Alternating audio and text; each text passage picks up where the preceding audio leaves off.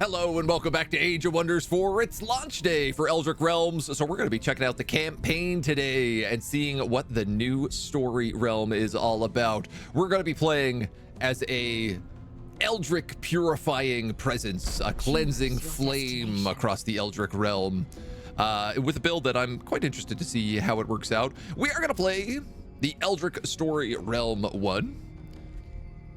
Taru Kath, Shadows and Torches, where we escape a prison on the edge of the astral void. We join a rebellion against its wardens and lead our people towards freedom. Reveal a plot that will decide the fate of Athla and the Astral Sea. This map has the Umbral Abyss, which I did not have last time. Infestations and dwellings from the Umbral Abyss will creep into the surface and underground, spreading gloom.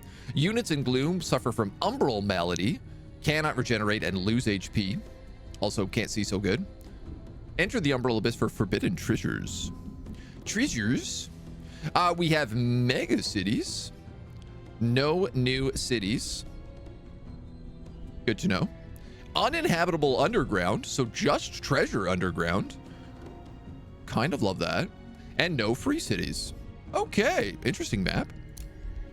I like it. We're gonna play on the hardest difficulty. That's available for campaigns. Brutal isn't available for campaigns, but normally the campaigns have a lot of other shenanigans going on, so your journey. They've been traditionally difficult in their own right. And we're going to create a brand new faction where we are actually going to play, believe it or not, as humans. Boring old, plain Jane humans. But we are going to take, and this will make sense as I discuss the build a little bit later as we go. We're going to take strong and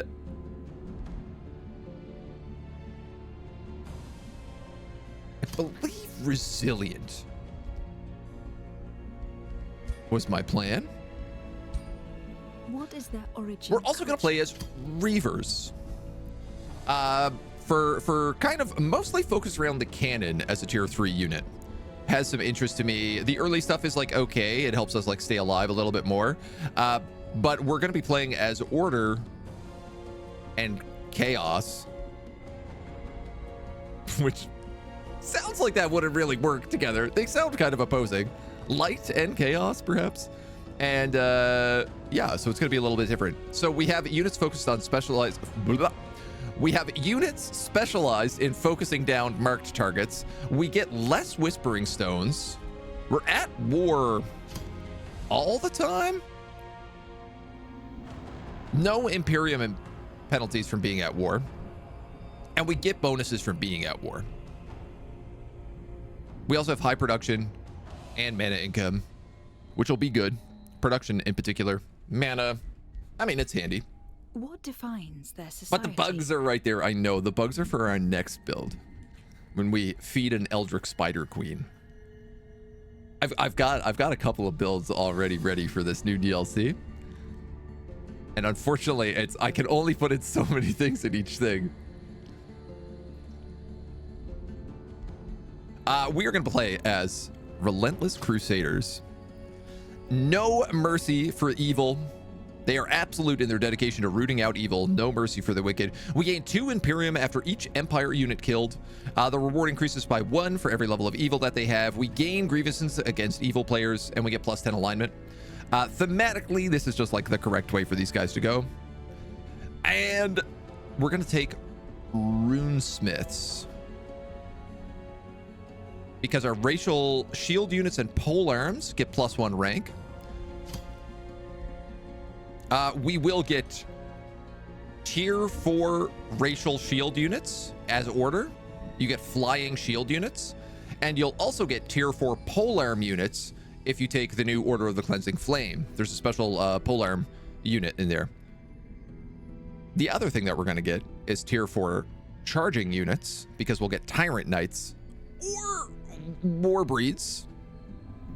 We can kind of play it by ear. And there's a lot of unit upgrades that are going to happen. So this army is going to be focused a lot around low ranking tier 1, tier 2 units with Zeal and Faithful in the early game, And then late game, it's going to shift into like really good racial tier 4 units. That's kind of the build of this. Because of the new updates and the new patch, tier 1 units and tier 2 units actually get really good if they survive. Choose your first Functionally becoming tier 3 units. We are going to take the Tome of Zeal. We're going to have Condemnation for spirit damage. We're going to have Zealots, our tier 1 fighters. The Fanatical Workforce. Zeal on basically everybody is going to do extra spirit damage. I think this is also going to probably be really good if we're fighting a bunch of Umbral demons, because I think that they take extra damage from spirit. And we'll also get Inspiring Chant, which is also just handy dandy. The second tome we're going to take is Pyromancy, where we're going to get our Pyromancers. We're going to get fiery damage. We're going to get fiery blades. And the idea is the Tome of Cleansing is light mixed with Pyromancy. And so the two of them are going to be perfect together as we carry on our wayward sons. We are going to play, though, as an Eldritch Sovereign, because they're very fun, and I want to play with more of them. I have a bit of a look for the way I want this guy to go. We are going to go with the Relic of Havoc, which is a fire damage that inflicts a random negative status effect. And we also have Eldritch Phase, the ability to teleport. Mostly it's a flaming skull, which I just think fits the theme of what I'm going for a little bit more.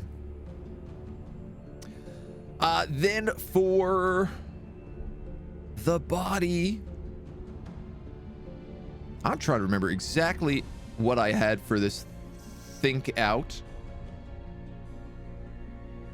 I think it was this guy with the robes. Some giant wings.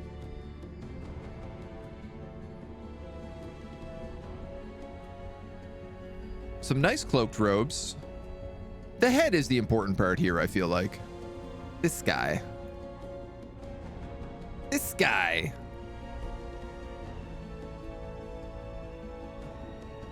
Because the idea that I want is basically a giant god emperor looking dude.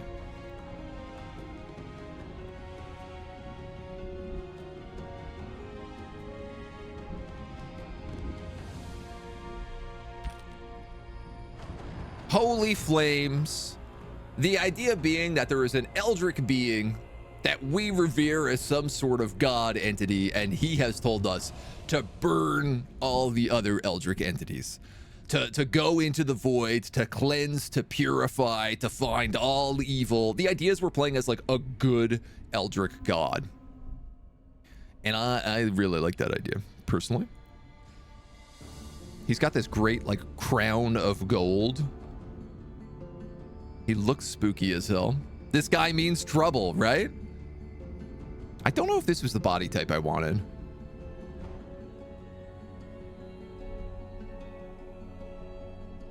The thought was that he was like human, though.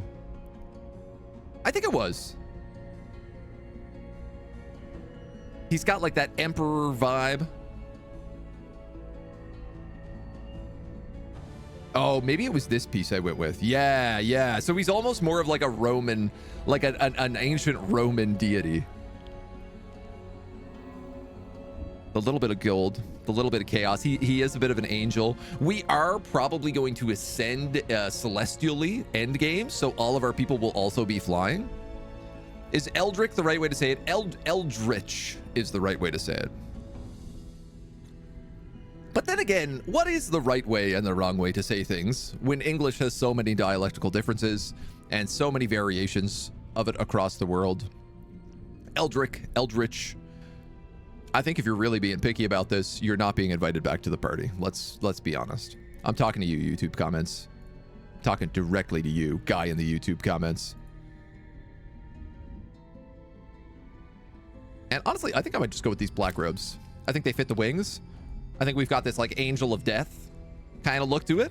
I really like this visual. I think this is one of the cooler outfits you can make, personally. How I made most of these ideas that I have is I just went into this designer, said what weird combinations can I make of Eldritch Sovereigns, and then built the entire thing backwards from this point. So it's horrific, right? It's perfect. Does it need super long arms? Yes, so it can reach down to its children. I feel like it should be skinny.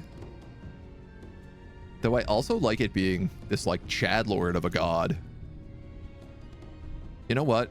I'm going to take a page out of Warhammer 40k Emperor and make him a big, thick chatty daddy. It feels right.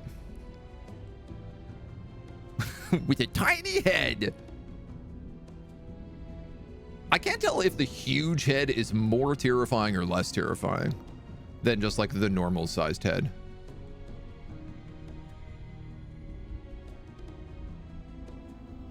I kind of like the big head. I think I'm going to go with it.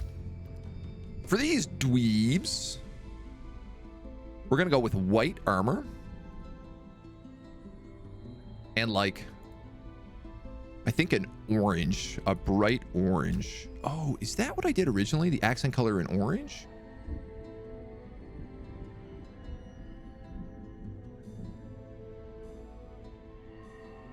I think I originally did this accent color in orange. For Cleansing Flame. You know what? I think I'll take that. It gives us a bit of color on him. It pops a little bit. It feels kind of like this relic is like glowing now, producing like a little light source on his hands and his robe. He's Pluto, Roman god of the underworld. That sounds close to fitting. And then what I really just want to do is like match the runes of the mage lock stuff. And I think we can do that with this probably toned down peach. The bright orange seems like maybe it's a bit too much. For those of you wondering, we are using the expanded color mod. It works perfectly fine with the DLC. And there's no reason not to play with it. It's more colors.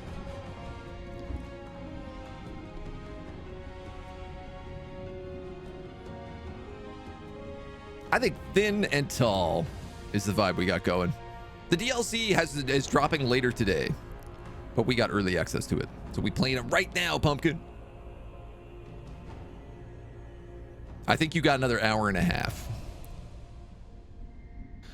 Regular skin tone is fine. We're Reavers. We can't really see that anyway, I guess. Doesn't really matter too much. Hair color, red. Let's go red.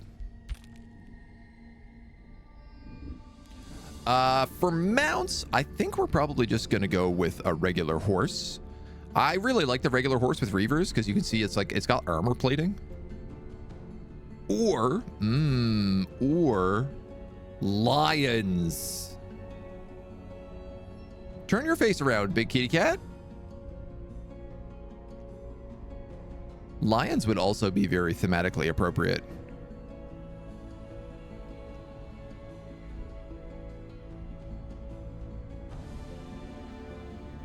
What do we feel? Lions or horses? I wish the lions had battle armor. Lion goes with the gladiator aesthetic. That's true. That's true. I do like that vibe.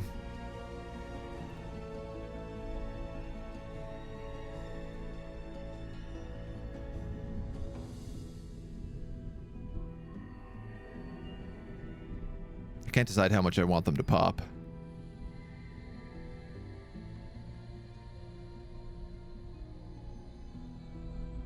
Part of me kind of likes the bright orange, but it is a lot.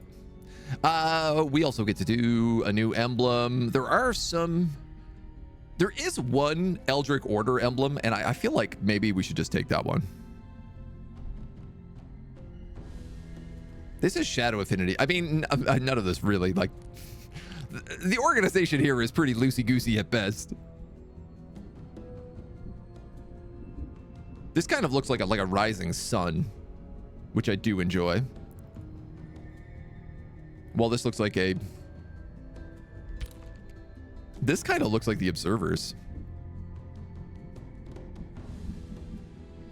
Lion works perfectly well. All right, we'll stick with the lion.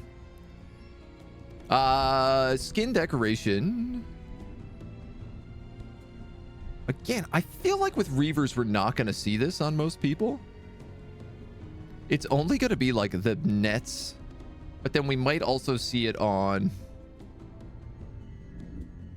some of the other late game units. So why don't we give them some facial scars just to give them a little punch up.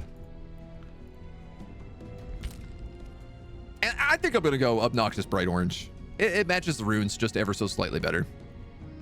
So we have our ruler, we have our brace, we have our human reavers. So we took, for their traits, we took resilient and strong. The idea being is that reavers mostly do physical damage, and it's going to be pumped up significantly by the fire and spirit. So it's going to give us a bit of a rounded effort. We're going to have physical to deal with most things, and then we're going to have fire and spirit to deal with Umbral. And then resilient is just like, you know, it's pretty much always a good time. I think the Umbral stuff tends to affect a lot of status effects. They have insanity, which is something I'm definitely going to want to avoid. So resilience should help us out a bit on that. Our default personality.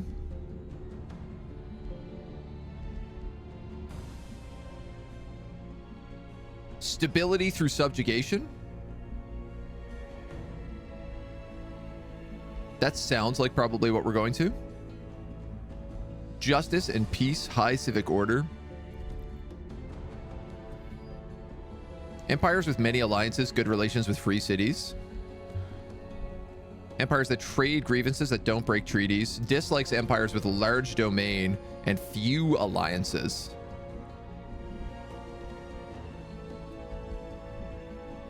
I feel like stability through subjugation is correct. Imperial warlord. All right. Begins.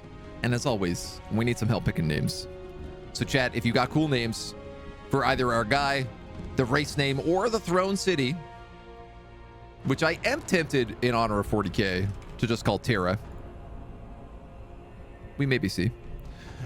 So we are humanoid beings who are organized and entrepreneurial, albeit impatient at times. We pride ourselves on the strength and musculature, our natural resilience, which makes them less likely to be affected by magic. We are opportunistic and materialistic, using old arcane technologies in any way that suits them. Absolute in our crusade to root out evil, legendary smiths capable of crafting the finest weapons and armor. Yeah, we ended up being a lot more materialistic than I guess I thought, but that's not bad. Especially if we're playing on a single city map. Honestly, that kind of is really helpful.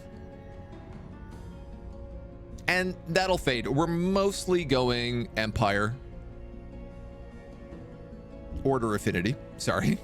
It's like Empire Affinity. That's weird. We're mostly going Order Affinity. We're also going to have a bit of Chaos in there, which is confusing because they are opposing traits, but you know how it be. All right, we need a the name, we need a first name, and we need a cool race name. Be they like, they could just be like Holy Purifiers.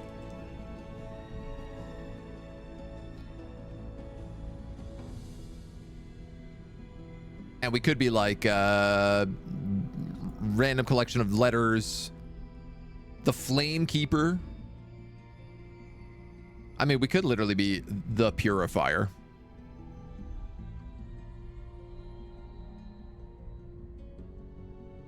But we got a lot of purification going on then.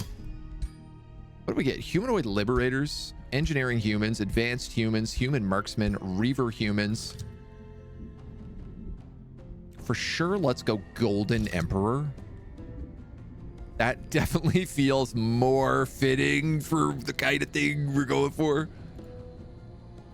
You know what? I think I will go with somebody the Purifier.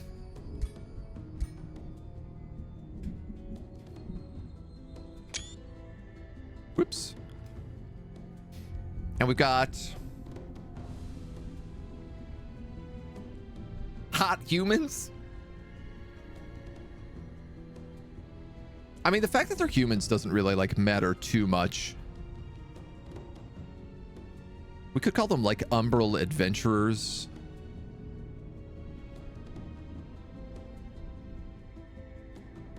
Demi-humans, because they're like above everyone. They're sort of like almost an ascended race.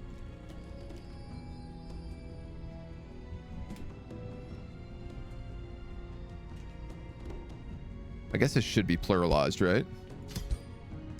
Yeah. Or like pure humans? Pure humans just seems incorrect. Embers, sparks. Oh, I kind of like that. You know, like they're like what's lighting the fire of revolution. Demi-human would mean below human. Would mean like half human. Part human. Part human, part god. Subhuman would mean below human. Demi just means partial. I do kind of like Emberkin, maybe? Swiowato wit. This is the thing, is the Eldritch names are so like they're all so nonsense. I feel like they all fit. Lysor. Ooh. Okay, so there's something I like about this and the concept that like he's lying to these humans and making him think that like he's a god and like a holy purifying force. Honestly, I could kind of take Lysor. Bernie Pete the Purifier? Lysor? I hardly knew her. Lysor the Purifier? I kind of like this one. This could work. Bernie Pete is tempting. And you know what? Let's go with Holy Tira for our Throne City name.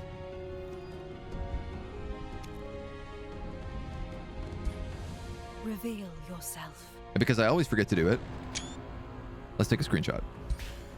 Your journey begins. All right. Taharukath. Shadows and torches. During the Second Age, beings born from corruption and darkness flooded the astral sea and invaded the world of Adler. After a fierce war, the invasion was defeated, and the monsters, then known as shadow demons, were driven back into the shadows from whence they came. We're driven back into the demons from whence they came. However, at the edge of the astral sea, the eternal conflict between the mythical archons and shadow demons raged ever on, and their dark corruption evolved. Even on the realms that were cleansed from their presence, dark scars remained that would never truly heal. Thus, this eldritch darkness was given a Don't forget to turn on respawning infestations. How dare you? Abyss. How dare you? What happened to the last campaign? Moses, we'll be going back to it. I just want to check out some of the campaign today and test out some of the new stuff that we didn't get to see yesterday. On the precipice between the void and astral sea, A bit confusing, I know, realm but lay hidden from the forces of light. Its name was Tharukath. It had long been lost to the Umbral abyss. It was where captives and lost souls were imprisoned and twisted into Umbral demons, and where their ruling sovereigns prepared to strike back at the Godia of Magehaven. Oh, cool. Didn't realize that this is like a strike back scenario sort of thing. I love this this pit of people. I don't know how to describe it other than that, where they're just like all melding into each other. Very horrific. Tharukath was a place of darkness and abandoned hope. And yet, amidst the despair of its forsaken thralls, whispers of rebellion echoed through the air. They craved only a beacon to guide them, a Godia to release them from their captivity and set ablaze the flames of revolution. We love setting flames ablaze. This is the tale of the imprisoned Godia who bore that spark of rebellion. Have I played with the Reaver buffs much? No, I haven't. I've played Reavers never, actually, I think. We've had like a million ideas for Reaver campaigns and we've never gotten around to them. We played them one time. One time we played Reavers. When Empire and Ashes first came out, I played it for like half a campaign. So thematically and visually always felt weak, though they could just be playing badly. I think I did a lot of theory crafting for this build, and I think that it will work well. And I really think that the upgrades to the rank system and the way that it like gives you tier ranks now, sort of, is going to really bridge the gap between the early and late game. I think that this campaign will work. Like, I would be shocked if this build does not work. Genuinely shocked if this build does not work. We got Summon Zealot and we got Suppressing Barrage. Chance to become immobilized. Okay. You slumber. There is nothing. Only darkness. You cannot move. Who are you? Who were you? It does not matter. The darkness shifts and something nudges your mind. Its touch is dark and cold, but gentle.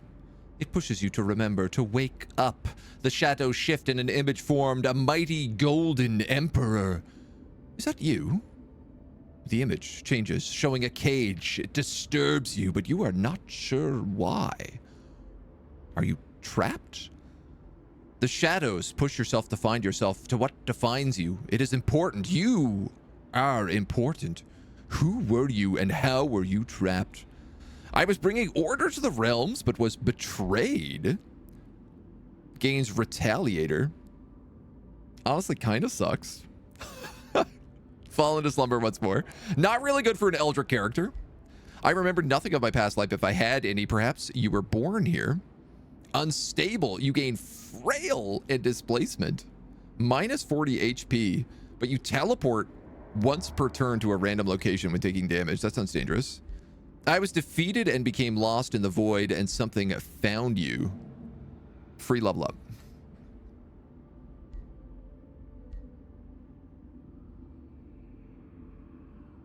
I'll take Retaliator. I was bringing order to the realms and was betrayed. Why not? Man goes into the forest, starts cutting down a tree. To his surprise, the tree begins talking, yelling out, "You can't cut me down, I'm a talking tree." The man replies, "You might be a talking tree, but you're going to die a log." Hiya. The memory fades, but the disturbing feeling remains. You become aware that you cannot move your body. You struggle against the Eldritch chains that dare to bind you. You hear the voice of an echo of a voice, vague at first and then louder. Certain this is him? Be careful. Light pierces through the darkness around you as you break free from your prison. You blink against the light as a man gazes up at you. Torches be praised, he is with us. The man realizes he is in the presence of a goat-eater and quickly bows. You are the Golden Emperor, Lysor the Purifier, are you not? We must go. It is not safe here. Who are you? My name is Zwentuan the Outlaw to some. Like many, I was imprisoned by the rulers of Tharukath, then enslaved and forgotten. I managed to break my chains only to realize that the realm itself is but another cage. I vowed to claim my freedom and found other kindred souls. We made plans upon plans of liberation, but we lack the spark to make it happen. Perhaps the ember? This is why I went looking for someone to lead us. There are others like us throughout the realm, but they need a goat-eater to unite and lead them. Where am I? You ask where you are, and the man answers, you are in the Umbral abyss of Tharukath, a realm long forgotten by the light of creation. A prisoned realm and breeding ground for Umbral demons ruled by two ruthless wardens. You, like many of us, are imprisoned here. Your breaking from your cage of binding brings us hope. For a powerful goat-eater who could regularly escape death, there are few things more terrifying than a cage of binding. An enchanted shell crafted from rare magical materials represents the astral void and an eternity of nothingness. They're rendered completely helpless, but capturing a goat-eater inside is no small feat, and only a few records in history speak of a wizard unfortunate enough to suffer such a gruesome fate. Umbral demons lurk around us, and the wardens of Tharukath have eyes everywhere. You don't know what Umbral demons are? I suppose you were caged for a long time. I mean, I do, but I just want to add skull the dialogue. Umbral demons are corrupted monsters, twisted through the prolonged influence of the Umbral abyss. I believe they were once known as shadow demons. Almost as if the shadows are angered by their words, the darkness shifts. The man does not seem to notice and continues. Umbral demons devour any bane you place on them, but they fear light, fire, and the power of spirit. But dude, that's what I'm all about. Some Umbral demons gather in city dwellings. My people say they can even be communicated with, though I never tried. Why join us? If anything, you are trapped here as the rest of us. I was led here by your Emberkin, who joined us after escaping their bonds and convinced us of your potential. You broke from your cage of binding, but I've also seen a Godir fall to corruption to know that without us, you will not make it out of here alone. We have long searched for a Godir who can lead us to freedom. As you move to start your travels, the Zwentwan stops you for one moment. We're currently in the Umbral Abyss, a place that poisons the body and mind. You will find that remaining here for long is lethal even for a Godir. We should leave fast, but my enterprising nature obliges me to share that many treasures are hidden in the darkness. And by experience, it pays to be cautious. You can only leave the Umbral Abyss through Umbral gates. I have marked one. You have entered the Umbral Abyss. Great rewards and abundant resources await as you explore and conquer within this world map lair. Okay. To survive in the Umbral Abyss, you must build sanctuary outposts, which protect your armies from Umbral malady. I don't have a city. This will also allow you to annex provinces in the Umbral Abyss. Sanctuary outposts can only be built on provinces with a beacon of light. These can be found while exploring the Umbral Abyss and defeating the Umbral nest infestions. Wow, we don't even get a city on this map. So this is a scout unit. I feel like letting him scout makes sense.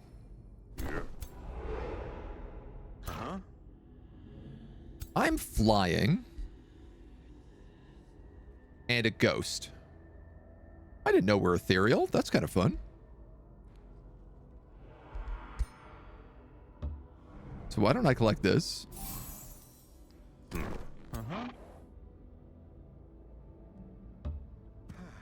then these guys can start moving down the road.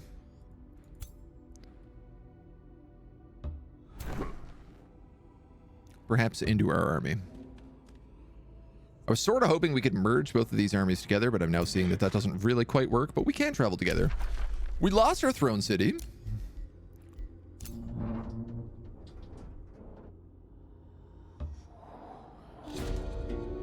As we move through the oppressive darkness of the Umbral Abyss, Zwetwin stops you. Be wary, we've approached an Umbral nest. This one slumbers, but it is heavily guarded. We will surely be attacked. I snuck past when I searched for your prison. Over time, it will grow and expand its influence. It pays to destroy them sooner rather than later. But we currently barely have the power to defend ourselves, let alone take the battle to the source. Ooh, yeah. Ooh, yeah. Abductors? Tier 3 mythic units? Oh, these are horrifying. Abduct. Target non-combat summon has a base 100% chance of being consumed. If successful, it gets Satiated Rift. Summons a Splitterling at the end of its turn and heals 10 HP.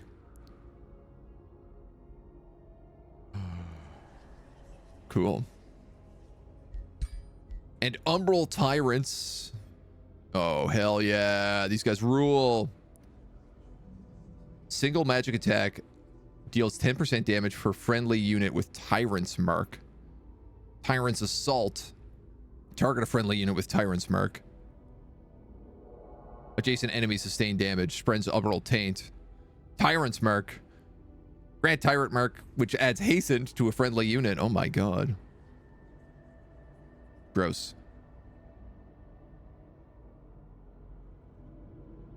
These guys look cool as hell. They literally rule their tyrants? True. Fact. Very true. Are these guys the Navi? No, they're Cyrons. So this is the new race. There's two new races. There's the insect race and there's Cyrons. And Cyrons are basically just, I would describe them as like magical elves or possibly like umbral elves. At least that's the vibe I get from them. What is this? Tormented Souls. Grants a great amount of mana and knowledge. If available, also grants souls. Good to know. Everything we cast will take 1,000,000 turns because we have lost Holy Terra. So I think the key here is literally just escape.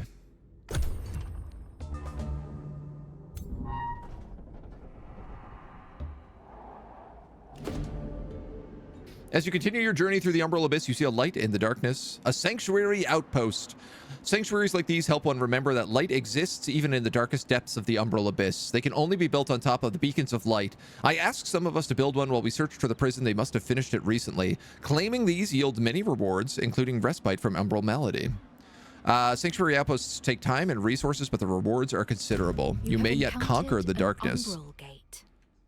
Umbral gates are portals to the Umbral Abyss, which is a layer on the world map, filled with both bounty and peril. Dude, there's so many new units in here. Within the Umbral Abyss are powerful resource nodes, unique pickups, and exotic visit sites. That terrain near Umbral gates and in the Umbral Abyss are affected by gloom. Units in provinces affected by gloom lose HP, lose vision. Units cannot die in the world map from Umbral malady, but can be left with 1 HP. So the question I have is, do we want to try to fight this guy? 600.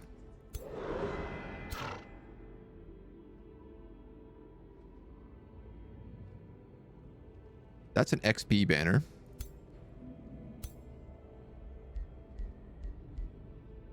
Mature splitterlings.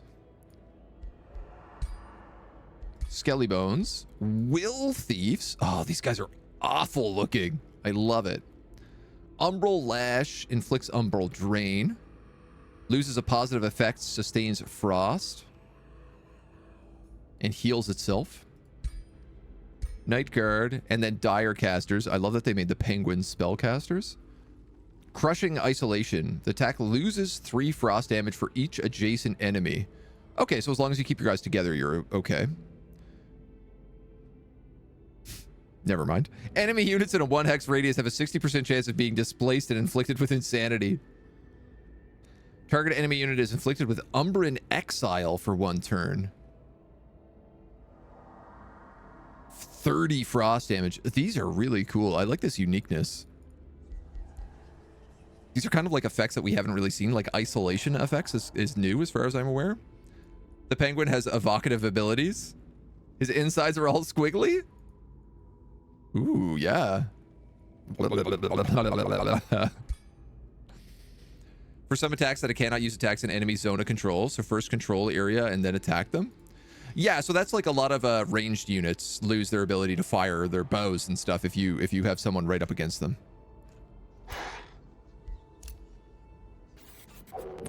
Okay, we get the sanctuary outpost right away, which is also really nice. Hello, Josh. Welcome on in, dudes. Come on in, come on in. Thank you for joining us. We're taking a brand new look at the new Age of Wonders DLC, which allows us to play as giant Eldritch rulers. Horrific Eldritch beings. We've just started a brand new campaign, the first storyline right now, which is I'm very, very excited for. We are playing as Lysor the Purifier. He is a god emperor, a golden emperor, who is leading a group of hopefully holy crusaders to purify the Umbral Abyss and all the horrific monsters that live within. All the new folks, come on in, pull up a chair. Folks, if you like D&D, by the way, go check out Courser's Cove. They are wonderful people.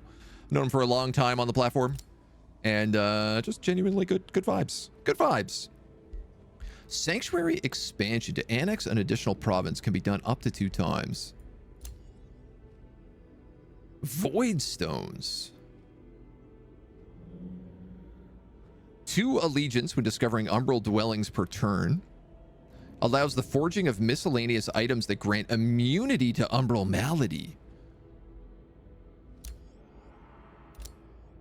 There's an umbral nest and shite nest growths here, which are worth 30 gold. Oh, wow. And then the gate, which isn't really worth anything. So if I take both of these locations, I would get quite a lot with the sanctuary outpost.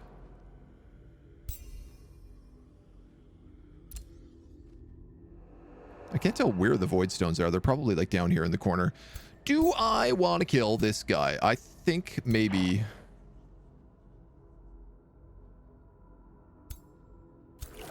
It's a risk, but I also feel like it's a good risk.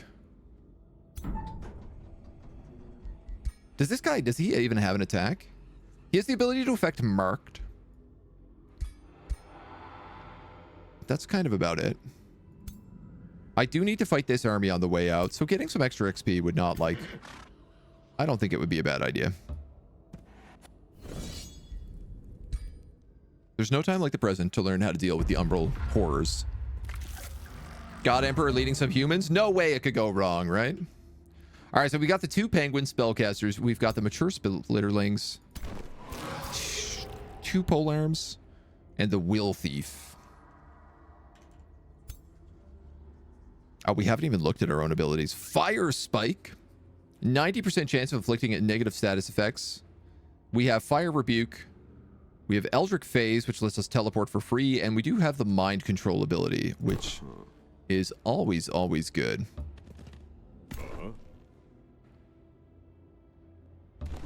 Night Guard. And then 2 sets of mercs. And this guy is an archer. Mounted archer.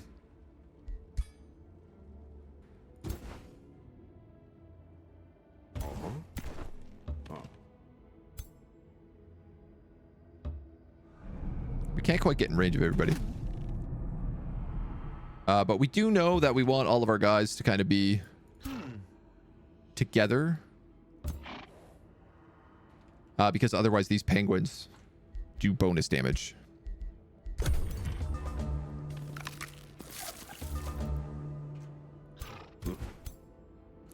That's how you gotta be, is it? These penguins are tier 4.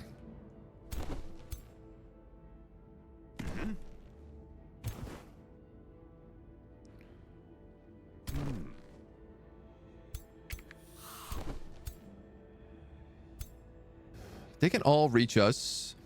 If I move forward, I end up getting hit with something like Hysteria Swarm or Crushing Isolation. So I actually wonder, I think I might just like sit in the back and take some shots.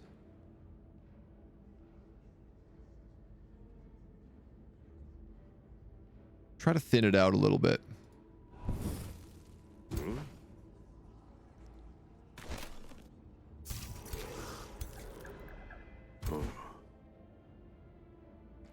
They can reach that Harrier.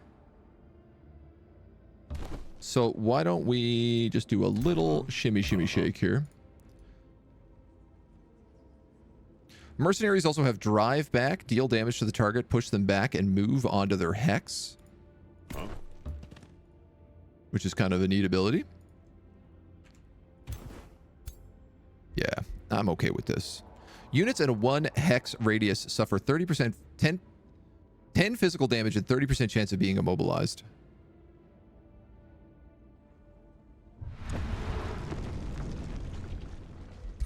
Excellent. Lock down one of the really good spearmen.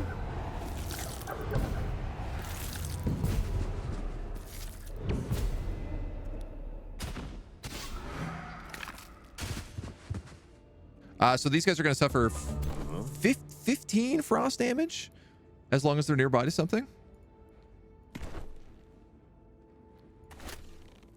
Which ain't too bad.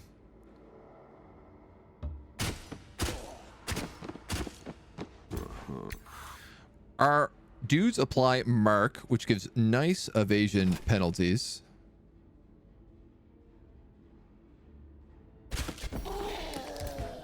So let's take advantage with that.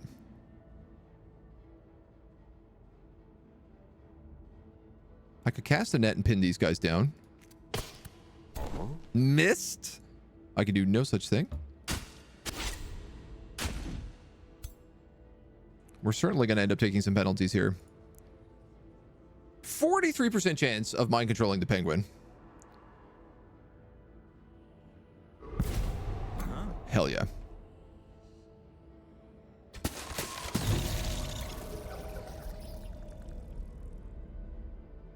Hell yeah.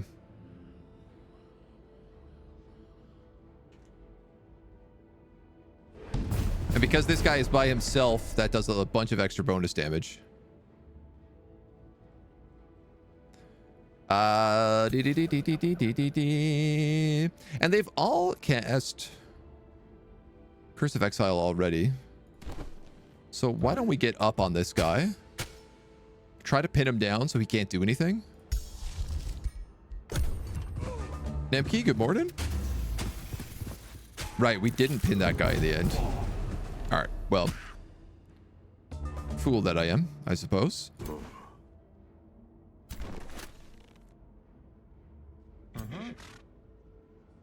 You've got a flank shot here, so let's have you fully just got that guy.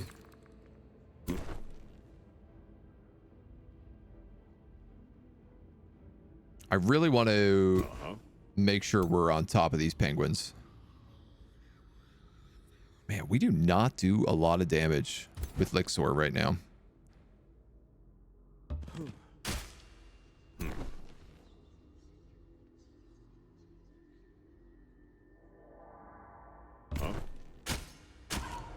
Not at all.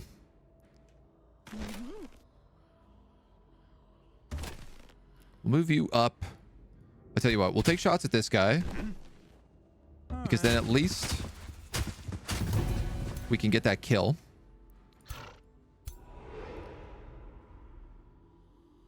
And this is flank, so it does slightly more damage on him. I'm not going to kill either of them this turn, so...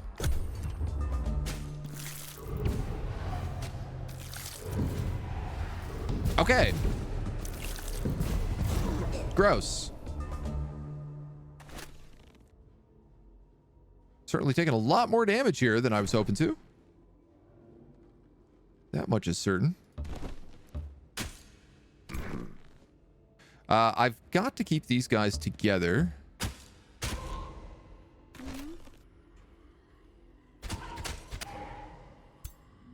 I was really hoping that maybe I could manage to get a kill on them.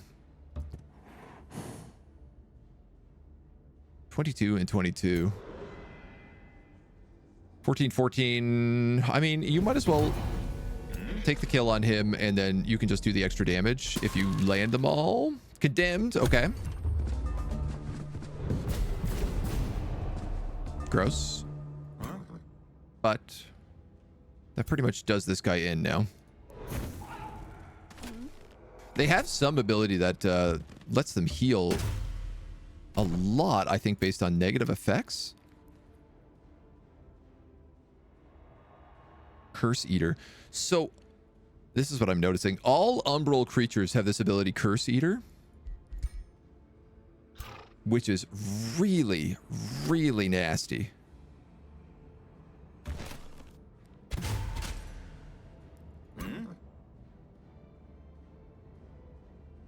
That's a 55 versus an 100.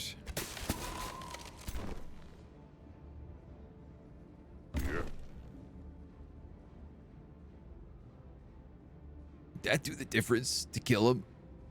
I don't think it would. He can't do anything unless he moves, though. And if he moves, he takes attack of opportunity.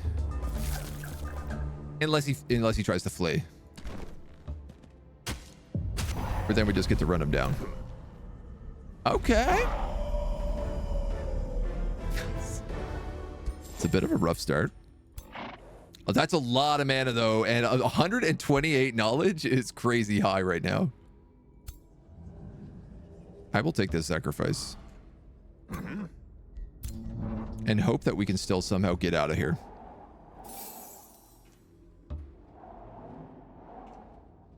Secrets. Secret chests. Our homie here leveled up. Summons an astral wisp. For 2 thralls. Oh, this is the basic. Yeah. It's not a bad choice. Delirium, which inflicts insanity. What else might be good for you? Condemn. Fire Revoker. I could take some casting spells with him.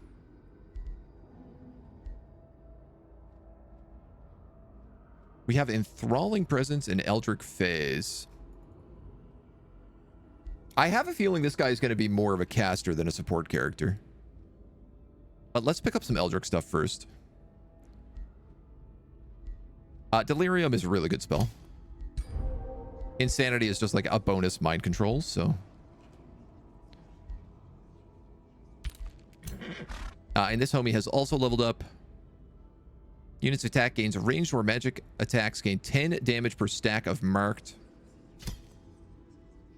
That's good for you if you're an archer.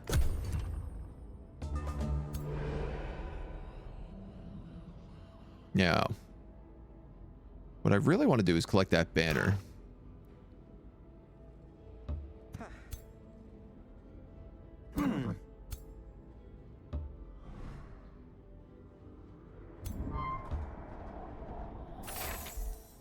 A dwarven hammer. Tier 2 charge hammer.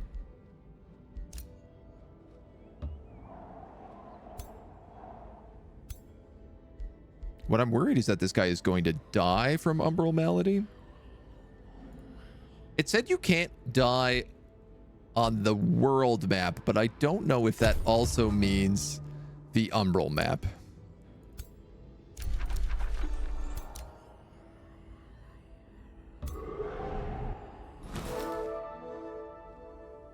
And I don't have enough to get out of here.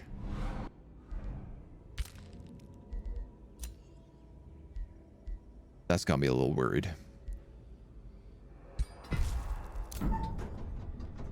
Because you can't get through there either. All right, well, let's hang out here because you're going to join the rest of the team then. We do get some bonus levels. Eldritch Influence. Never terrible. Desperate Anguish. A 90% chance of inflicting stun and killing morale.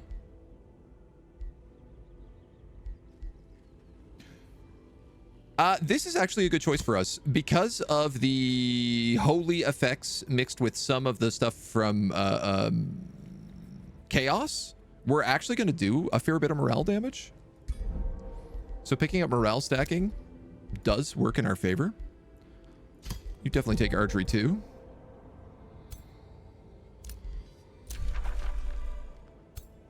And this homie actually still has movement. So I'm going to let him just move and heal. And hope that these crows don't attack me. Huzzah!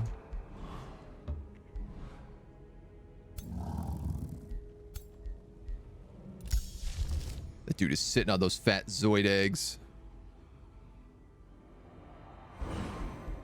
We can restock our numbers with zealots. We're going to have to wait a turn or two to heal here, which is awful. Because every time this happens, all of these things get bigger.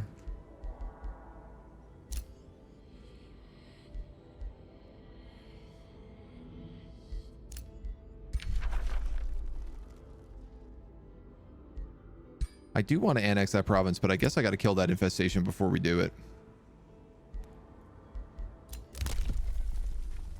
Destroying an infestation or conquering a free city grants a stacking 300 relations to all other free cities. There are no free cities on this map. So there is no reason for us to take that spell. Period. But at least we have our zealot homies with us now. We're going to heal up another turn because we really don't have a choice. I think I probably shouldn't have gone for that fight. I think that was probably a foolish idea because I got to heal one more turn again.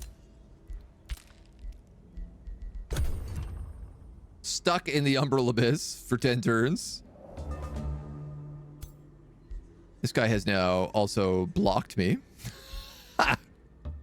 So I guess I'm here one more turn.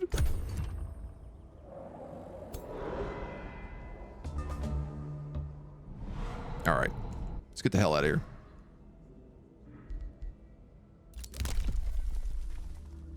Outposts cost less gold. Funding and upgrading outposts takes less turns. Maybe.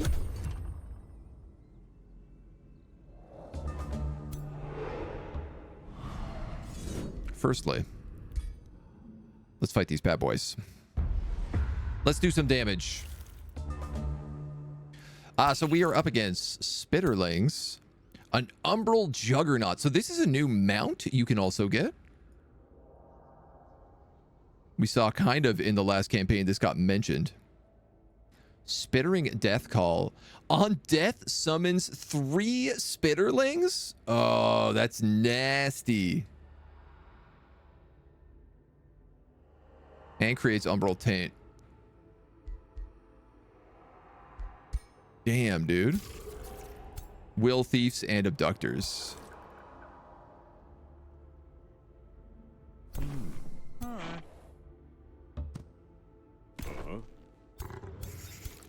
You're a charge unit, so let's get like here.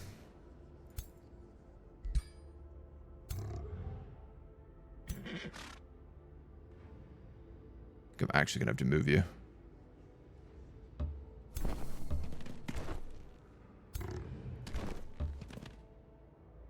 You do not want charge units to hit you at full speed. If they get you at like the last thing, they do an insane amount of extra bonus damage. So don't let them do that.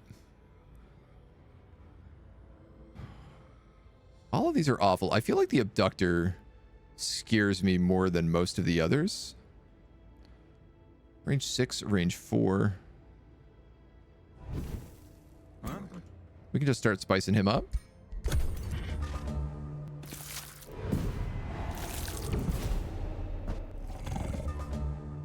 Our dude is exiled.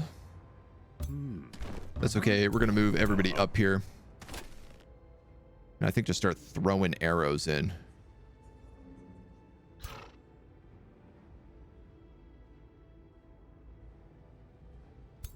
Who can we brainwash?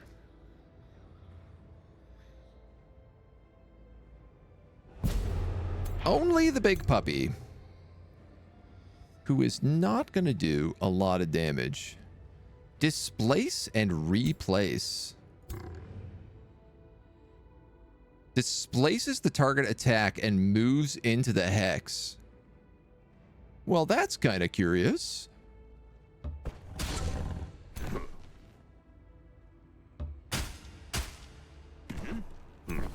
But I guess doesn't really work if they've got nowhere to get displaced to. 50% chance or 90.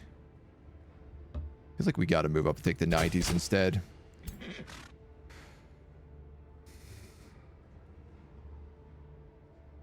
Yarf.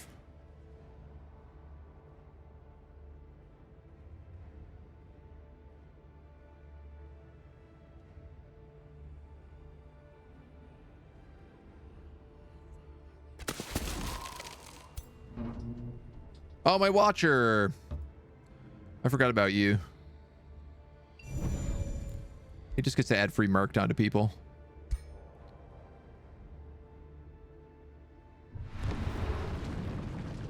We might as well barrage him. Just for the extra damage. We resisted the abduction. God dang it. Killed my scout. I can't believe that.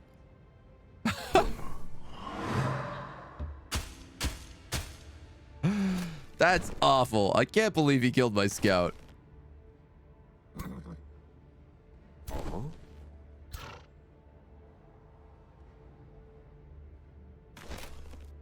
All right, why don't you kill him?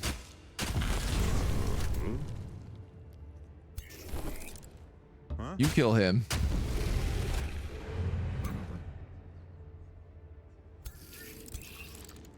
I'm so dumb. If I had killed the dog first, he would have only created a single splitterling.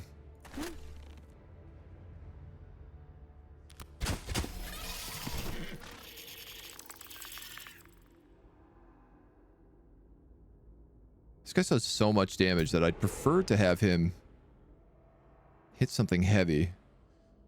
But I could cause him to have insanity at least, and he'll attack somebody else.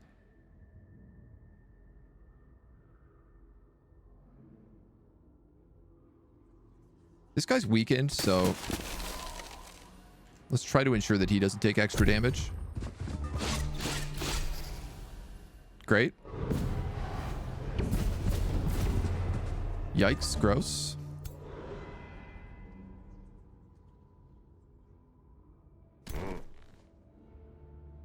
2 stacks of decaying. Suffers 10 blight damage at the beginning of each of his turn. It won't kill him, but it won't be pretty.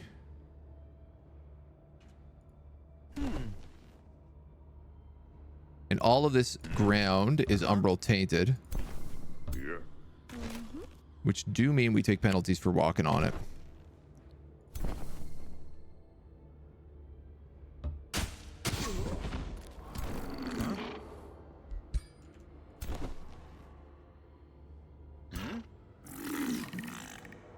Kill him.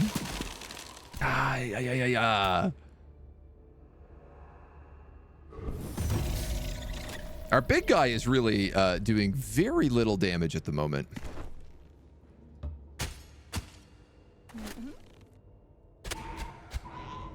Which is somewhat troublesome.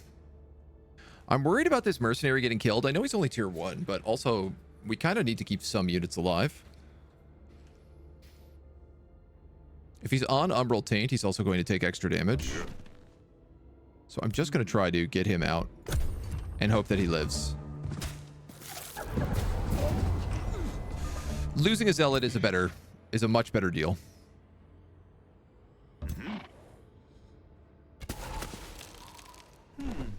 Much better deal.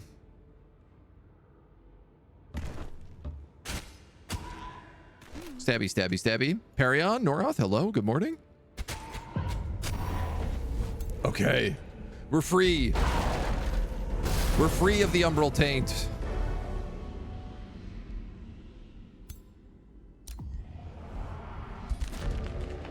You step through the Umbral Gate and feel the breeze of cold airs. Wentwen breathes deeply. We made it. You feel as though a weight is lifted from your shoulders. Looking back, you notice a shift in the darkness behind you, as if your very shadow is relieved to be freed from the corruption of the Umbral Abyss. Before you can investigate further, Wentwen digs into a pile of rocks and reveals a bag of gold and crystals. We cannot rest yet. The wardens of Terukath patrol the realm. I was asked to escort you to our haven. Please follow me.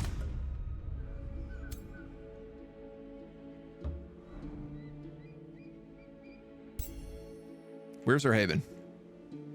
Over this way. Over the hills. Over the river and through the house to grandmother's. Through the house to grandmother's woods we go? Something about that doesn't sound right. I need more zealots. We're gonna start getting more zealots.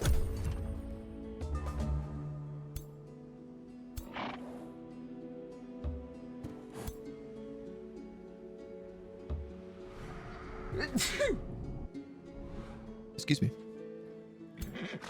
I'm also gonna start sneezing some more.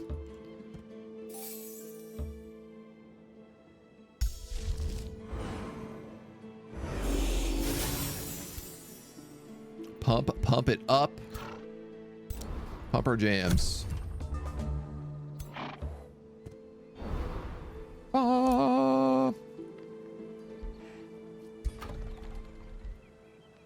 Holy Tiro looks like it is not healthy at the moment.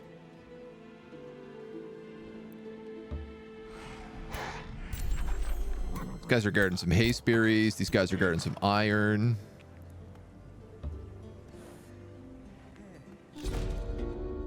Through a passage between mountains, you enter a strangely welcoming sanctuary. Barren ashlands and umbral gates make way for forests and a city hidden in a valley. As you wander further, you see people emerge from the hiding spots, some of whom you recognize as your very own Emberkin. They gather excitedly as you approach. We provide sanctuary for any wandering souls. Your people are resilient and loyal. They helped turn our haven into a city. You notified me of your prison, and your arrival gives them hope. Your throne awaits, O Golden Emperor. Get settled tomorrow. The true fight for our freedom begins. Gain 1 pop. Pew, pew, pew, pew. Okay. Pilgrim's Passage. Blessed Souls. That's going to be nice. I wonder if Blessed Souls also count as your units in the same way that Phantasm Warriors do now. We have Mirror Fields up here, which give Astral Keepers. Blessed Souls, I feel like, are the better choice, but also Silver versus Bronze.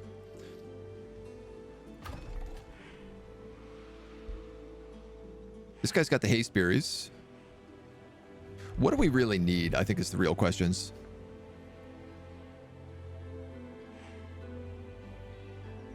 Our special building is a mana forge, boosted from having a quarry. There's a fair bit of farms around.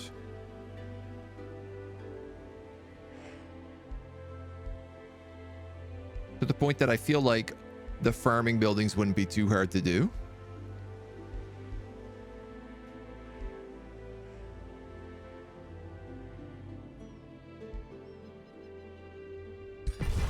I think I'm going to go forester to storehouse.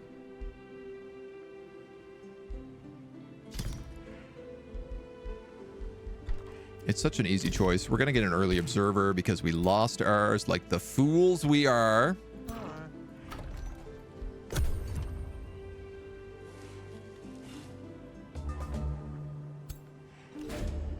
And we definitely need to heal.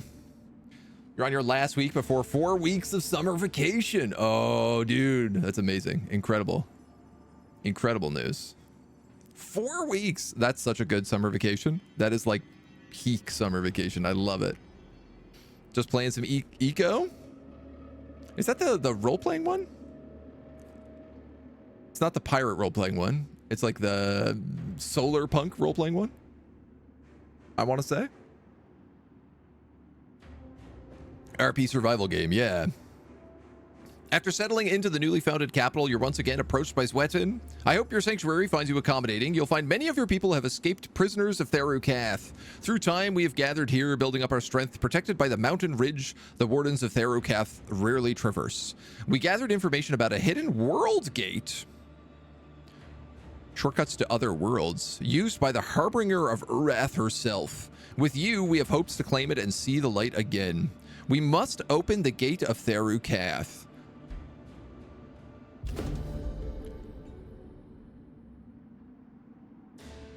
Oh, people don't roleplay by default. Okay, okay. That seems like a fun one, though. I mean, I'm always like, why not roleplay? It's fun. I'll roleplay any game. I'm playing Helldivers. I'm screaming for democracy, you know? Zwetin laughs awkwardly. Both the locations and a mean to activate the world gate are unknown, but we know where to learn more. Legends speak of an elusive wizard. His fate is unknown. He may have left behind knowledge. We've rumors of desertion within the ranks of the Thrall Warden, who may prove invaluable allies. Furthermore, we have heard prisoners who was used to control the world gate. Only the wardens of Therukath, Warlack of Insulder, and Rikturi know how to open the Umbral gate. We got a lot of people to deal with. But we now also have Zeal.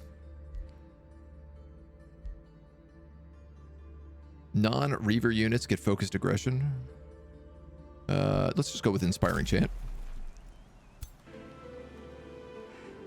Some do, but it's not normally a big deal. Okay, okay. That's fair. Our homies need to heal a little bit. I'd like to try and get rid of some of these armies around.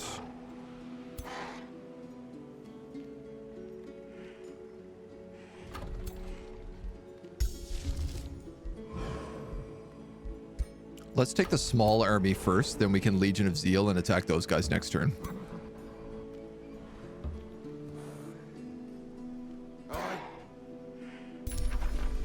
Ooh, Archon Blood. We also have people wanting to join our army. A fortified Umberkin, Conan the Bloody, Arakin the Ruthless, Inspiring Killer, and Dimitritekith the Berserker, a Nature Adept. I don't really see Nature Adept being worth taking. I like that this guy is riding a lion and has a pistol. And a sword. So he's like a dragoon.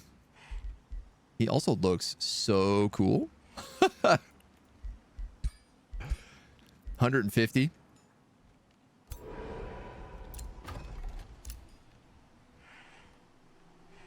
I mean, why not?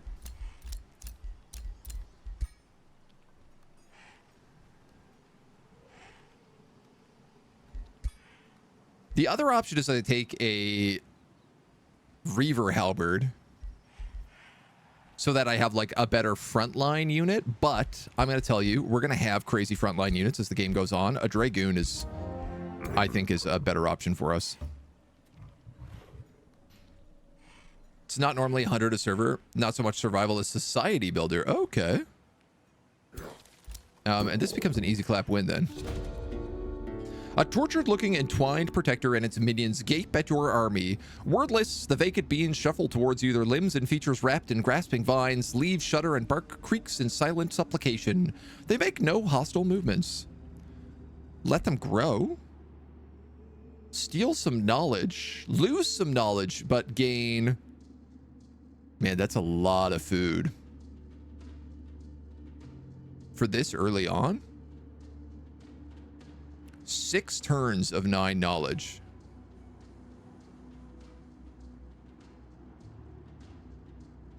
That's not even a turn worth of knowledge.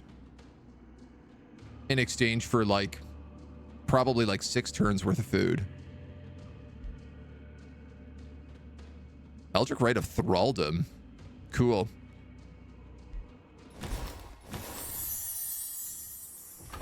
Yeah, see, free population.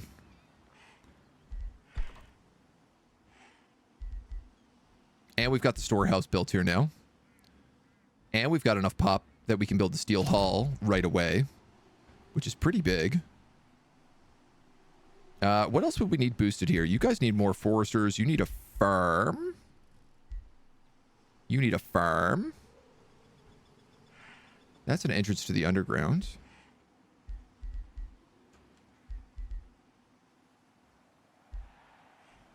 I have a mine here, mine, quarry.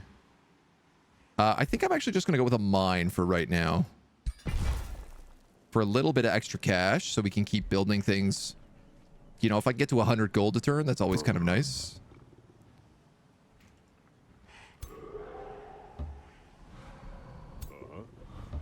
All right, and then we were going to attack these Thunderbirds next.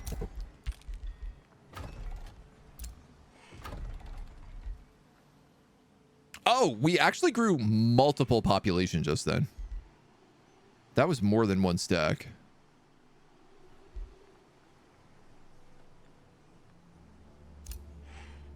Conduit, Narcon Blood, Gold Vein, Underground Passage, Haste Berries.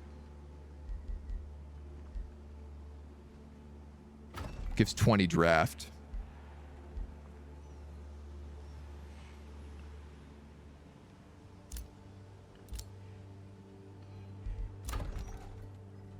There's also a gold vein down that way.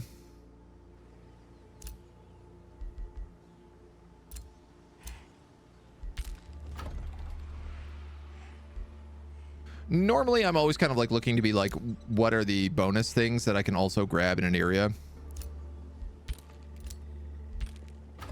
But I think right now the farm might just be my best deal. Creature cage. Okay. Yeah, that was huge. That was a great deal.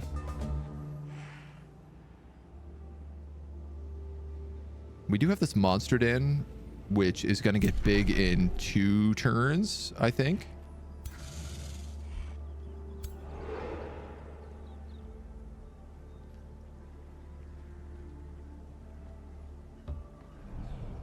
Baby steps. Hastens, swift, slippery. All the bonuses from the haste berries that I always forget about. Oopa doopa doop doop. All right, one of our mercs is still like pretty wounded.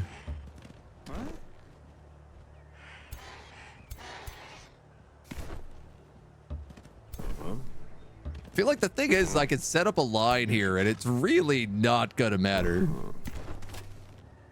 Because they're all just gonna fly over it wherever they want.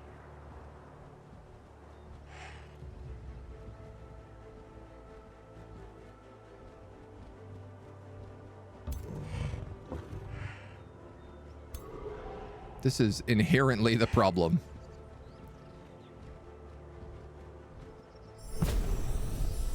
We might as well drive the front guy insane.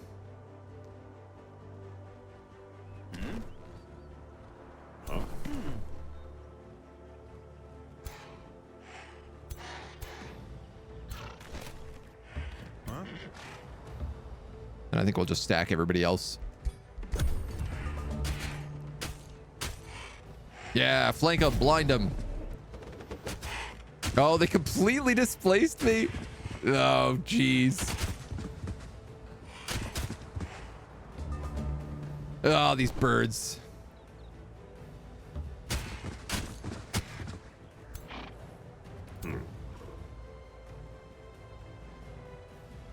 That does 24. This does 14 a pop.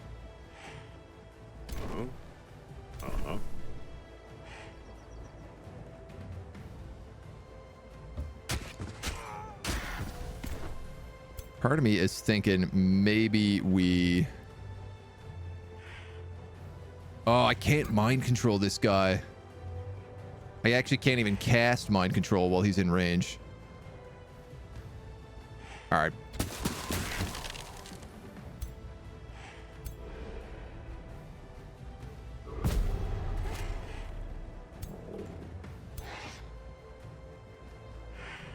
Let's go after the spellcasting bird.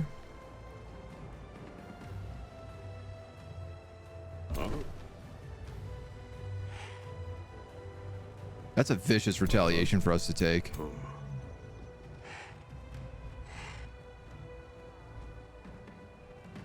I suppose this guy is still good on melee combat. Alternatively, I could just use him to fire a mage lock into somebody. That's a flank shot, so it does 30. But I think that they're probably both going to attack these carrion birds I've controlled.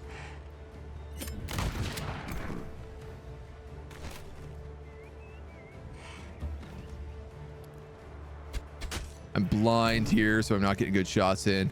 This guy gets double retaliation.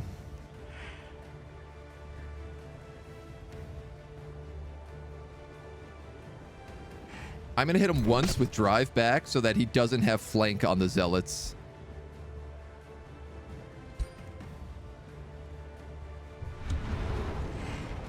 And also so I don't attack him twice and have to take 2 retaliation shots.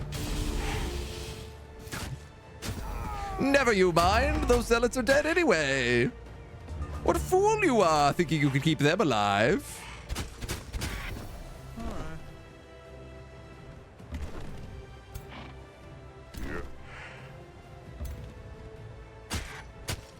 Stab them, boys.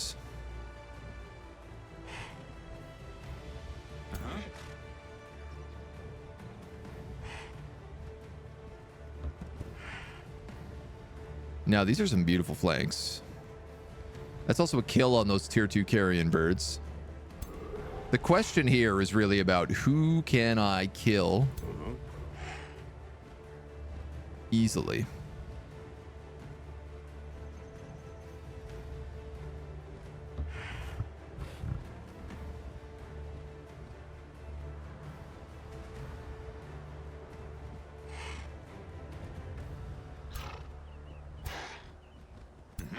They all have slippery, so they're all just going to move wherever the hell they want. I think we get rid of him. We take that flank.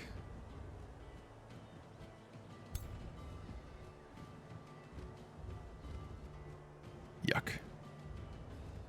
What if, hear me out, I teleported and then stunned this guy. Didn't work.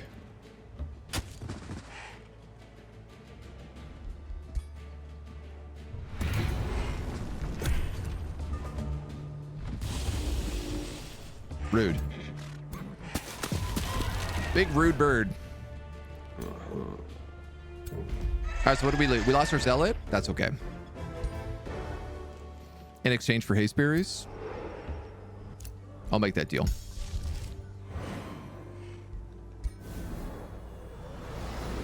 If I had cast this beforehand, I probably wouldn't have even need to do that.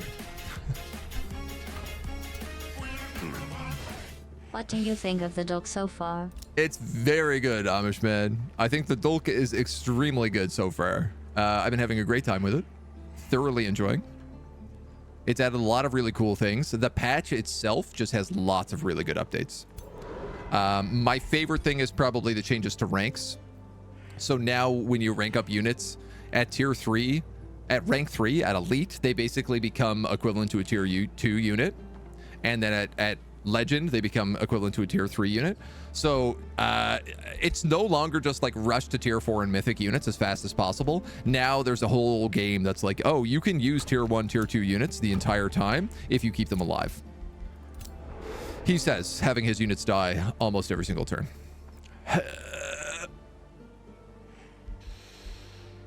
What does my archer need? First strike retaliation opportunity doesn't make much sense. Sprint. We could. Defense. We could. You're on a horse, so weirdly enough, I feel like sprint would be fun.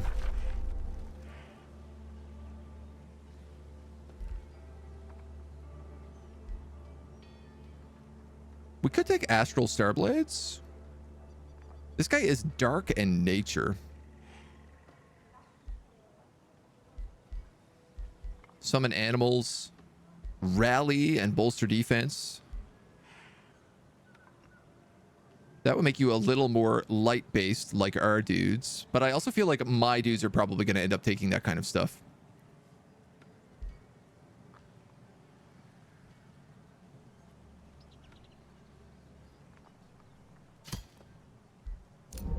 Why not? You're a hunter.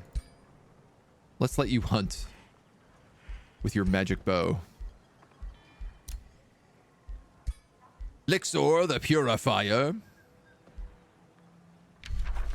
You get your first signature skill. This is a good question. What are we going to take here? We have Madcaster, Mindbreaker, and Fleshweaver.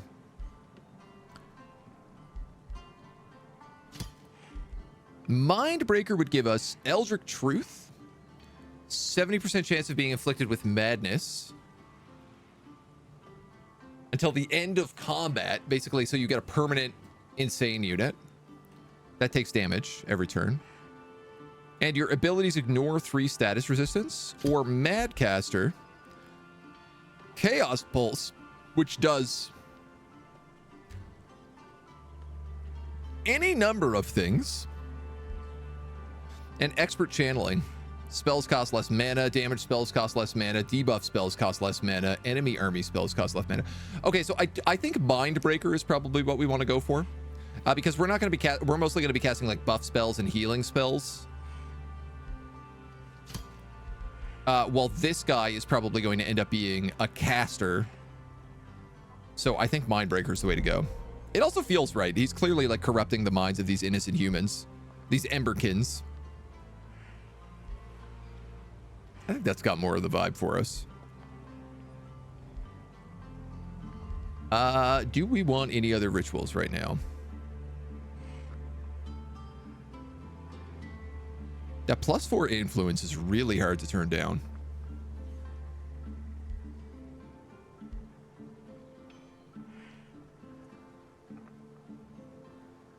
Magic damage +10 is also pretty hard to turn down.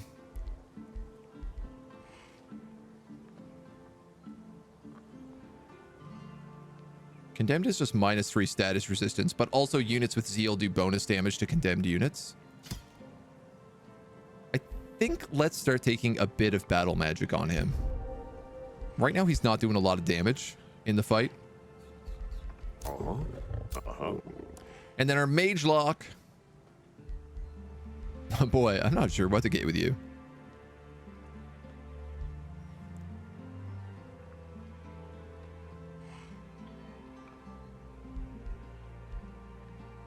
That's a good question. I'm not sure what to get with you. You kind of need both archery and fighting.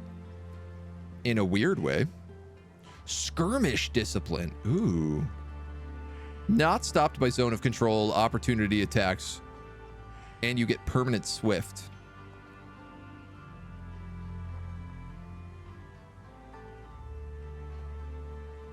I think I'm going to make him an archer. Because I feel like Mage Lock is going to do better damage for him.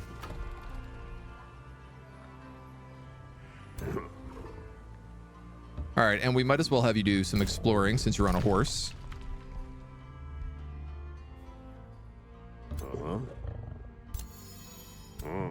We have some mana nodes. And that's it. Noted. What kind of Swift? T-Swift? The Swiftiest. The Schwiggity Swiftiest. Where are we on the map? We're kind of like bottom right. And everything is kind of in every other direction.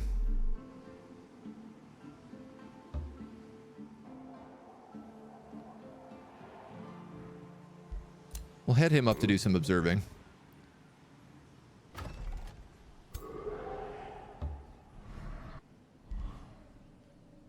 My zealots need another turn. And TBH, we should probably heal a little bit more.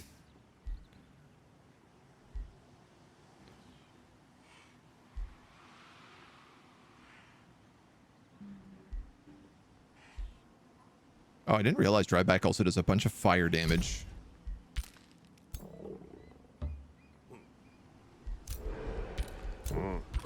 So the homies can chill once more. Whispering stones are useless. In fact, we should probably take our own whispering stone. And... oh. We don't have a whispering stone at all because we're Reavers.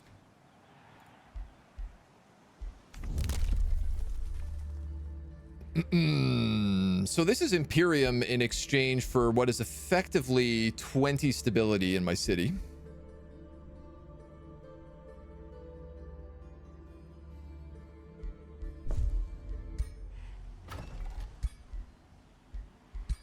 I'm going to take that. I think that's probably worth it. Zero, hello?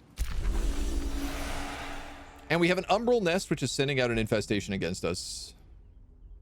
Assumably against this sanctuary outpost. 400s, 800s.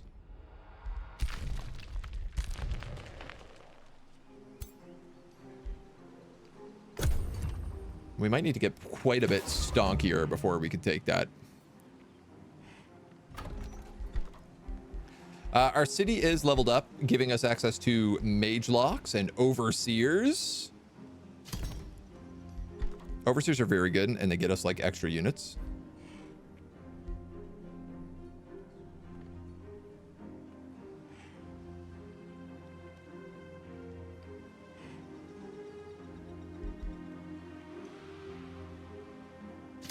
Let's grab our workshop right now. We have a lot of recruiting we need to do.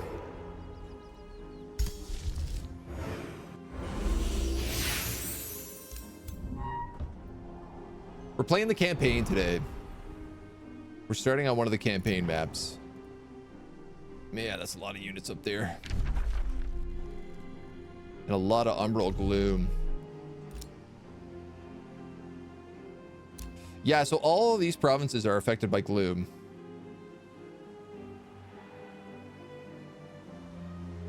Which means we take damage if we go into those spots.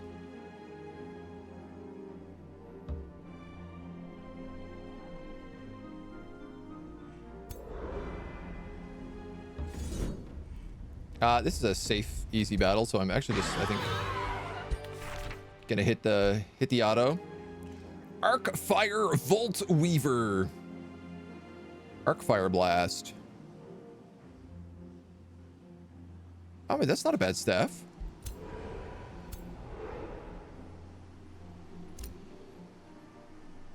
Goldbane. This guy's on a Rainbow Clover. Doesn't really help us much. I think our best option here would be prep to kill this monster den ASAP. Yeah, I thought today I wanted to see some of the Umbral layer. This shenanigans. See what it was all about. So we're playing as our Holy Purifiers today. Luxor the Purifier, who leads a group of Holy Reavers. Not these guys. Holy Reavers. and zealots to drive back the Umbral taint.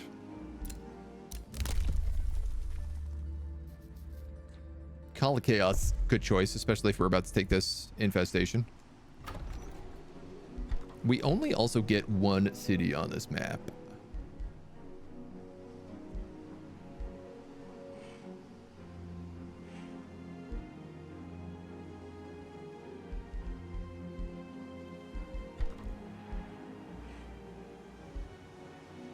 I guess let's constantly cast Summon Zealot so that we have a continuing like reinforcement of these guys in. Whoever survives survives. So did the devs get rid of the negative on putting 2 heroes in the same stack? Yeah, they did that actually like shortly after, like then I think it was like the next patch after they introduced that. They had so much negative feedback surrounding it that you no longer take those penalties. So I didn't mind it. I actually didn't find it was like that punishing.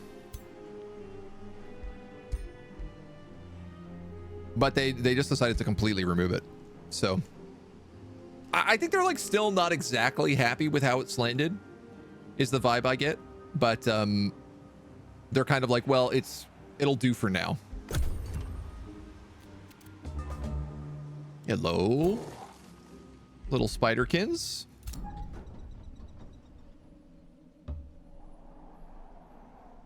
You'll fly over here. What are you? Cartographer. Oh, that's handy. Inspiring chant. Condemnation. Fanatical workforce.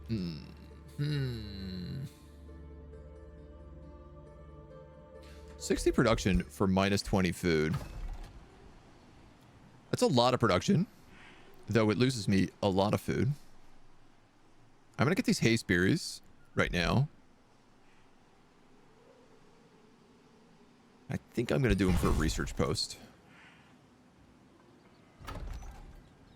Just because I'm like kind of a bit desperate to get more research.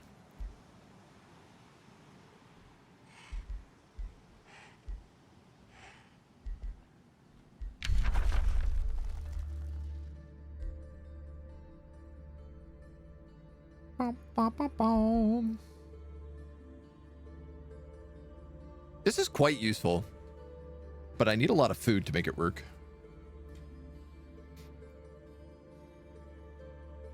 But it would really, really help our city grow early,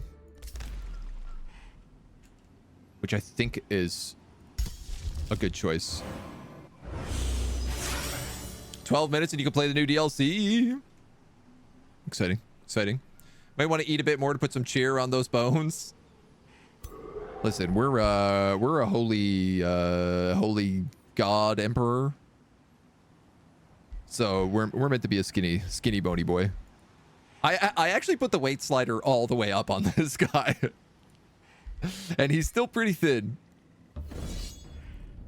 Again, it's a safe battle.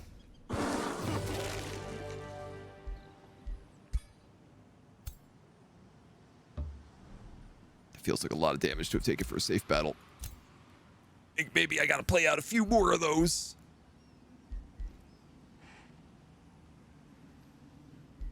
Let's grab martial expertise first here because he's still kind of like getting his feet. Lixor can take... I want Fire Evoker on him. Magic attacks and debuff abilities ignore a status resistance and gain accuracy.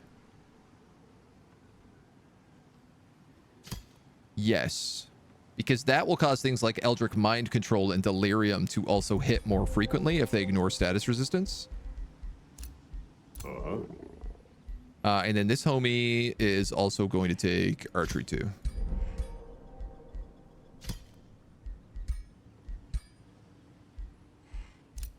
We have Haste Berries. Unlocks mobility, evasion, and extra actions. Honestly, pretty good for our dudes.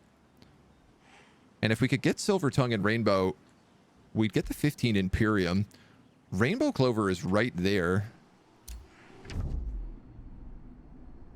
Silver Tongue fruit On the other hand, I do not see around.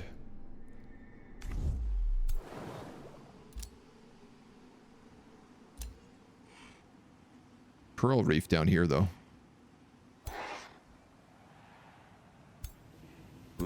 Okay, we'll take the turn to heal, and then we'll go after that small monster den. Should get us an extra merc.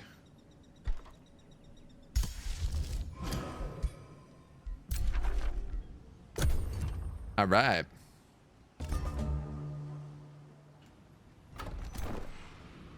Huh?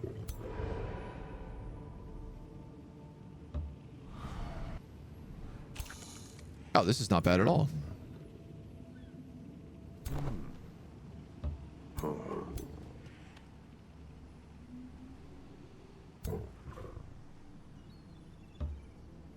Only problem is that nobody can reach it on this turn. Comically enough. No new locations to reveal. Okay. Well, then let's just fly to this tower.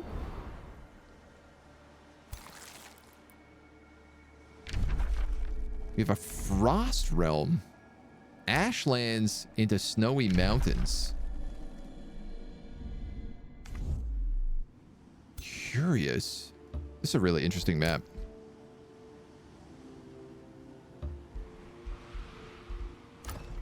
We've got the workshop finished here.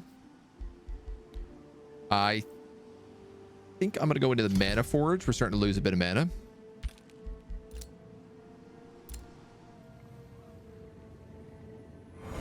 Grab another zealot.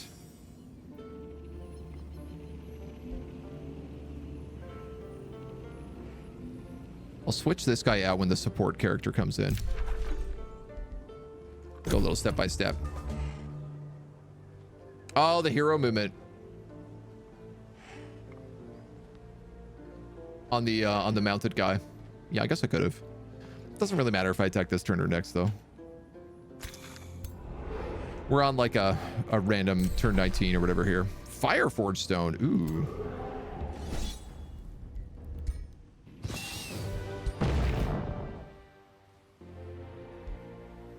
Frostbringer.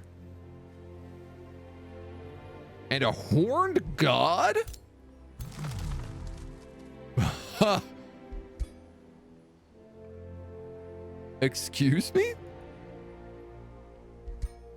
I got that from defeating an infestation grants you a unit based on the infestation defeated.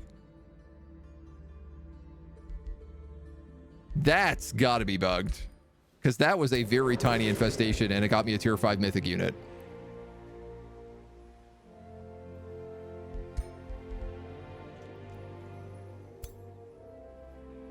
Okay. Huh?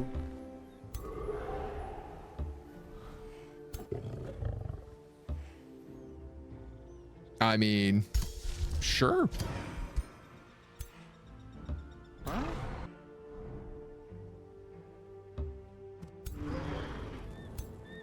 We'll beat these fiery boys up next.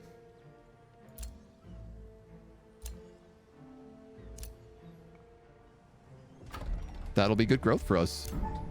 I'm pleased with that. Why not?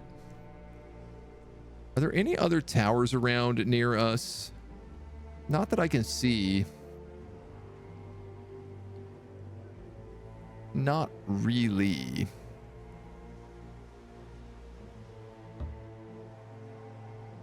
I'll tell you what, I'm gonna just explore out here. A Gorgon's lair, okay. I'm gonna kind of cut around here and then over to this side.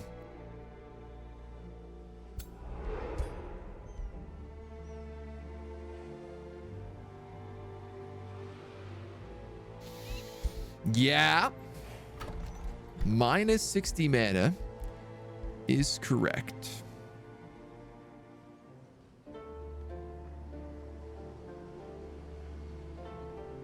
You're not wrong on that statement.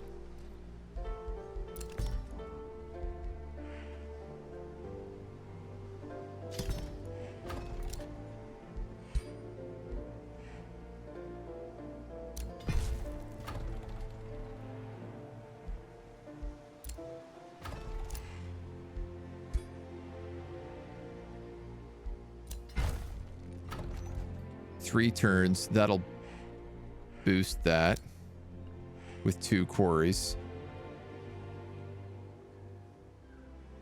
-7 Imperium as well, yeah.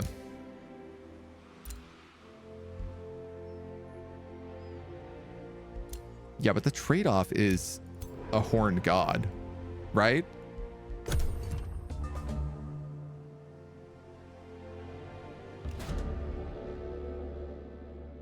The Magma Spirits, the leader of the group, wavers unsteadily before you, aware that engaging you would result in almost certain death.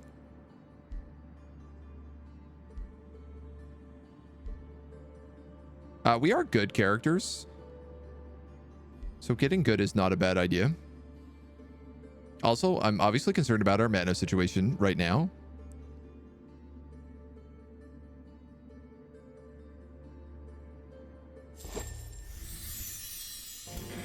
So let's just solve that first.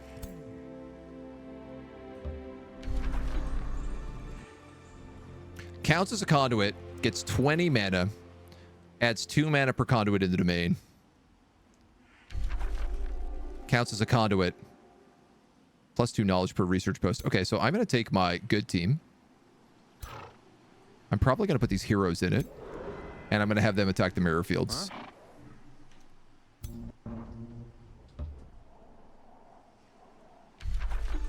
Counts as a quarry, +2 mana per quarry in the domain.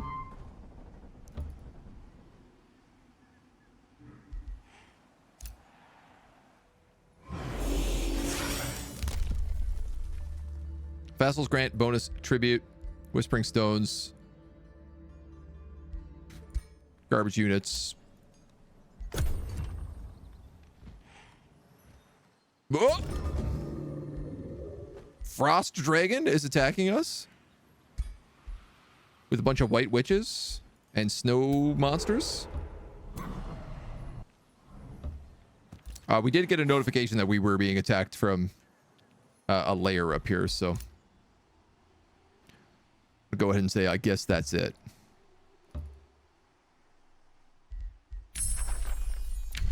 We've unlocked Fanatical Workforce.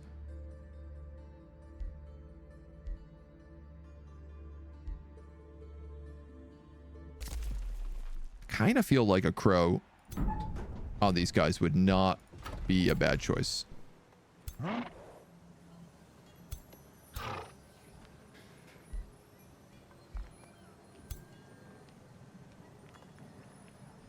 You no longer really need that support character, but you could have him replace the Pursuer. You also have a Night Guard in here for some crazy reason. Okay.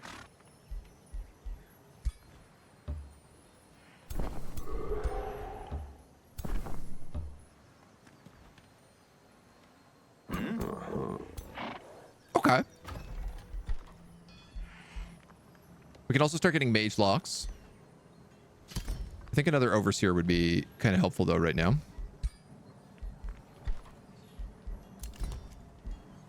-30. That's going to be 5. More than 5. +20 for the monolith. We'll take the mirror fields. It'll balance out. We'll be fine. We make it work. So Spork? Spork? That Lodestone Foundry also just built a lot faster than I thought it would. It was meant to be 6 turns. And it was 2.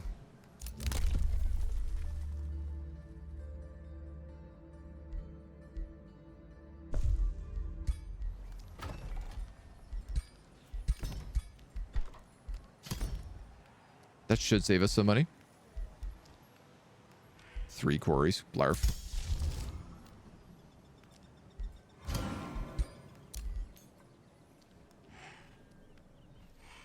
The Magma Elemental event also got me production. Oh, I thought it just got me mana.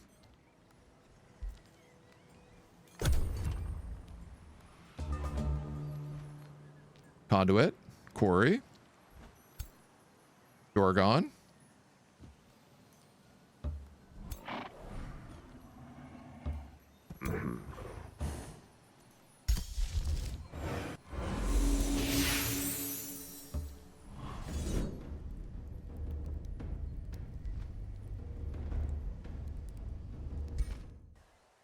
Let's fight it.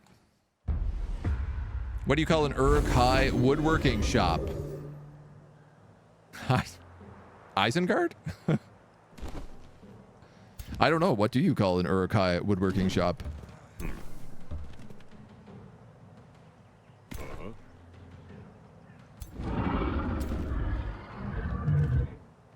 Pretty sure I'm going to get frost breathed here.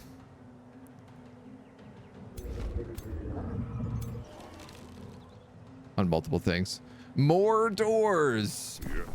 That's apt. That tracks. That checks out.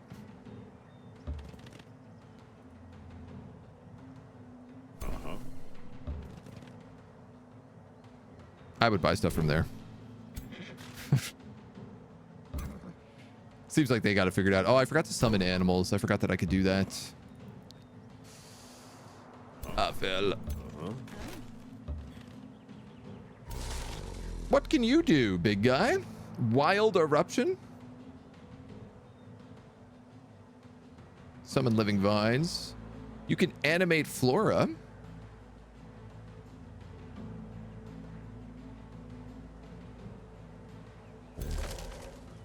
Including these poisonous mushrooms.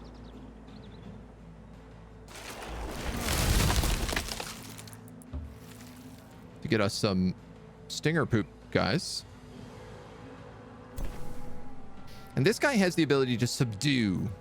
90% chance to link and inflict subdue. Must be affected by immobilized, frozen, or stunned. Cannot affect heroes or units with control loss immunity.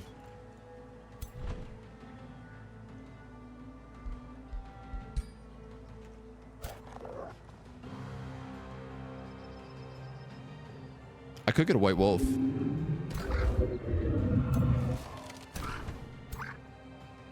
Or some white witches.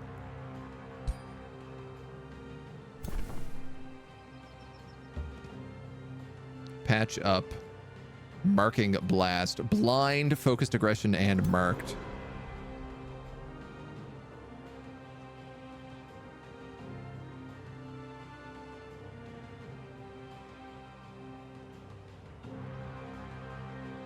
Man, you got a lot of spells now.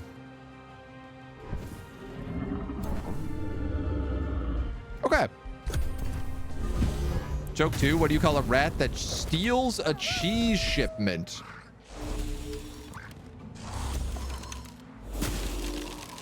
I don't know. What do you call a rat that steals a cheese shipment?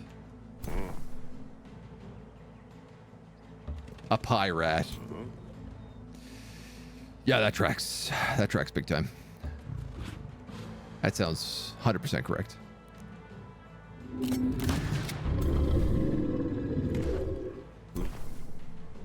Now, these poor guys got frozen. Can we mind control this wolf? 66%. Resist?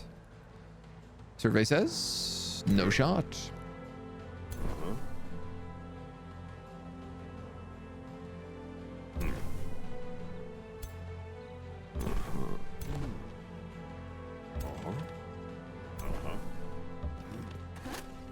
This feels insane right now, what I'm doing. I'm gonna poison her because I think she'll actually be affected by it.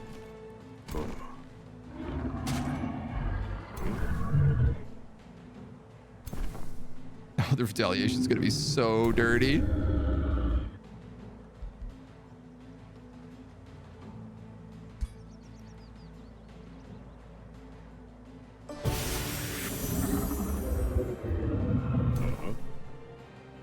That's a pretty good strengthened action. All right, this cell is probably dead. I think this is the reality we have to play with right now.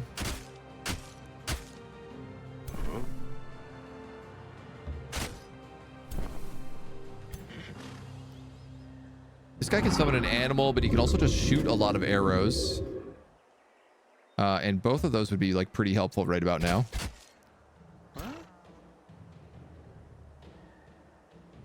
I mean... Okay, this was a pretty good one. Displace.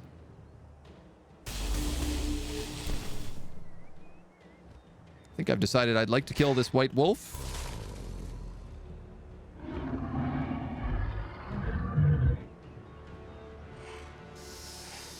So I could hit them. My poor zealot would take a beating, but I would get a bunch of entangling vines. So that's the sacrifice I'm willing to make. Dex, day 4 of being sick. I'm so sorry, dude. Dragon AoE abilities will go burr. He's already cast it. I mean, he can tail whip, but Frost Breath is on cooldown. You are right, though. It will go burr.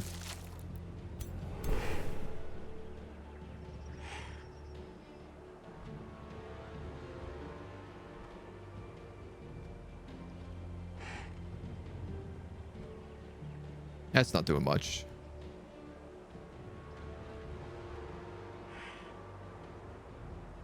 Kind of thinking about just patching myself up so that I don't lose my fancy overseer. This would be a terrible choice. The retaliation here is so large, I'd rather just sit in defensive mode.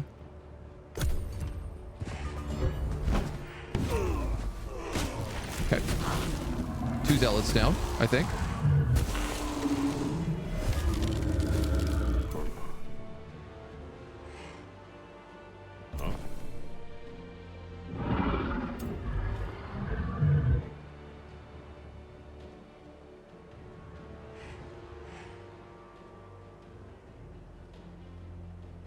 Grants 8 movement.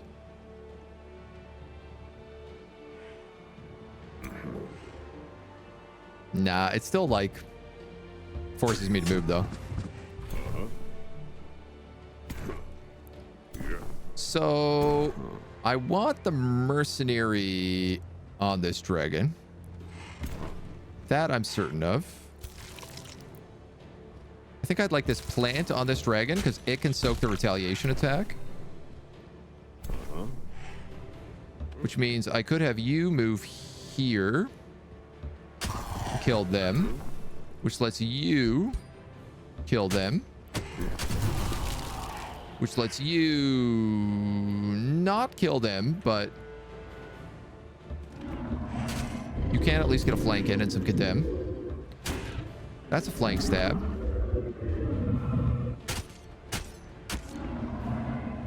That's as much damage as I'm going to be able to do. We'll flank you a bit more with you.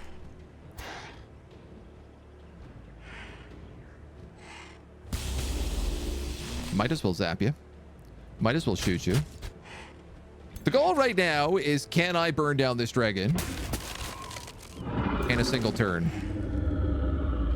And the answer is a resounding yes.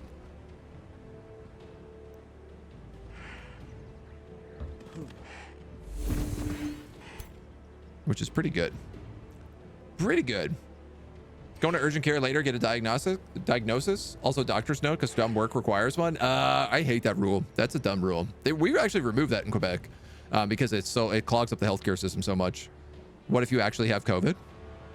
I mean, could possibly be. That still goes around. A lot of flus now are just COVID, and they're just like really bad flus. You and Potato weren't the only ones with the idea of doing a good aligned Eldritch Sovereign. Oh, I have so many ideas I've been playing. We tried like a regular Umbral summoner character yesterday, which was really fun. But I wanted to try some other stuff today. Now, okay, I could, hear me out, Eldritch Phase, Condemn.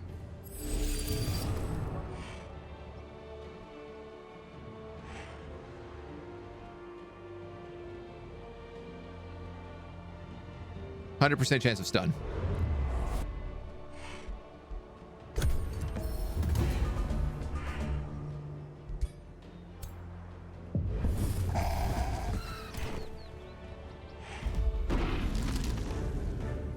Yeah, we lost 2 zealots. It's fine.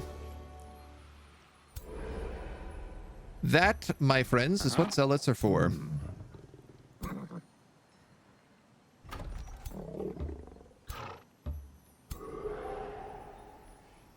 Unfortunately, I cannot get everybody in here to heal.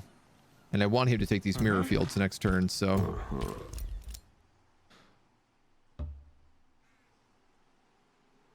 This is all shores. But there is Silver Tongue down here. Wait. Yeah. So there is Rainbow Clover and there is Silver Tongue. If I wanted to get all three of those, I could. For the plus 15 Imperium. Is it worth it when there's no free cities on the map? That is definitely still up for debate. What is the other one? Archon's Blood and Firestone? Fireforge Stone? No, Archon's Blood is down here. Astral Dew and Tranquility Pool. This would need Focus Crystals and Arcanium ore.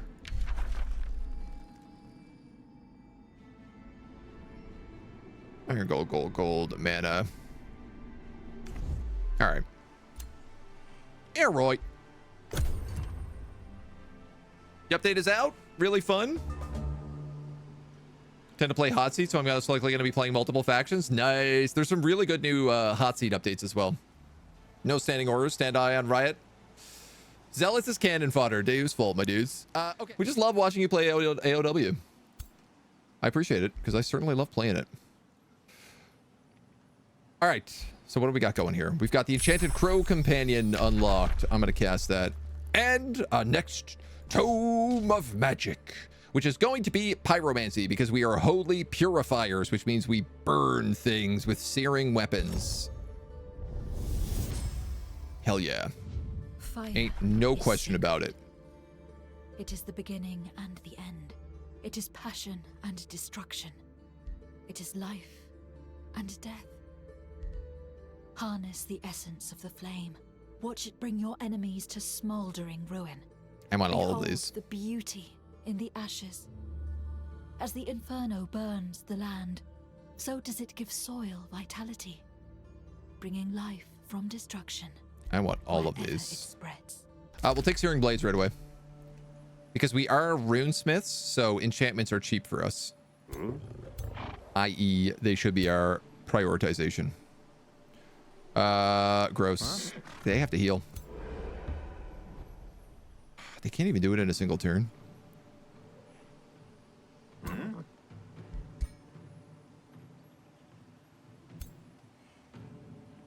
What do I want in here? Zealots? I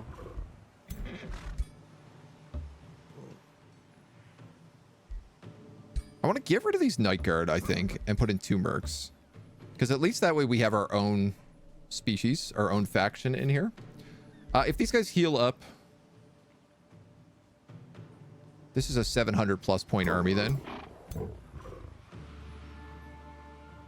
Which I think will be fine. We have an Overseer coming out in a turn. I can always bring in more Zealots.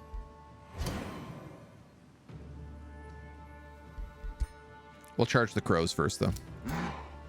These guys are 500 points down here. These Exemplars, we're going to get them later. I'm really excited for that. 500, 501. Why don't we move them down and they can clear out this stuff while this guy clears out that stuff. Actually try to split my armies a little bit instead of just like stacking them all on top of each other like I normally do. Corrupted Souls. Okay, so Corrupted Souls and Blessed Souls don't pick up unit types. In the same way that Phantasm Warriors now do. Oh, I also see that this Umbral Rift is big time rifting its way into our territory.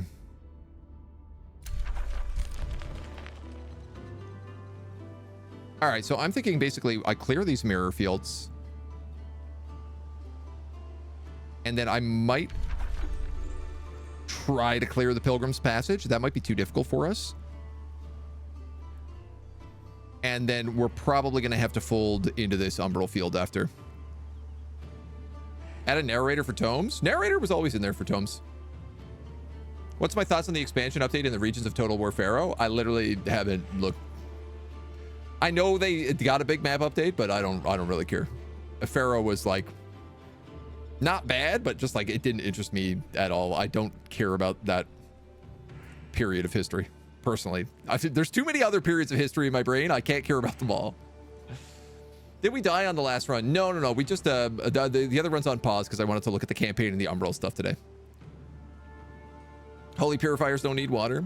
Rift damage is lightning frost. They should do holy fire. Yeah, and we will get some pretty cool holy fire stuff. The Tome of Cleansing Fire, I think it's called this tier 3. Nerd! Hello. Welcome in, dudes. Welcome on in. How was your purifying? How was your holy monsters today? Welcome. Battles, thank you for the dumpy. Thank you for 36 months. Dude, 3 years. Holy moly. It's been a while. Newton, can we get a shout out for Battles as well? Another fantastic creator. He's the guy, if you want to ask about Total War Pharaoh. Battles probably has better knowledge than I do on that, honestly. Every now and then, burning is required. Sometimes incendiaries is enough. Folks, welcome on in. How am I liking the Eldritch things? I'm really enjoying it. We played with a Eldritch summoner yesterday, summoning all sorts of astral horrors and going really heavy into astral stuff. Just trying out like the new skirmish maps. Today, I'm on the campaign map. We're not very far into it. We're only like an hour or so. And we are playing as Ligzor the Purifier, the God Emperor of Holy Terror. And maybe we should rename, instead of Holy Terra, it should be Holy Terror, because I feel like that would maybe be more appropriate. We are playing basically a group of zealots, crusading zealots, good, holy, purifying zealots, going for that good cleansing flame, going for the zeal, trying to really focus on the new rank upgrades and making like tier 1 units good. We also fluked into getting a horned god really, really early, who's costing me a fortune, but he's a fun, powerful unit in here. And we're just getting ready to do the mirror fields in a moment. You've come at a great time. Trying to fix my economy, get my mana back up. It's been a bit of a struggle, but it's been going well. Battles, I do mean Leslie, yes.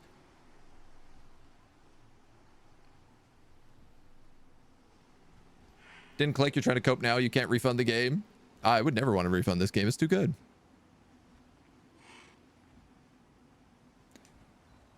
Welcome. Looks like a friendly guy. I try to be. I am Canadian, so I am forced to be friendly in my blood. I think that's how it works. I don't think we have a choice in the matter. Huh? We're like bound by law or something like that. I really should heal this up another little bit. Bronze locations are normally around 800 strength. And this guy is elite. So he is like a tier 2 unit. So I wouldn't really want him to die. We'll take one more turn on that mirror field. We do have room to expand. But I probably want to save that for the mirror fields.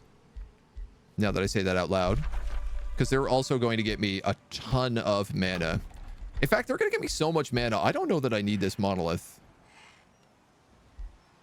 You know what? It's not going to hurt.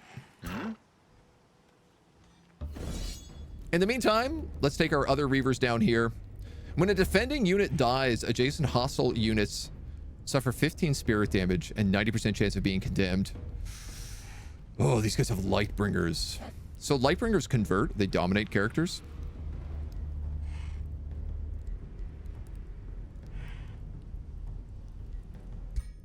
Which can really turn the tide of combat quite a bit. Oh, the Skelly Man looks like a friendly guy. He is pretty friendly. He's been behaving well. Making friends wherever he can. All right, we got quite a bit of movement here.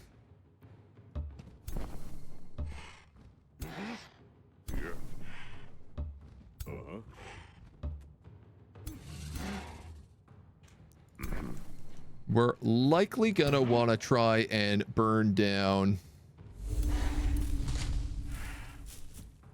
the Lightbringers before anybody else, which is a little strange.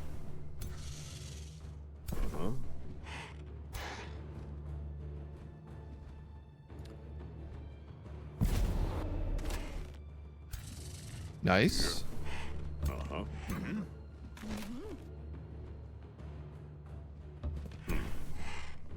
All right, I think we're going to go like this. What would be really good is if I could pull a subdue on this exemplar. He's not my race, but he's still got really good stats. Do we have anything that can stun, immobilize, or freeze?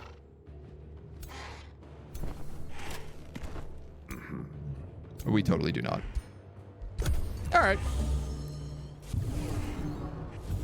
Okay, they dominated my archers and they dominated zealots. Those are, of the options, probably the best ones.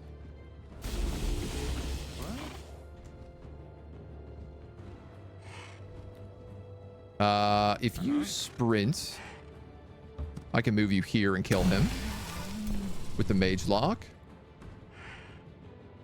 That would let me move zealots up here to counter those zealots.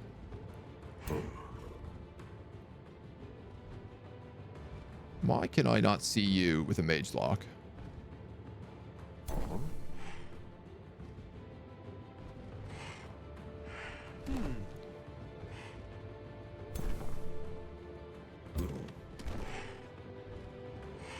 I have to debate whether or not I want to put people on these pursuers.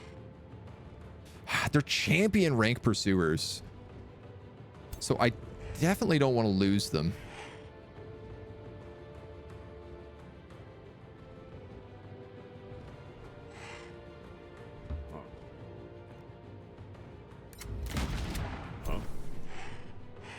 But I'm not sure I can kill this guy in this turn. In fact, I pretty much guarantee I can't kill him in this turn.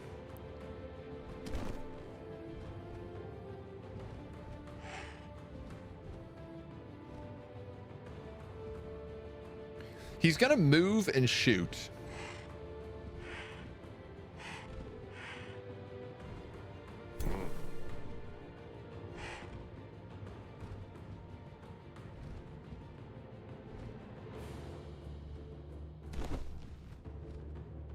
That's going to suck if I take that. That's also going to suck. These guys are pinned. Pinned, yeah.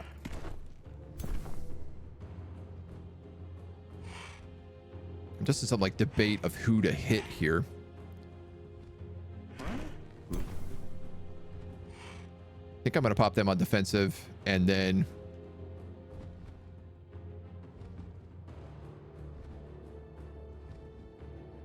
I might actually heal these guys. The zealots are a little less important.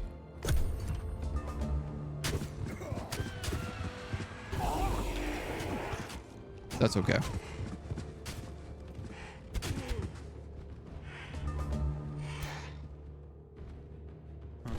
Still a little annoying, but it's okay.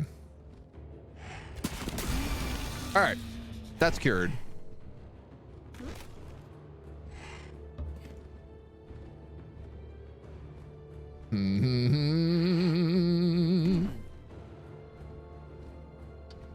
You're going to be a big bad problem no matter how we slice this.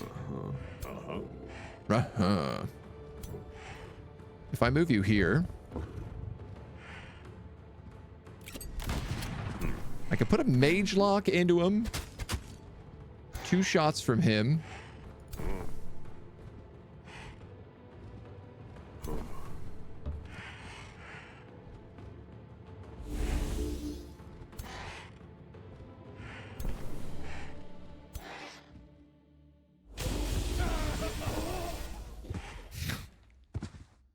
I forgot that their units explode on death. Dark Stalwart resisted. That must be something from the Night Guards. At the end of this unit's turn, adjacent enemies have a 90% chance of receiving sundered defense and sundered resistance. Oh, that's kind of nice. No, the mage lock won't be blocked by trees. It's just you have to select it. It's a bit weird in its the way it shows. This guy's flanked with a frost weakness, so that's pretty big damage. And then I think this guy could just come in here and finish him off.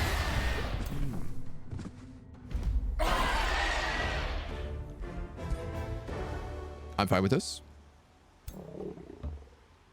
This is literally what zealots are made for.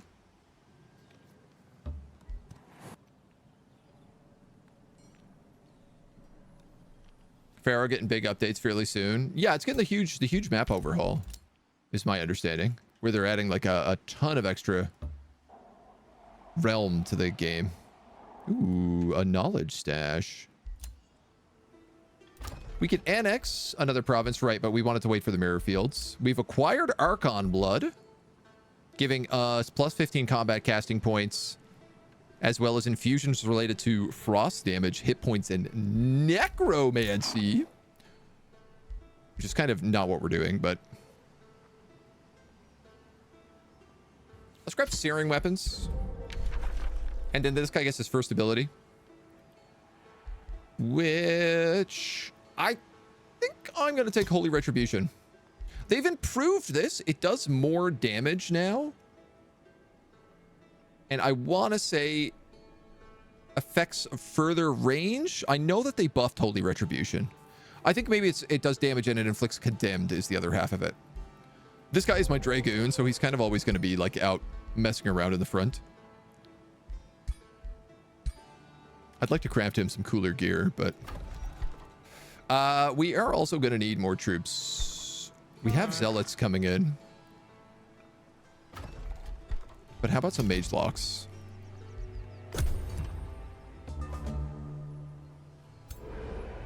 And then we hit up the mirror fields. A thicket of trees made of pure crystal. You find yourself confused by the reflected light around you. You discover that the further in you explore, the more disorienting and twisty the maze becomes. The forest of crystals and lights confuse your sense of direction. As you and your army stumble through the maze, you're not sure what is what and what is not a path or merely a reflection. Blinking in the light, you realize this maze would be an ideal place for an ambush. Something approaches. Enter battle with the Mirror Fields guards. In the upcoming battle, all units have Mirror Veil. Reflect 50% of non-physical damage back onto the attackers. Or spend 200 mana to lose that. Here's the thing. We do a little bit of fire damage, but we're mostly purely physical. So I think we just fight them. God damn, this is a crazy fight. A Lost Wizard, a Mage Bane, Corrupt Souls, an Astral Keeper, and a Spirit Hawk. Good grief.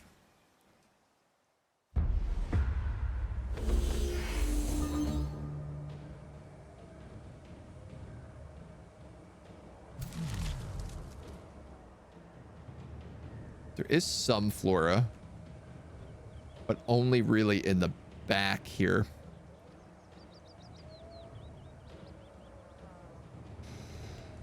Okay. Corrupted souls. Astral keepers can heal.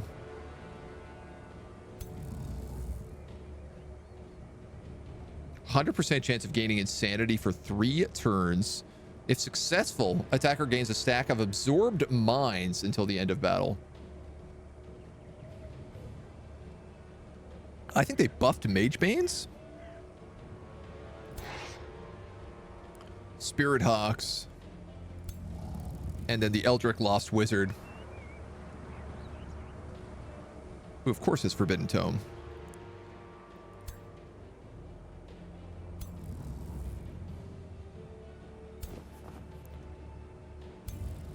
All right, well, let's move up a little bit.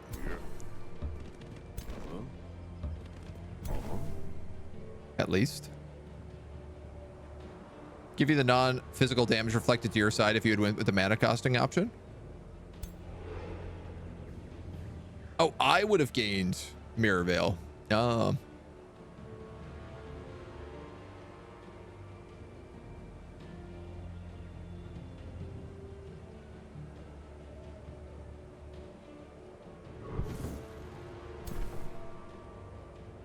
mostly just wanted to try that negative effect. All right, we're going to move you guys here. And then...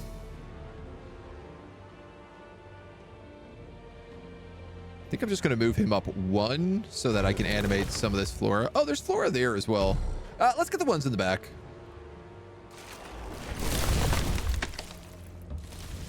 Gives me a little something to work with here.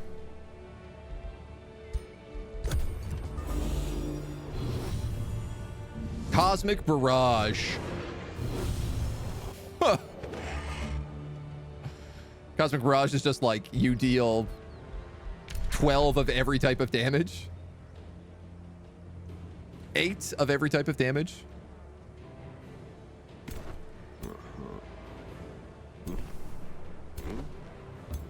All right, well, everybody move up. You might as well. Can I make someone mind controlled? Not yet. I could probably make somebody insane in the membrane though. And I'm gonna go with the corrupted soul for that. So I think first order of business is burn down the Mage Bane.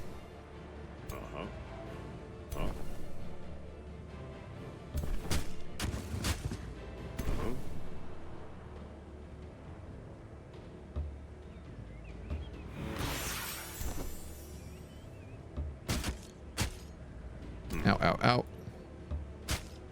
Ow, ow, ow.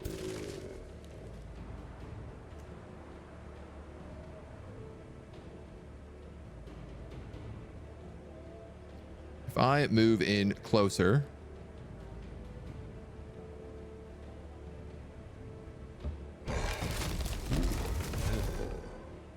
Ah, the mirror veils.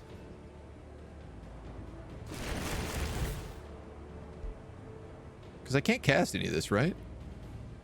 Oh, no. Spelljammers are just enemy spells cost extra combat casting points. So I can cast 1 spell.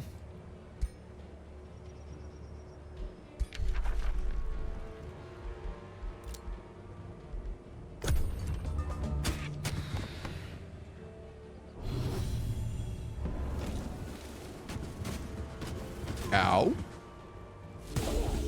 Ow.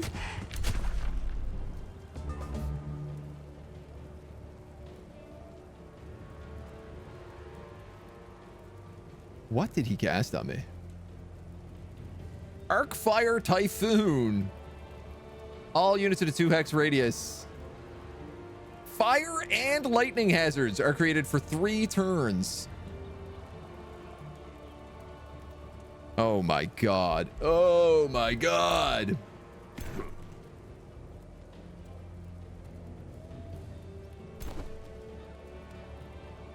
You'd kill him.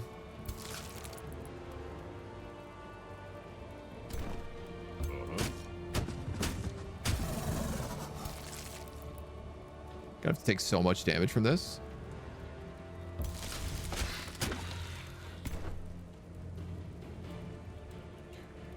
I'm gonna cast Drive back here because it pushes me out of the arc fire.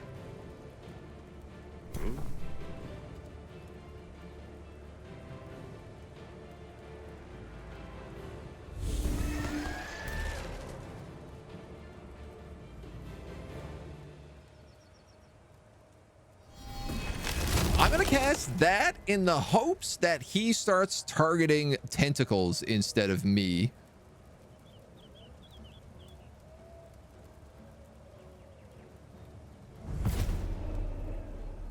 Because right now he's doing me a lot of bad damage.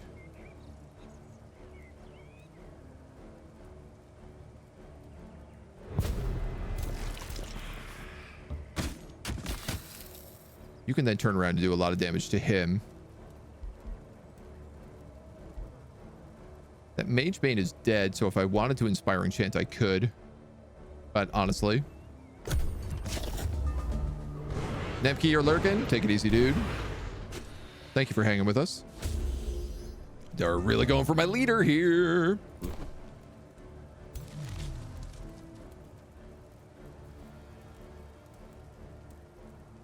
I wish this Horn God had a heal of some kind. That'd be the dream. All right. You can at least get out and do that. You can get up and do that. You can move forward and do nothing at the moment.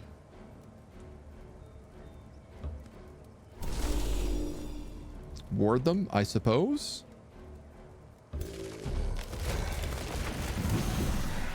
We get the reclaiming bolt there, which at least heals.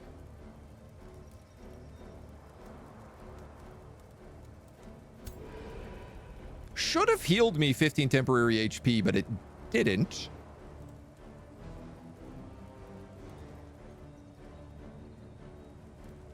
I don't love this situation at all.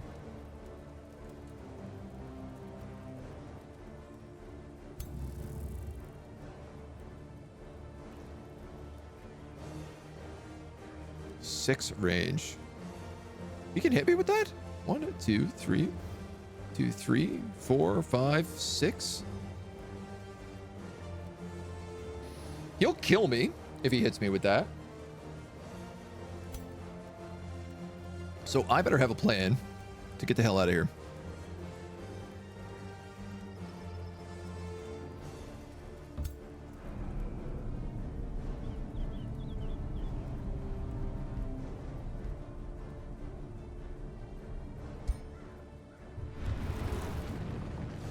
I guess immobilize is probably not going to work against him. Wow. I hate this guy. I am no longer burning and electrified. Good news, everybody. This guy's morale is breaking.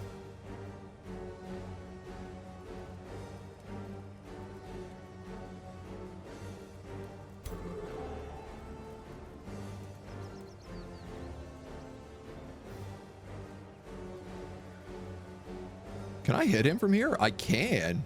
Interesting. But it's really gonna put some pressure on me. My debate here is whether or not I try to animate Flora, and I'm actually realizing I can't see the Flora behind me, so let's just go for the flank shot.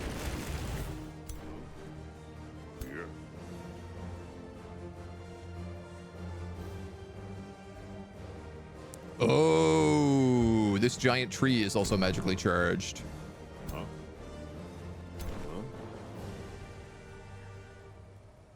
This guy is going to die from burning and electrification. So we might as well run them both forward. It's pretty much going to be Horned God versus this guy.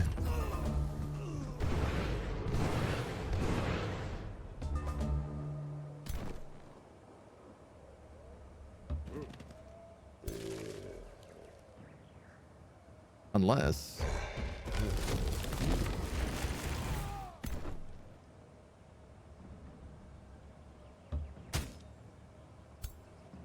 Oh, my Horned God is so close to dying.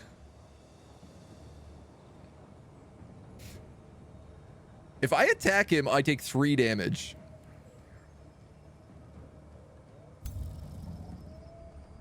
Morale is very low. If he drops 1 morale point, he routs.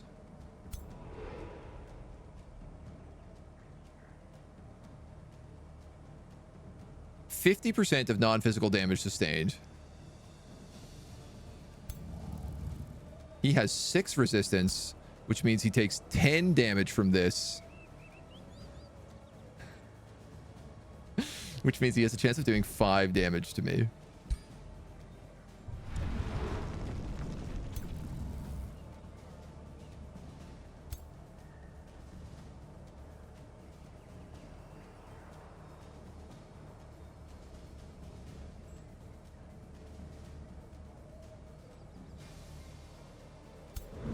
If I teleport and cast Desperate Anguish,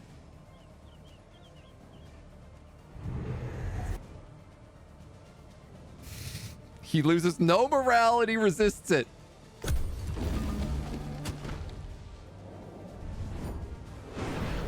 Well, we got to redo this fight. We're redoing this fight for sure.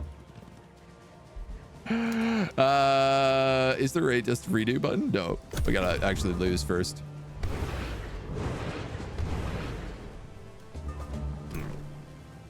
Huh? It's so funny. His morale is so bad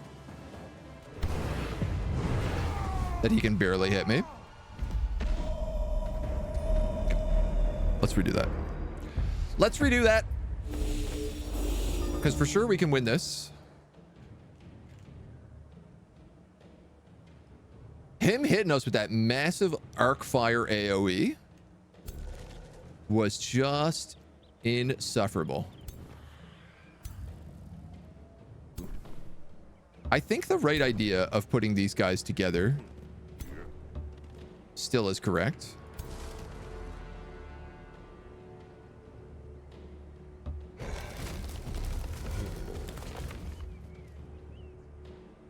But I think I need to move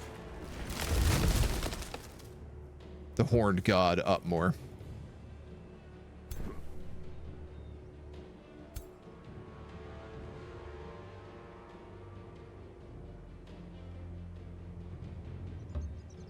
And I might actually be better just like moving you up as well.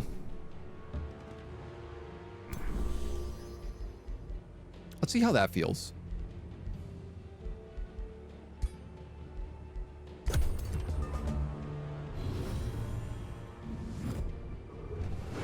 A weird part of the problem here is that these magical trees actually cause me to do shock damage, which is causing me to take more damage. You're immune to poison. You're immune to poison, but you're weak to spirit.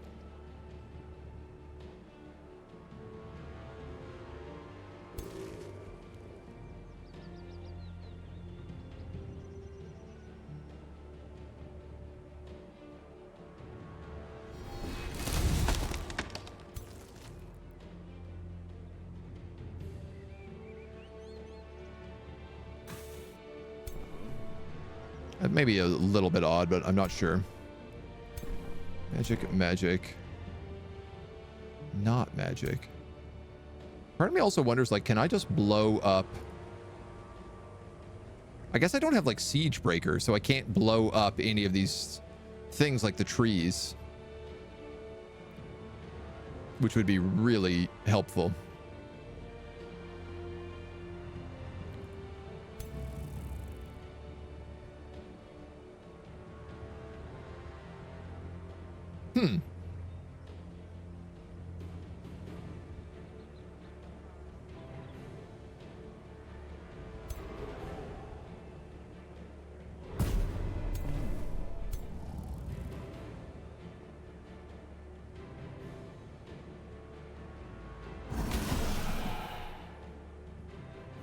I mean, that works, right?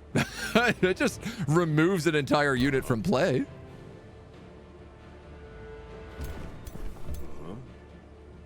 It feels like that's a good idea.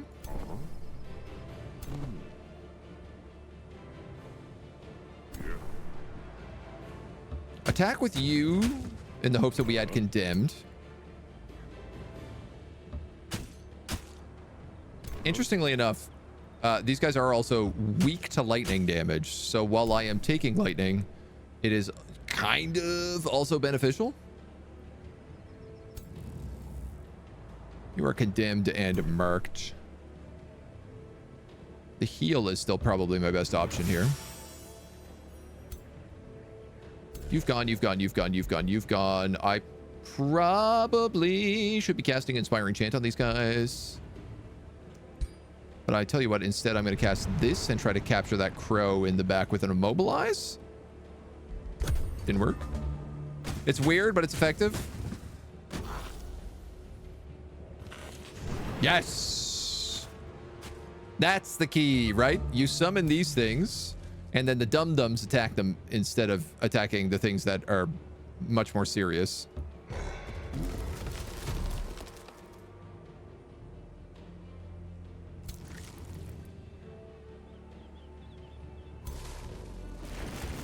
That's a flank, so I'm going to take it. Didn't heal anybody, though, which is weird. This guy's got spirit weakness, so Why do you do spirit damage, out of curiosity?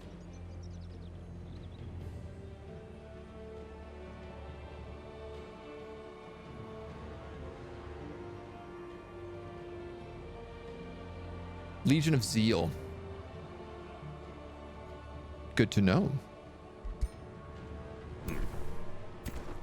Which is also doubled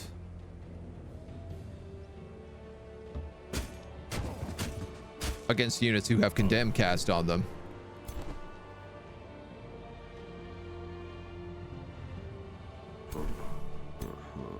If you attack him, and then you attack him, then you can attack him for a sizable hunk of chunk of damage.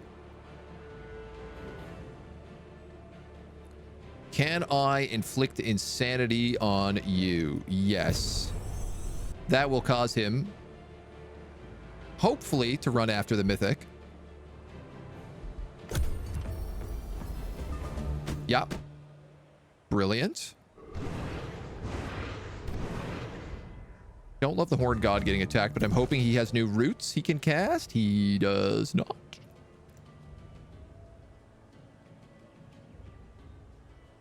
I'm confused. Is this the edge of the map? Is that why? That's why I can't summon Flora there.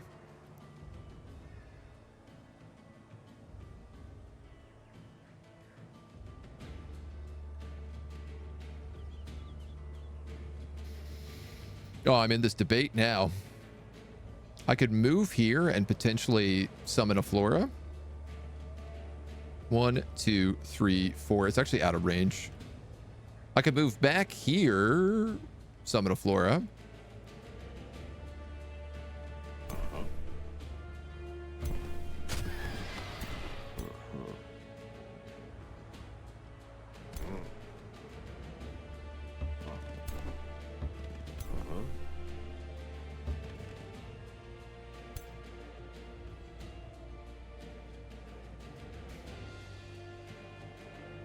I could almost kill him.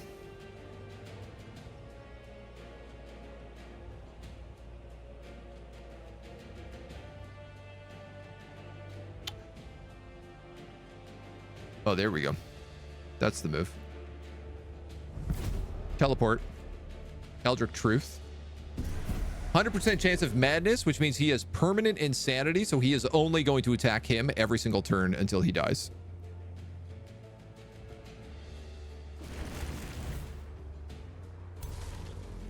This is not working. Does this only work if you've killed him?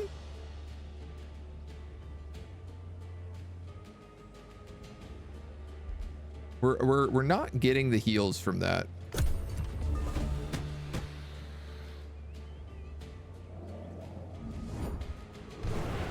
Oh, I sell it. You monster. How could you?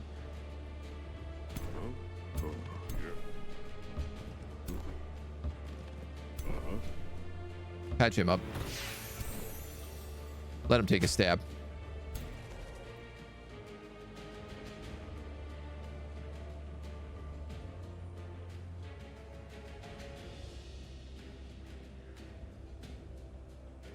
I mean, we could just nuke him off the map at this point. Can I condemn him? No.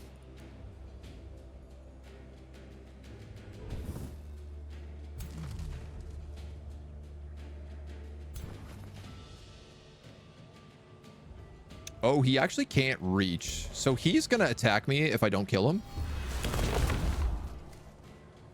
So I'm going to have to make that decision there.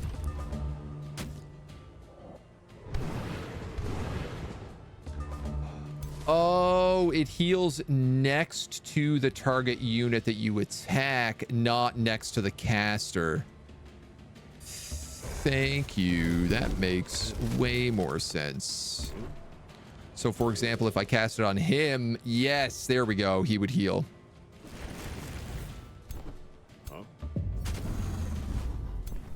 It's been a bit. It's been a bit since I played with a Horn God. All right, well, that was much better than total party kill. After fending off the ambush, you progress through the dizzying crystal forest and discover a wandering minstrel. Oh, great golden emperor, you are a wonder. I am lost and the ambushers, ruffians everywhere. If you guide me through the mirror maze, I will give you a reward from my wagon. Having mastered the maze, this is no problem for you. After helping him, the minstrel opens up his wagon and gestures inside. Thank you, oh golden emperor. Pick your reward. City stability, a bucket of gold, a turn of knowledge, or a turn and a half of Imperium.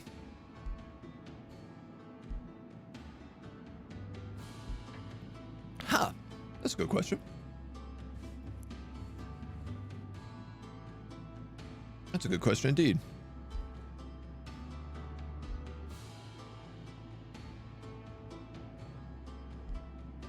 I think I'm going to ask him for his gold.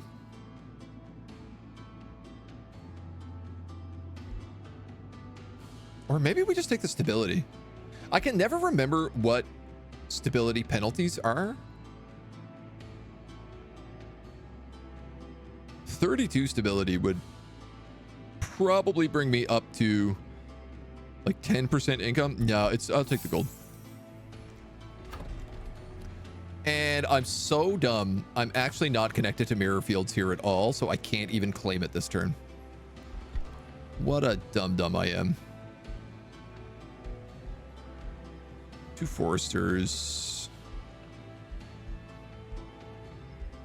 Quarries. Farms for the stonemason.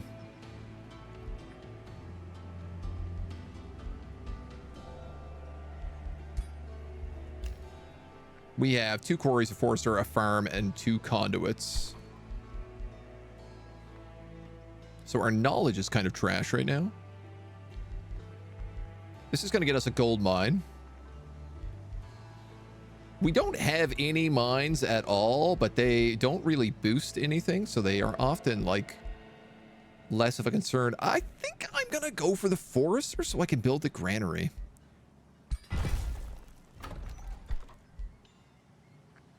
It also boosts the library stuff down the road. Well, right now we're working on the monolith first, so baby steps, I suppose. You come back into territory. You cast Enchanted Crows. And replace your missing zealot. Which I guess we might as well keep casting. And then I think we're going to have to make a play down into this. There's 30 knowledge for us. There's a tower over here. And we'll start working on some of the campaign progress. So one of my concerns is I'm going to take damage every single turn I exist in that territory. Which is not going to be a great time for us.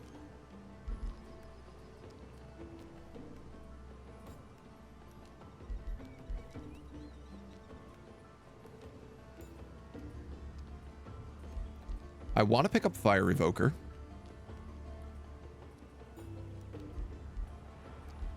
But I wonder if we don't take the Imperium at the moment and the casting points. You know what? No, let's get Fire Evoker. At least this way we have a nice, good spell. We have our focus, our AoEs, the whole kit and caboodle. There is a large creature cage up here. Could be nice to take. And then otherwise, I think we really do have to try and take that over. Okay. Boogieing. Hi, meow. What are you meowing at me for? Do you want to come up, say hi to everybody? See if I can catch a Cindy today. You know, it's been a while since we've had any of the cats on stream. Immolate, sustain fire damage, sustain extra fire damage if they are burning. Of all the abilities, I'm gonna be real with you. These are not the ones I want.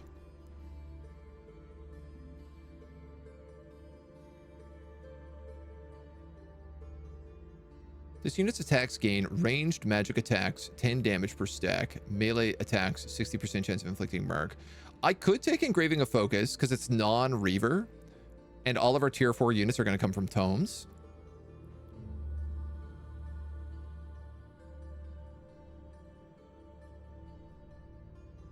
Oh, it also affects zealots.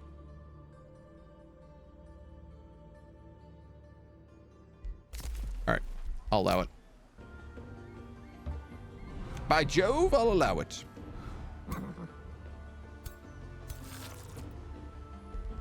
What?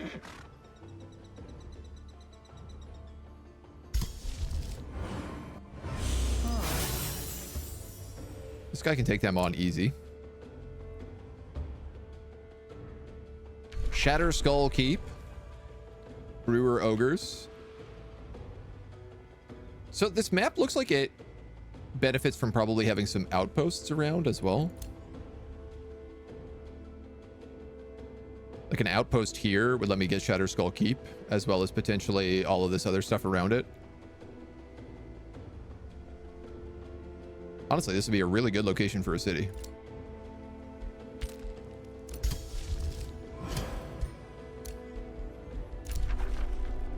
This infestation has now invaded our domain, which means we're going to start getting attacked and also gloom in our own territory. Cities suffer -10 city stability for every annexed gloom province within their domain. So absolutely, we got to move to deal with that.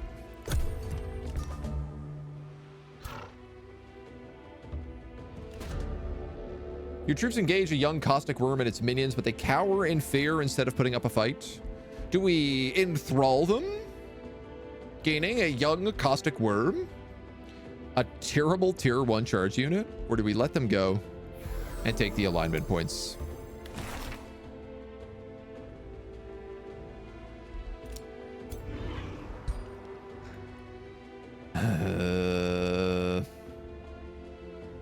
He gets Legion of Zeal. But he also costs 14 mana. Huh? Shiver me timbers. You know what? I have a lot of Imperium. And I ain't spending it on a lot right now.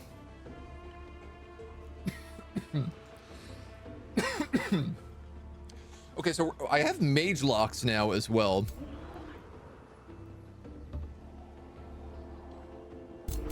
Honestly, I think I would replace this Zealot with that Wind Rager. Excuse me, coughing up a storm here.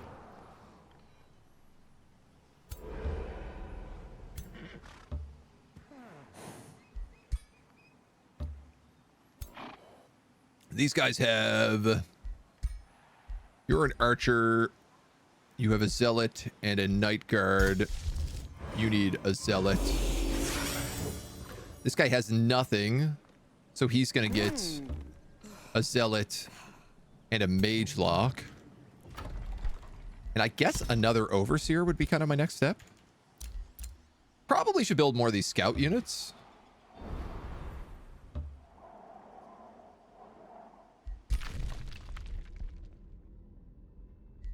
Okay.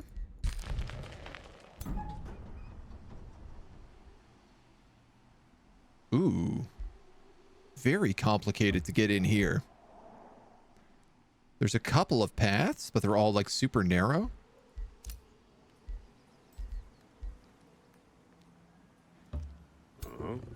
Oh.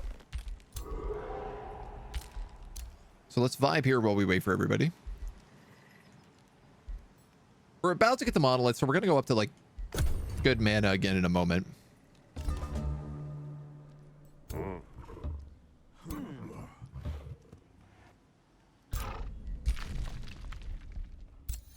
And there is a mana node down here. There's also an Umbral gate down here that I didn't see.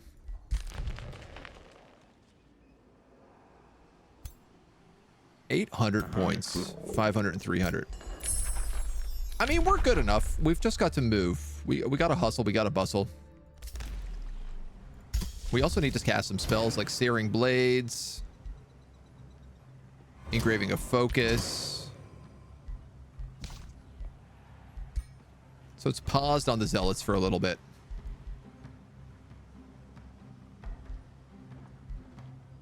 A library's in 1 turn. A granary's in 3. Let's just grab the library real fast.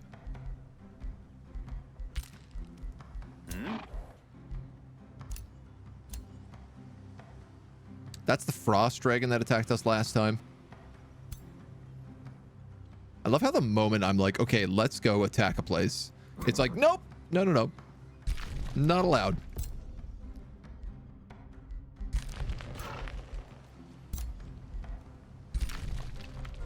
Where is this Umbral gate? What do you mean you have no movement?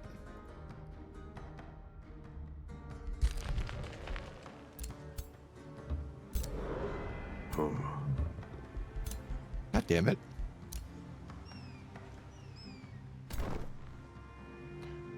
Well,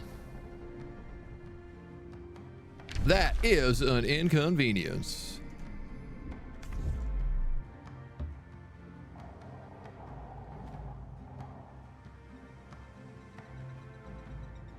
Oh, wow. The only way in through here is over the mountains.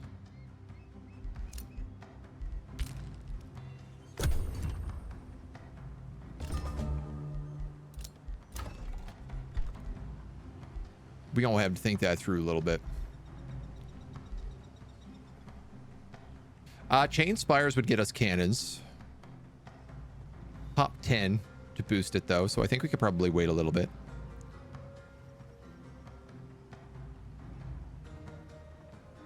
A Wizard's Tower would get us our Imperium back.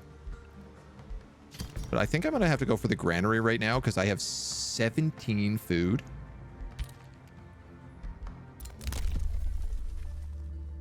Tier 1 units gain experience 50% faster. That's very handy.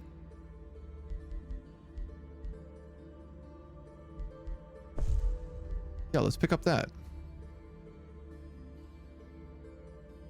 We're also about to get shock units, shield units, and polearm units gain experience 30% faster. Okay. I see the way this rework is working. Huh? The way that this rework is reworking.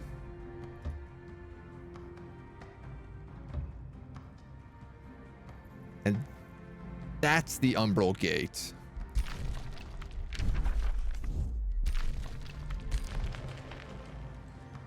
Well,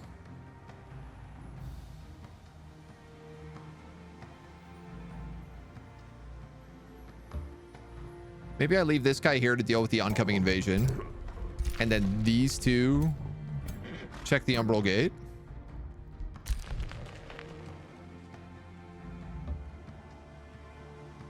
I'm gonna go a little bit over here. Ember Source Furnace. Fire Giants to the Rally of Lieges.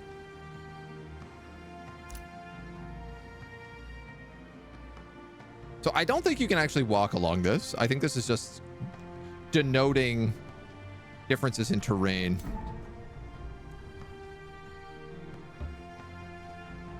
So I'll start moving up that way.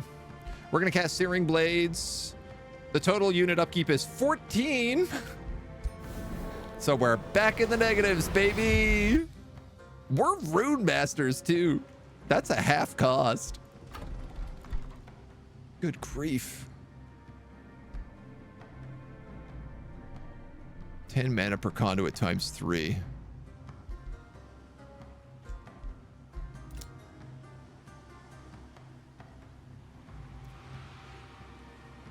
I can get a conduit up here. Get a conduit down there. The Pilgrim's Passage will count as a conduit. Geez, honestly, I might have to just kill whatever this invading army is and then send our lord down to Pilgrim's Passage and see what we have in store for us. because the mana upkeep is real right now.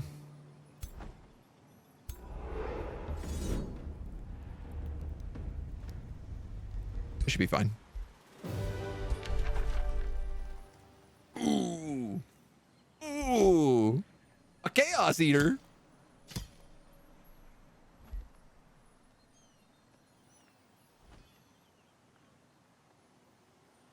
Oh, war spoils.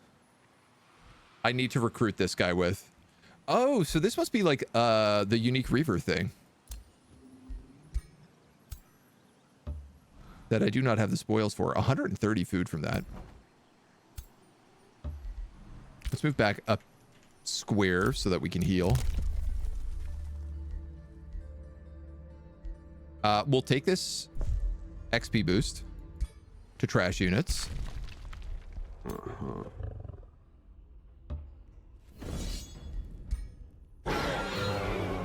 You guys are going to kill them. A contaminated bow? I have a feeling that your bow is better. Frosty bow is tier 2. 10 and 10 versus 8 and 8. Focused aggression, flanker, condemned, weakened. Yeah. This area also does have Umbral Melody, so I am taking damage while I am here.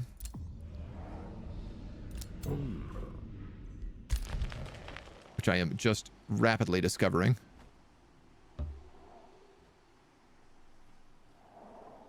Here's another Umbral gate with something on the other side.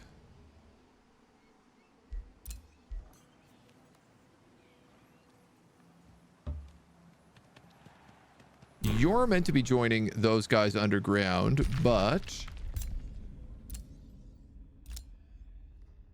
Oh no, it's safe. So the first location here does not have gloom, but everywhere else does.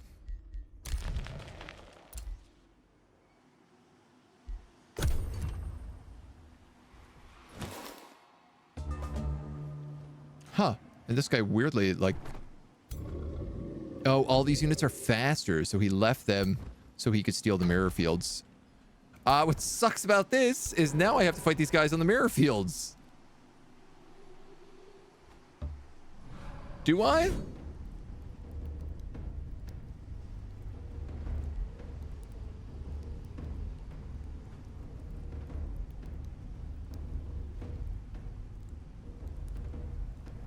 Would it be better to fight them on the mirror fields? Probably not.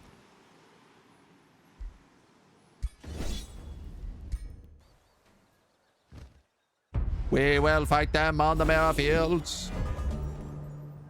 The mirror fields would probably give them those crazy advantages. I should have thought that, oh, if we just stick there, we'll get these crazy advantages.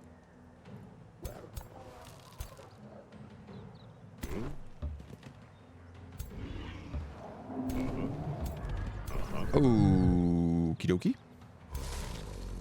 Let's go. Stacked up nice and good. Animate some floras.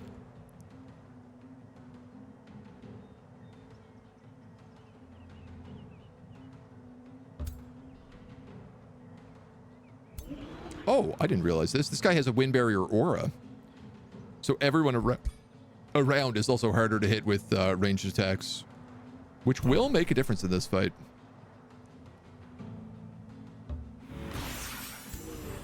The guy's a little bit wounded, so we'll patch him up.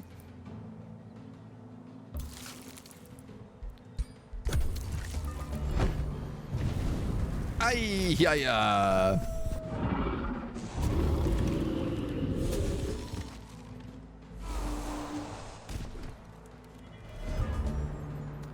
Wow. My Wind Ranger got instantly killed that round.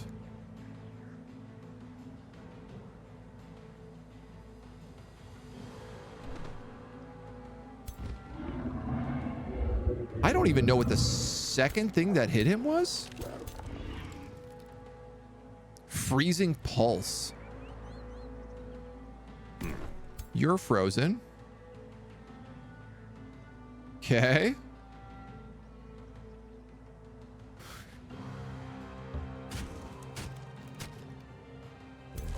My healer is frozen. Okay.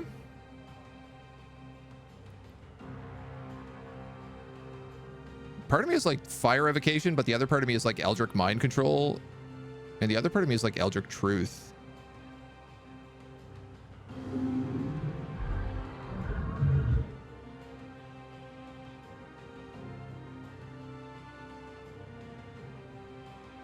It's less of a chance of madness, but it's guaranteed insanity.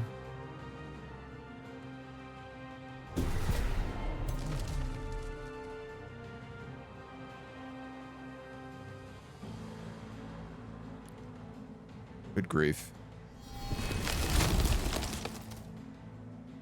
That was bad.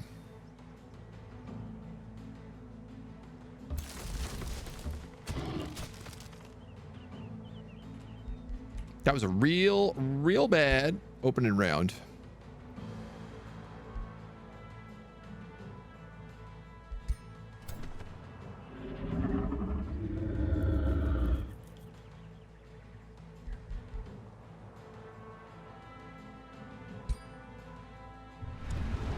I try to immobilize them.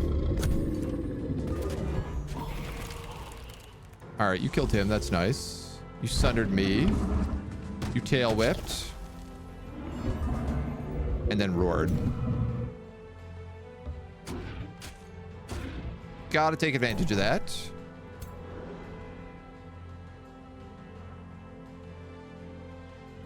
I could move and mind control the wolf.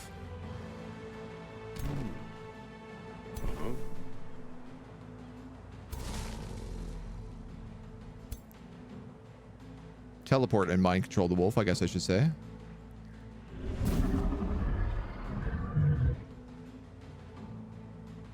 %66 chance. Resisted? I'm screwed.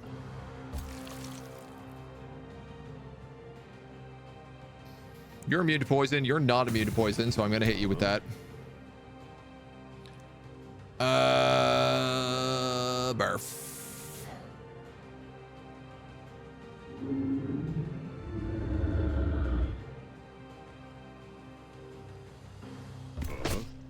I'm going to push him back so that this guy becomes freed.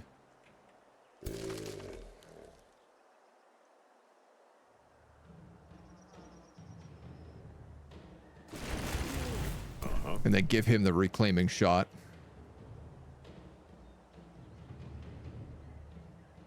And boy, I guess just... Boop. Just a little smidge of damage.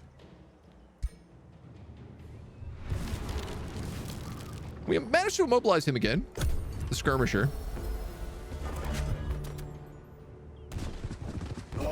You're going to kill those spears.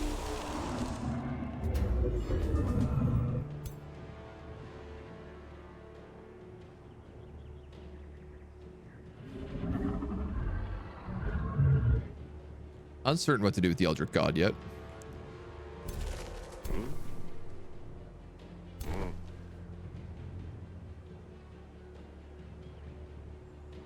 You have damage, but not a lot.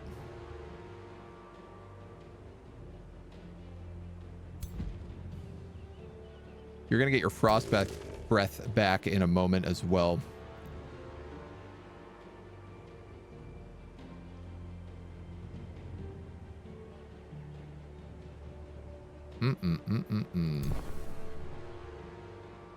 Patch up is a range of 1. Which means to cast it, I either have to go immediately next to the dragon or next to that spear, or I just cast it on myself.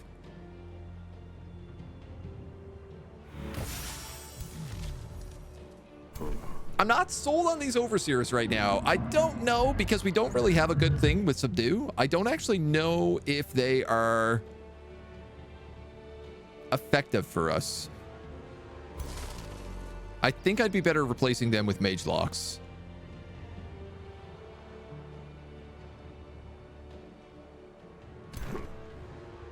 You can't kill him is the problem. You don't do enough damage.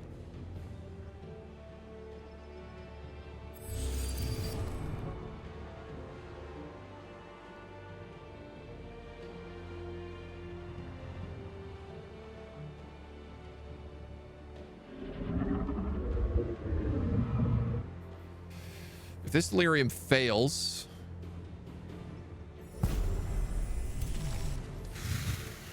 I'm in big trouble.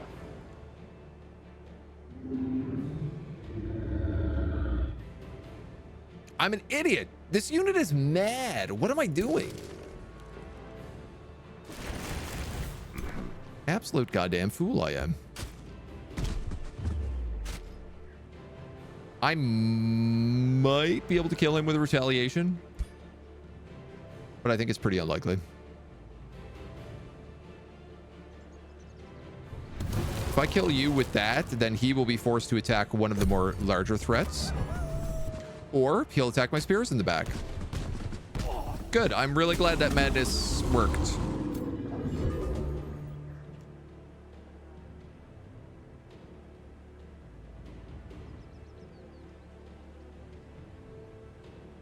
You had multiple allies within range. You could have attacked him. That glitched. That glitched hard.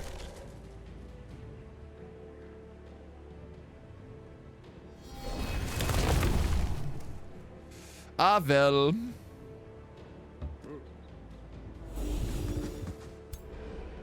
Sometimes the price you pay.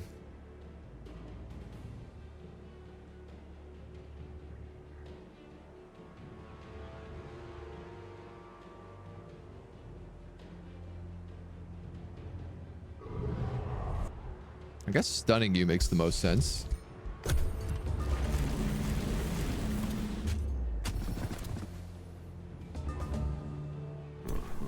Alright, well now I have a problem.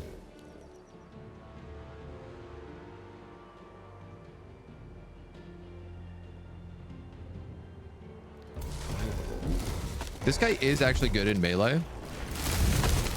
One of his traits is like melee mage.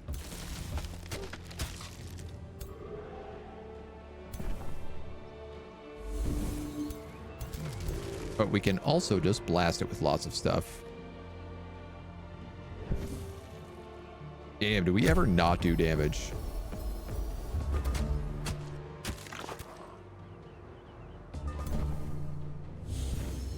Flap. Flap. Flap. All right. That went surprisingly a lot worse than I was expecting.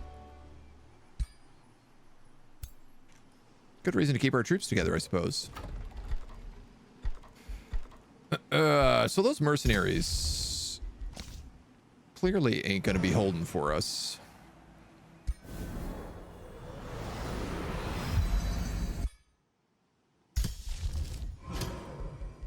So I think zealots instead of mercenaries is probably our better choice.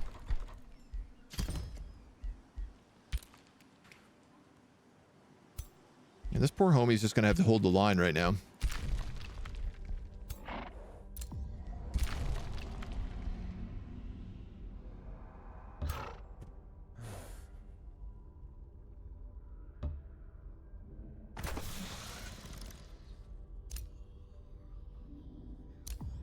Can't tell if there's like that guy is guarding anything or you don't have enough movement points to go through here, really?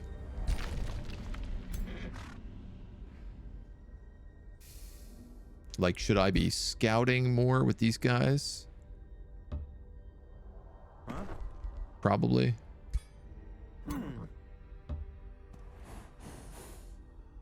We got to try to find a sanctuary is what we'll need to look for.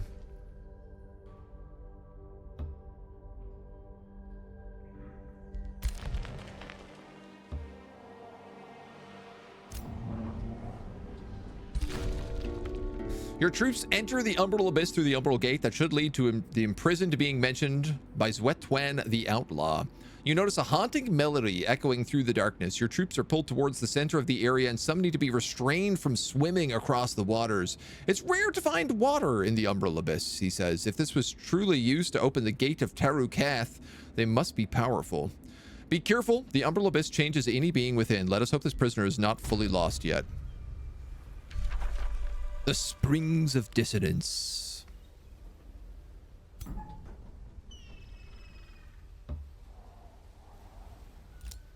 I see a sanctuary outpost. It requires a hero unit. I have access to another hero unit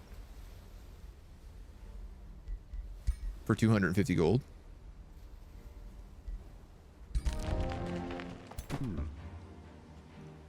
I truly don't see any reason not to do that. He's got the Reaver Halberd. We could give him the Dwarven Hammer instead.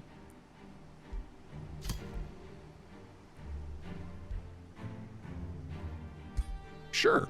I kind of like that look. I like his coat.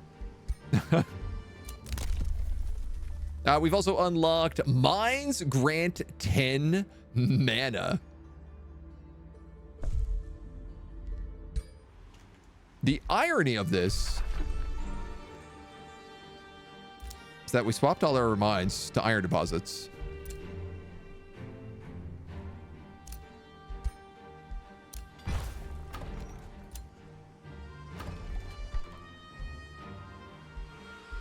What requires 2 quarries? A blacksmith.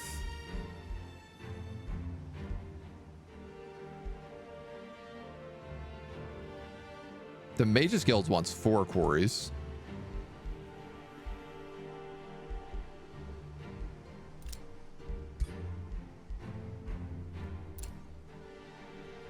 This is a forester, so this could also be a mine.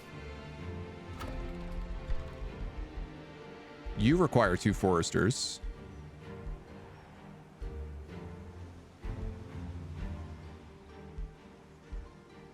But you're the only thing. So actually, if I swap you over to a mine as well, that will be well. That will be well. Love that one. Yeah, it's a very good upgrade.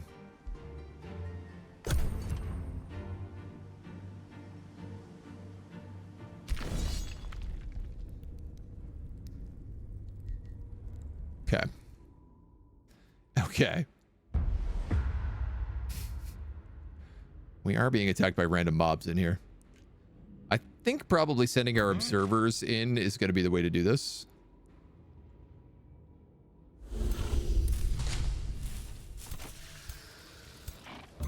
Moving forward.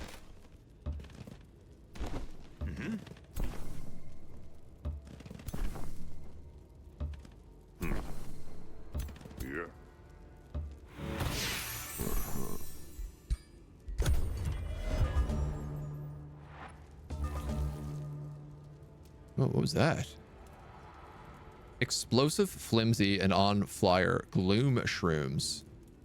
This object explodes when destroyed, dealing damage to adjacent unit and leave behind fire hazards. Dark warrior, astral wisps.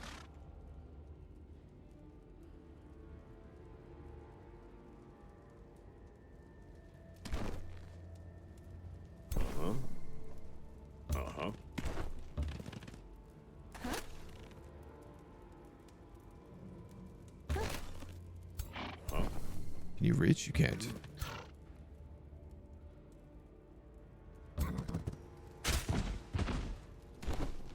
Charge strike cancels the retaliation. Lets me hit him.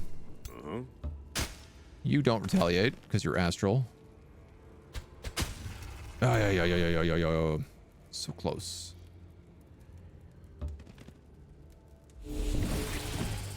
Beautiful. One down.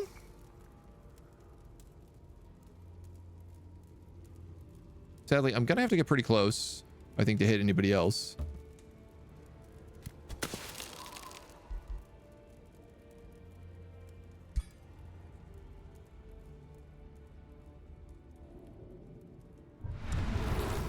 I'm gonna cast it there instead of on him because I was hoping I could lock the wisps down and just immobilize them.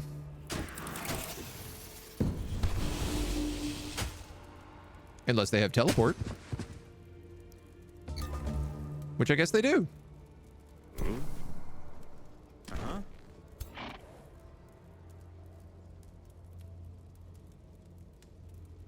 That's smart. They're big and dangerous. Now y'all can move in this way for some big condemn hits.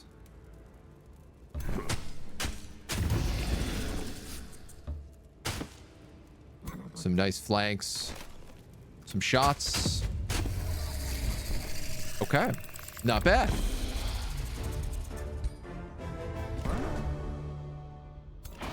The Umbral taint's no problem. Through fate or blind luck, the currents of change and chaos bring your attention to a chilling scene. An ice spider and its frost-ridden followers are slowly turning the area around them to ice. They freeze the earth, beast and man alike, leaving behind a desolate, lifeless wasteland. The will to live, movement, and impulse is quenched as the entire region becomes frozen in time.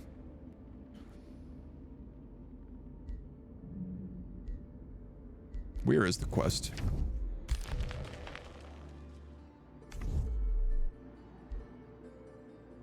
All right, well, let's take that then.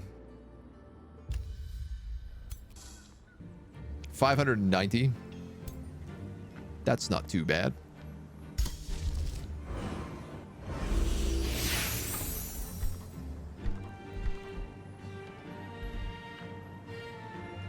I'm running a little low on gold here, so I think I'm going to pick up the vendor. These guys are in gloom territory. If we just move here, heal, we can take them next turn.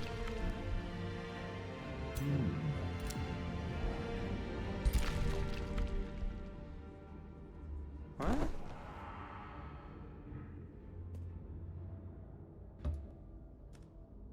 I think I'm just going to make a risky move here and see if I can't find the Astral Sanctuary. Knowledge stash.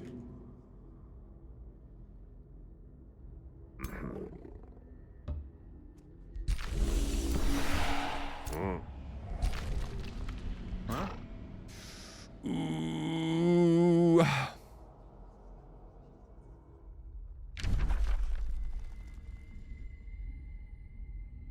Where do I think it would be?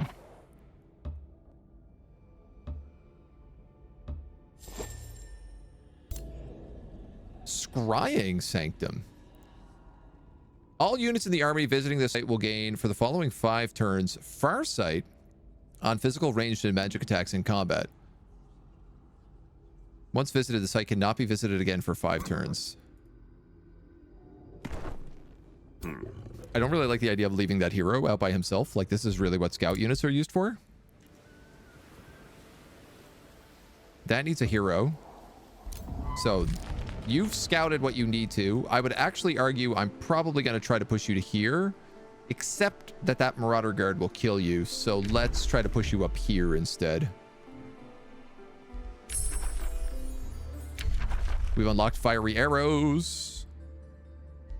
Immolate Ignite. So Ignite is the spell I want here because it sets the ground on fire. And once we unlock the tier 3 cleansing flame tome, grounds that are set on fire are like heal us, which is a really cool upgrade. You've got to level up.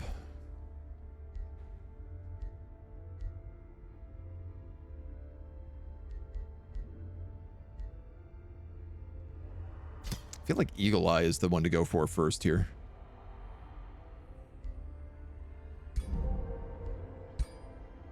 Especially on an archer. Oh man, okay.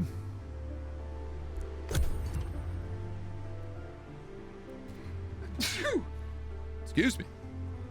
Oh no. And of course, now is when they also decide to send up an army.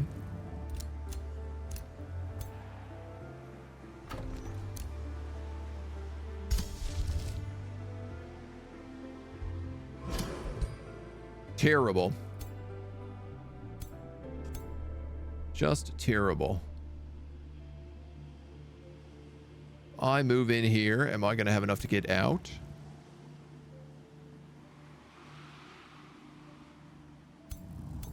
One of these is an attacking army, and one of them is a patrolling army, I think. Sean, thank you for the hydro check.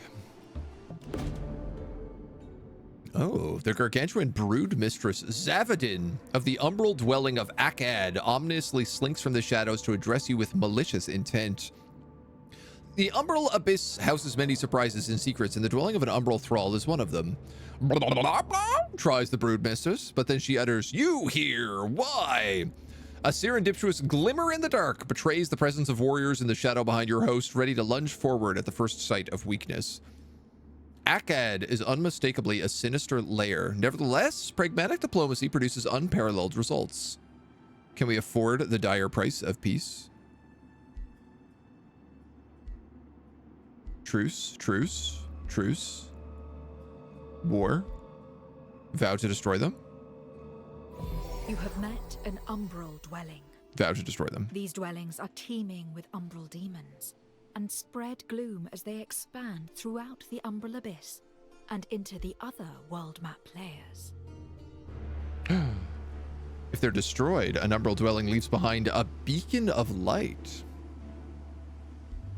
You can also choose to befriend the Umbral dwelling in order to gain unique bonuses. To access these, you must reach an Eldritch pact. This can be done by increasing allegiance with the Umbral dwelling. They are always considered pure evil, and they will not accept a Whispering Stone. For evil rulers, allegiance will slowly increase over time. Fulfilling their evil demands will also increase allegiance. I like this. There's not really been a lot of good advantages for playing evil in the past. We've become very good. 200 relations with free cities. On a map with no free cities.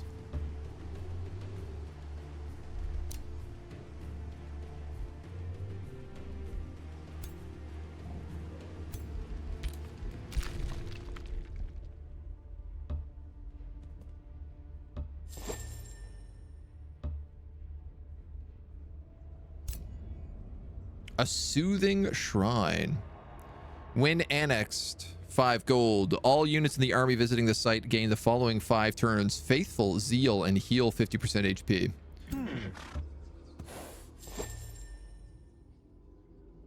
Dudes, where the hell?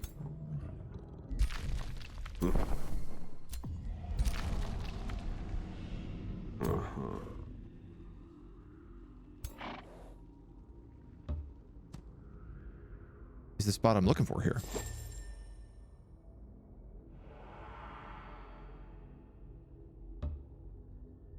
Is there a safe location? I just assumed that there was always one. And I am now starting to wonder if that is true.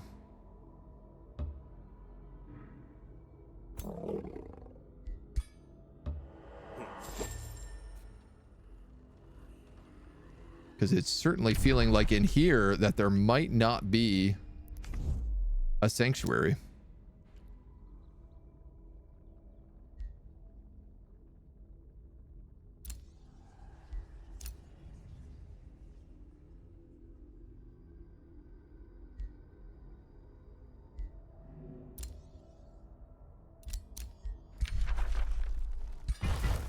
I'm going to do that because there's honestly no reason not to.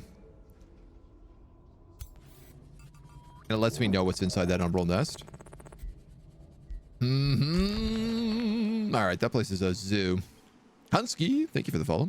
Welcome to the agency. All right, the vendor's up in a turn. Mage lock in 2. I got to see what these guys are doing.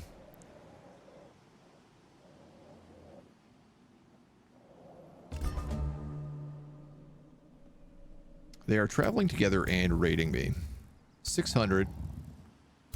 900 strength army.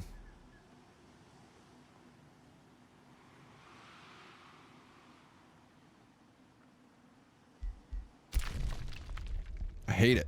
I don't like it one bit. There it is. I can see it now in the dark. Oh, that's bad.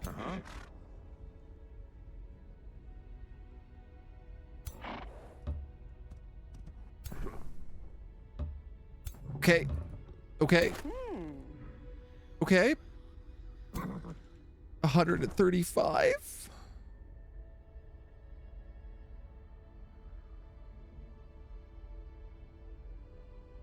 Cannot be visited for 5 turns. That's it, though.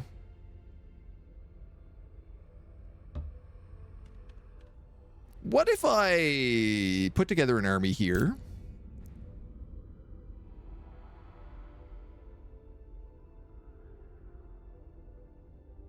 And we heal 50% of our HP every turn for 5 turns? Maybe?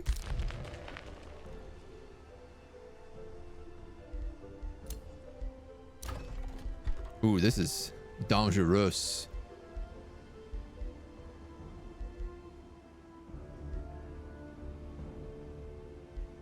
We're a little unstable.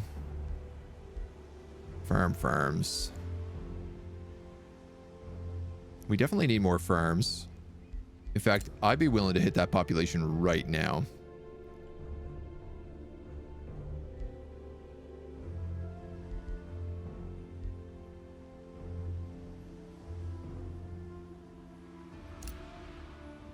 Rainbow clover also produces food. I'd rather this be a conduit or a research post because we get good benefits from that, but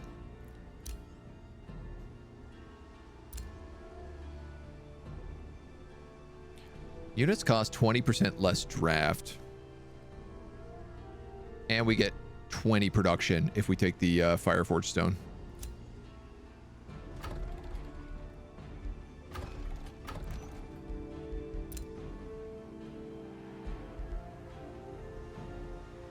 And you're just a conduit right now. All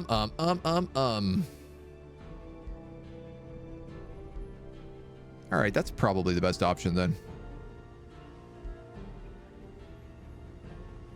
This is also on a river though. You know what? I think I'm just gonna do that.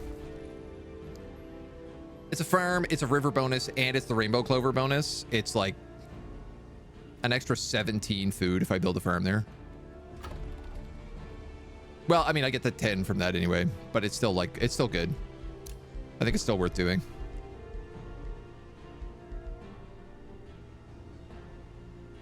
And then we could get dragoons and mage lock cannons. I have just enough money for this.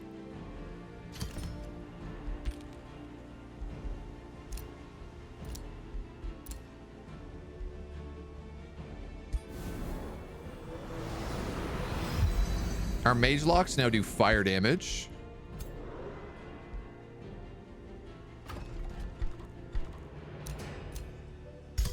Though I am incapable of rushing them right now.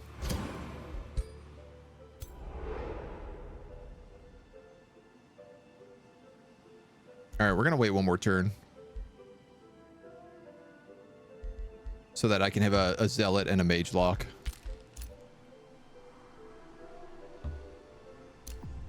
This is another Umbral gate.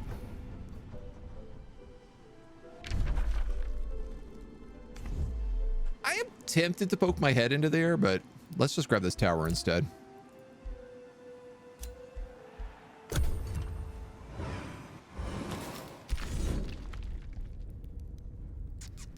They caught me. Yeah, actually managed to catch me with 2 guards, 2 units.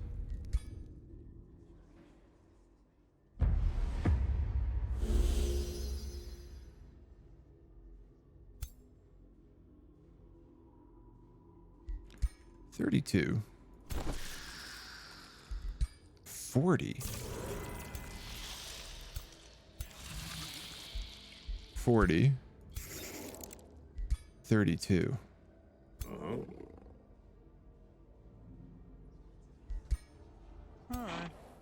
48. And a summon. You have a summon easy win? I have 2 characters who are skirmishers. So they can be pretty gross. This reminds me of Lords of Magic and Disciples too. It's got a lot of Masters of Magic. I guess Lords of Magic as well. Common ones I hear.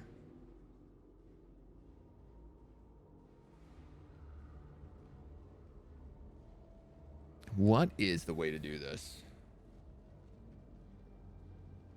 This is possible to win.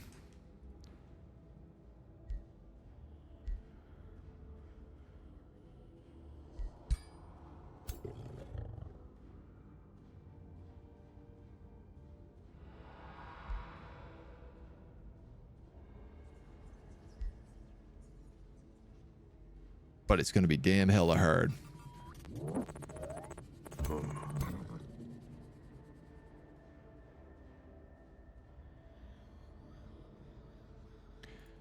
I don't want to summon on the first turn. Because I've only got 3 turns with the summon active. Better graphics for sure. Absolutely. Chocolate Warfare, thank you for the follow. Welcome to the agency. Bird.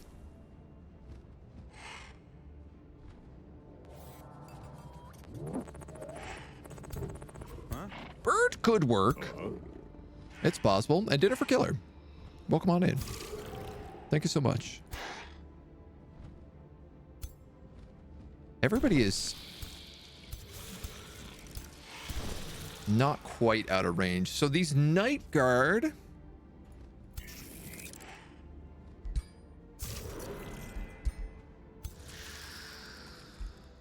and the Phantasm Warriors have a higher movement range than everybody else, which kind of makes them the immediate threat.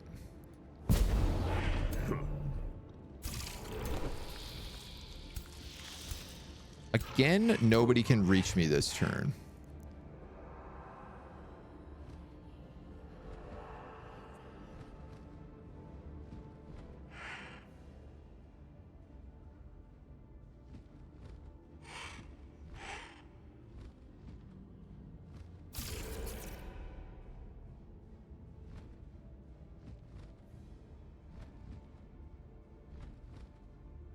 These guys have Umbral Drain, which also has a range of 4.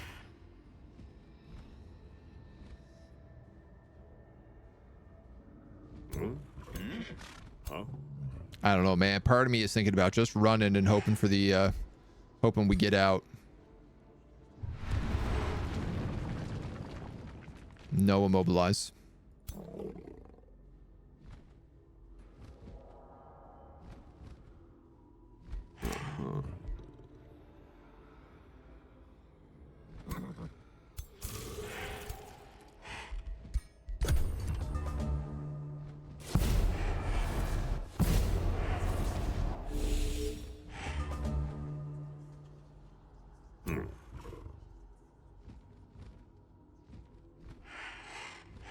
That's tough.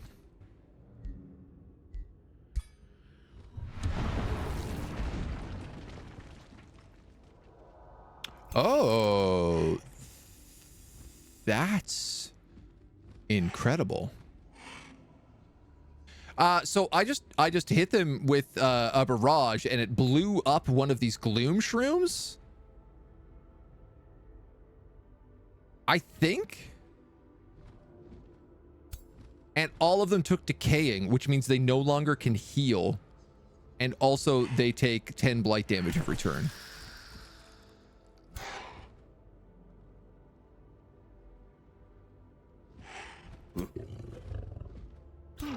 Real talk, that's huge.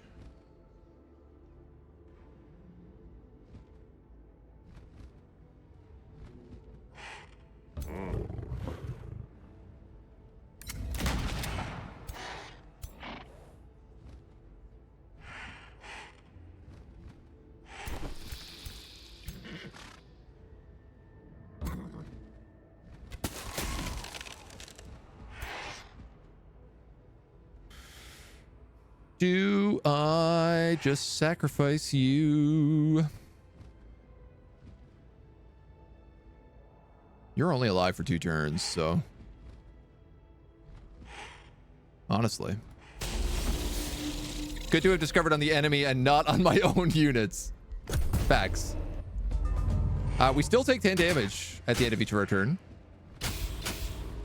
And they steal our abilities, like strengthened. Oh my god, no, they're Umbral creatures. Ah, I always forget about this. This is a new thing, right? So Umbral creatures have Curse Eater. So if they take a negative status effect, they just heal from it.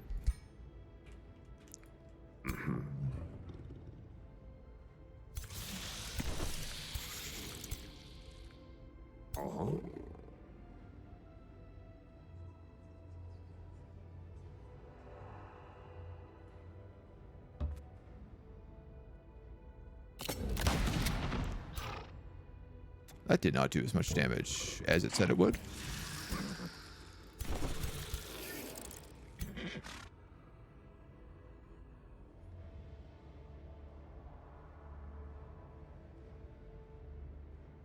And I just blocked your passage.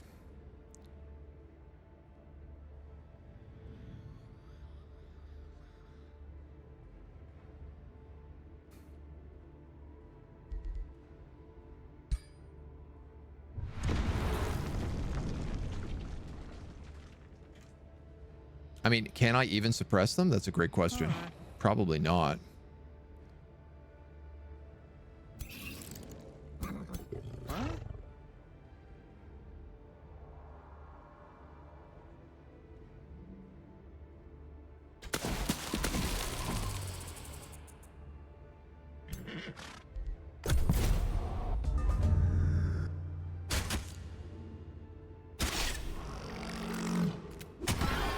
Too much.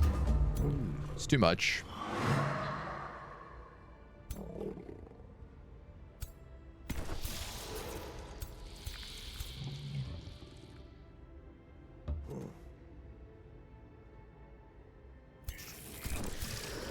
Yeah, so they can all still reach me. Mage Lock doesn't really do enough damage.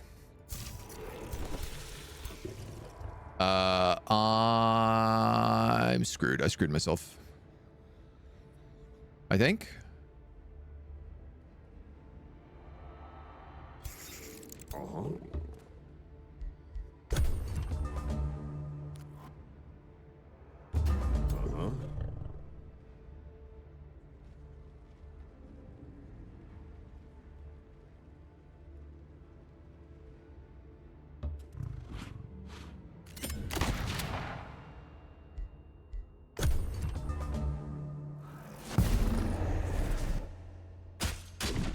Oh yeah, they have crazy movement.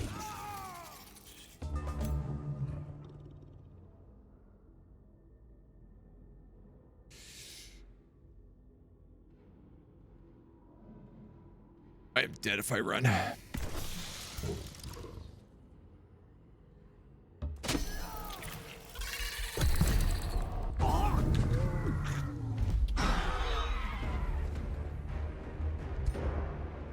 We're just gonna flee. I'm gonna go with the original plan, which is just flee. Yeah.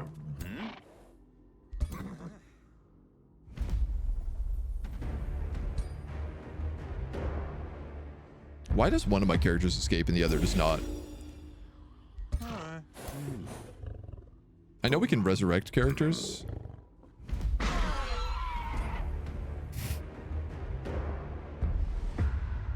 I hate this RNG.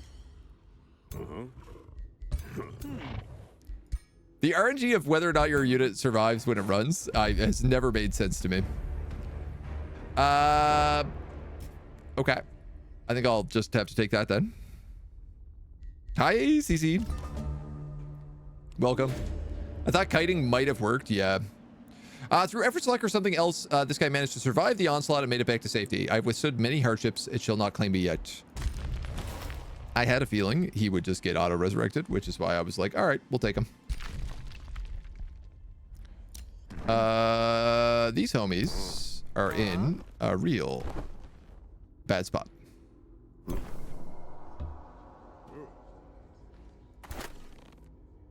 Huh? You have a mage lock. You have 2 overseers.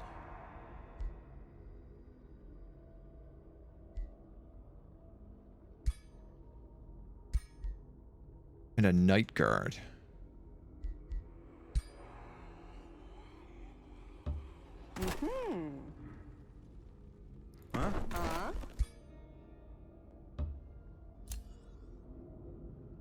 What I want to know is if we go here and visit this.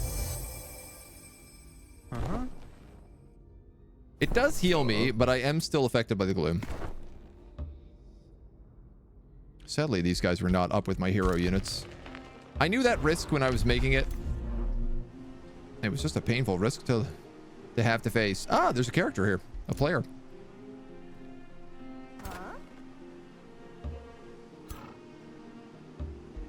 And my hero is also back, though, at like no HP. Playing a good Eldritch horror in the Age of Wonders. What kind of shenanigans am I up to? Yeah. I'm being a giant skelly boned god. Trying to right the wrongs of the universe. This ends up being a risky battle. But I don't think we have a choice.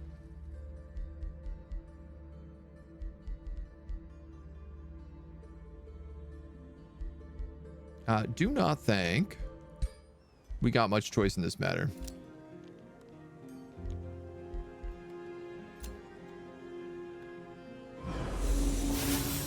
I can grab an extra zealot.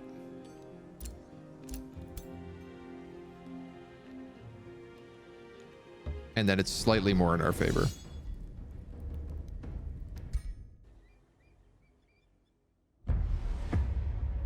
It's not slightly more in our favor. I didn't realize this until I just accepted that combat. He had face beasts. These guys are invisible. You can't see them until you get close.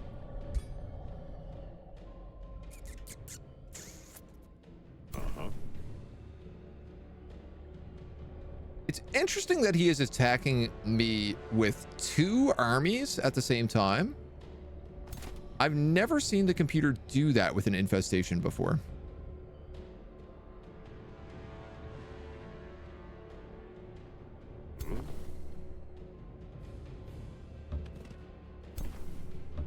And I'm not sure how to feel about it.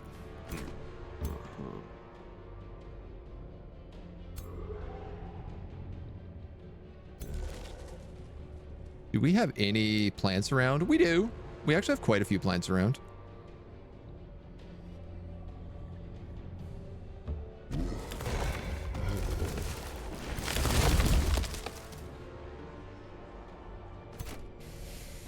That Dark Warrior is going to full charge me if I don't move up, so... Sadly, that plant is sacrificial. I'm going to get you behind these dweebs.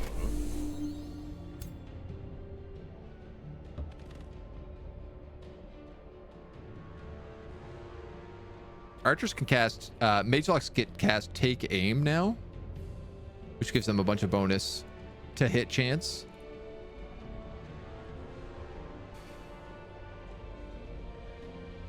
If I teleport here, 1, 2, 3. 1, 2, 3. That would be a pretty good shot, actually.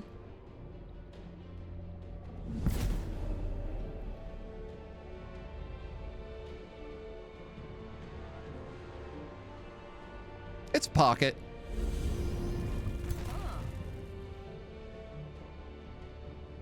5% chance of hitting a face beast.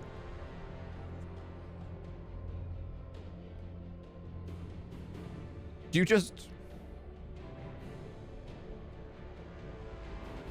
Are you just impossible to hit?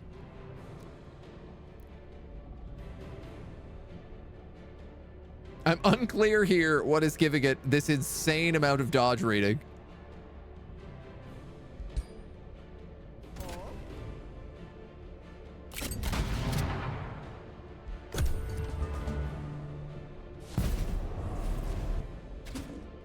Hit with the Umbral Drain, charged by the Phase Beast. Our guy becomes insane. And then we are under a lot of heat.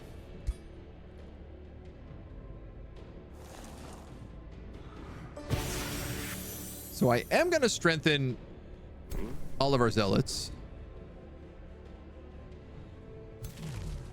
As I really think we have to do that.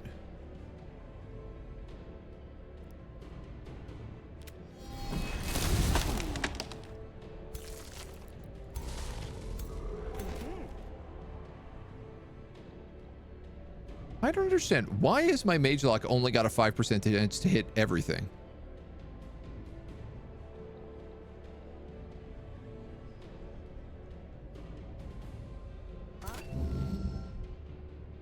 That's why. So this is the change they made to mage locks, is you basically can't, you can move and shoot, but you won't hit anything.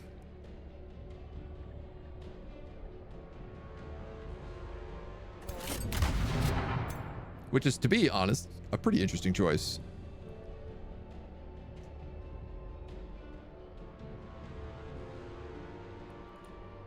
We do have mind control. This guy would be a good one to do it on. Alternatively, we have madness.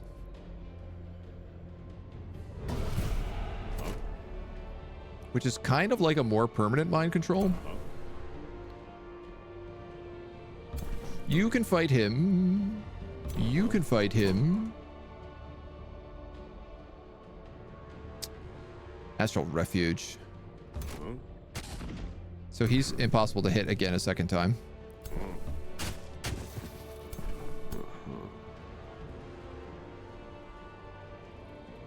Right? Astral Pursuit. Astral Refuge. Invulnerable. Stunned. We'll have to see how that plays.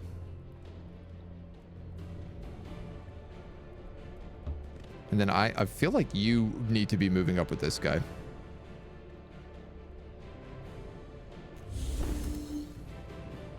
Getting terrible gray shots, but hoping for the best. Face dogged in the back, hit in the flank. But they really ignored all of my tentacles.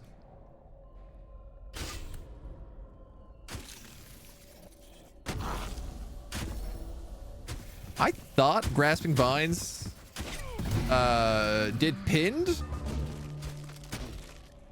And I'm seeing that they do not. This guy still has Insanity cast on him.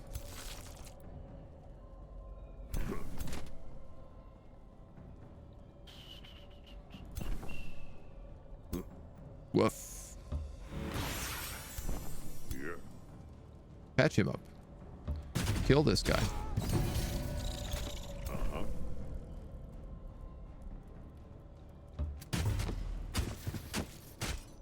Okay, so the zealots are actually getting good now that we're starting to get some buffs.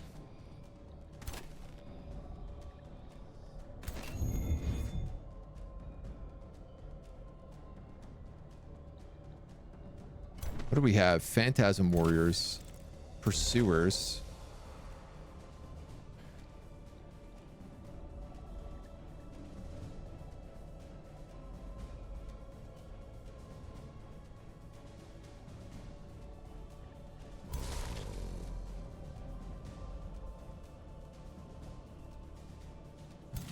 That's an object. He can shoot it and heal himself.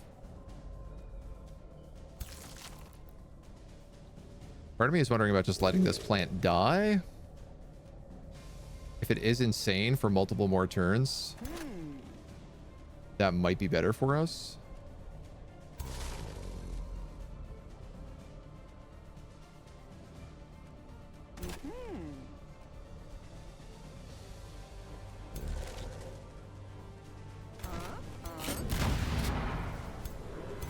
Well, that was a convenient critical hit.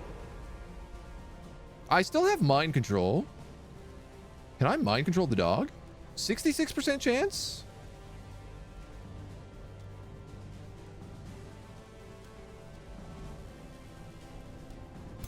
Or I could 99% chance the Astral Siphoner.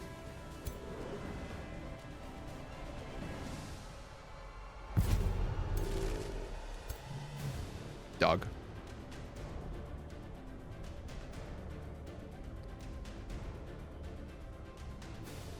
Now, what do I do with him? That's the real question. He's not going to be able to kill my guy. Unless somebody else joins in.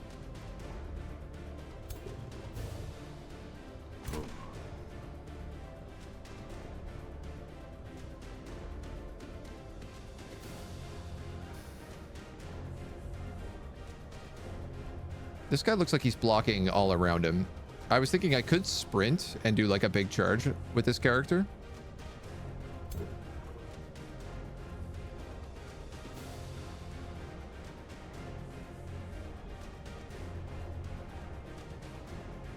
That just does so little damage.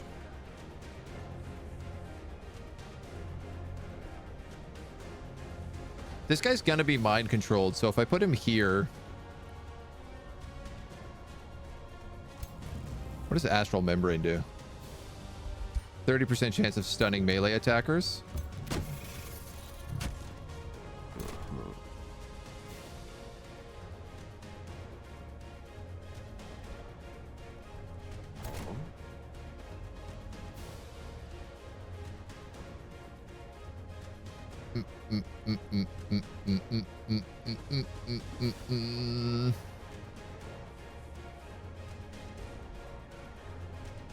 I could move up here and then move back, potentially.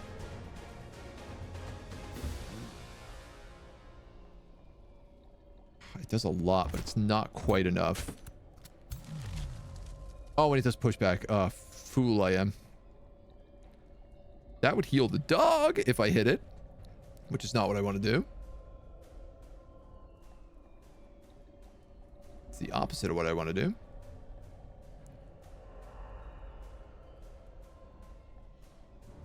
Can I cast this in melee range? I must be able to. Right? Because otherwise he wouldn't have an ability. So that will heal himself, though he'll also take a retaliation.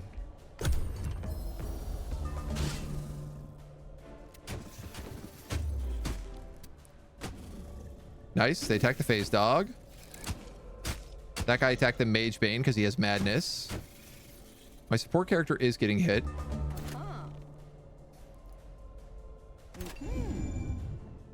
Take aim with the Mage Lock. Kill the phase dog. For sure, kill the phase dog is that answer. You can kill him. Alternatively, you can kill him, and you could kill him. Seems maybe a little bit more favorable.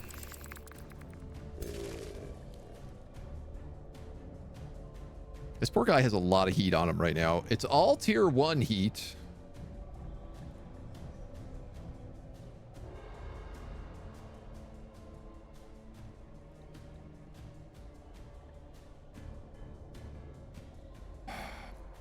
If I summon that, he's going to be facing backwards. And he's going to take like a ton of flanking attacks.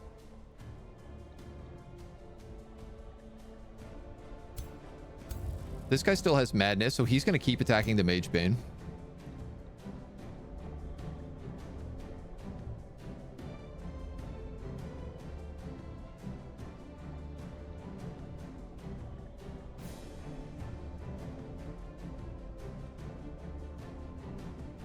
%66% chance of putting Insanity on the Mage Bane. Honestly, I think we should condemn it so that our Zeal units can do some more damage.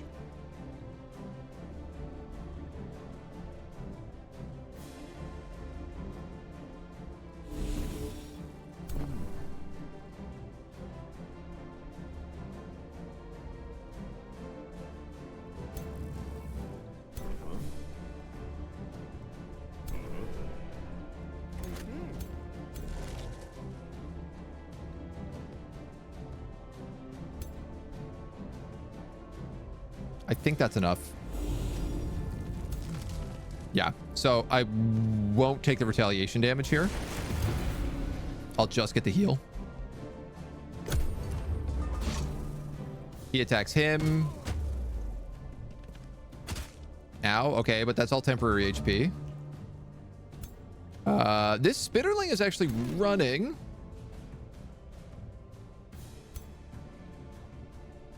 Which I might allow.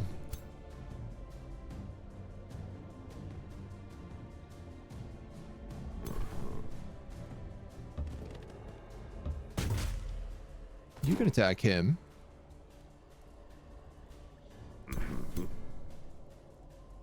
You die if you do that. Unless we hit him first and cancel retaliation. But you would have to walk over fire, which would be a bad time for you.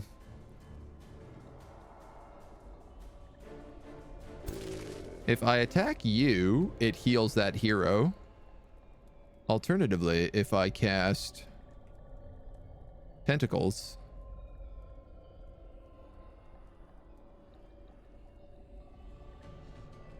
it screws with a lot of stuff.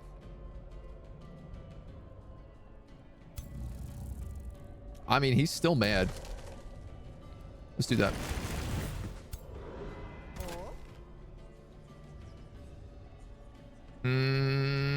Can you hit people where you are right now? Yes.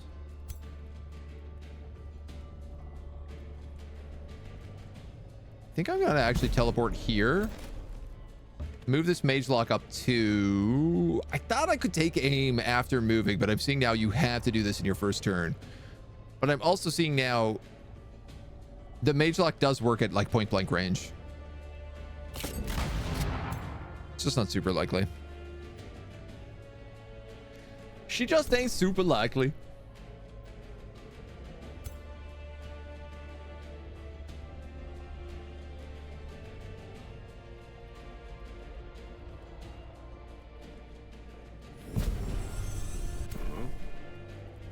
No insanity? Boo. We're gonna hit him. We're gonna perk you.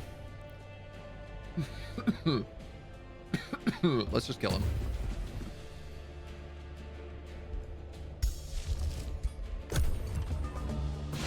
He attacks him. He runs. He attacks my zealot, which is a little bit scary.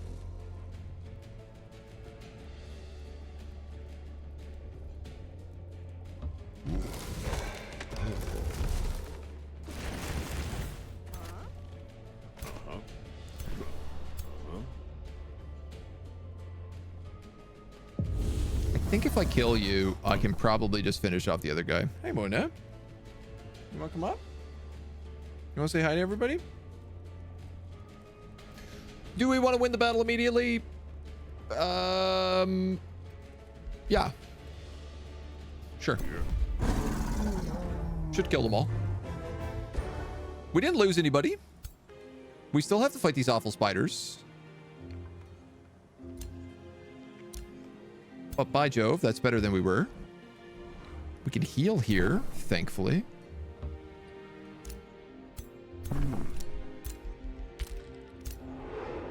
Our hammer bro got to level up.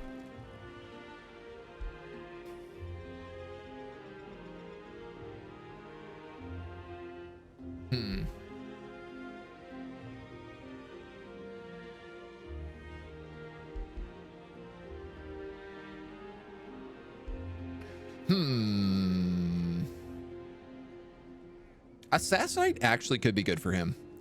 Because if he's charging... Typically, charge isn't going to do a lot of damage if you're in close, but if you could charge, you can follow up with the Assassinate Strike.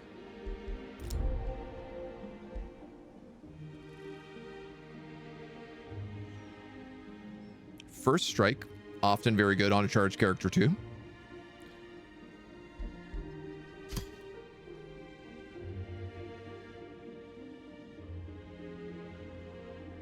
Because if somebody tries to attack you, you get in one big mollywallop before they get a chance. Yeah, I think let's take that. We'll take Sentinel. You guys are gonna vibe. We've leveled up on the old ruler. Magic attack and debuff abilities gain +1 range.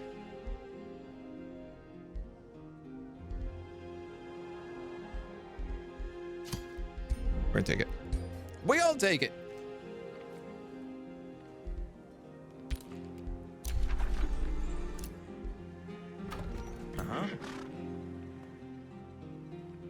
And I mean, honestly, I guess this guy, even though he's wounded, he might as well move up. Rejoin the party. Okay, everyone else is sort of stuck in time and or place. I could build another observer. It wouldn't be a bad idea.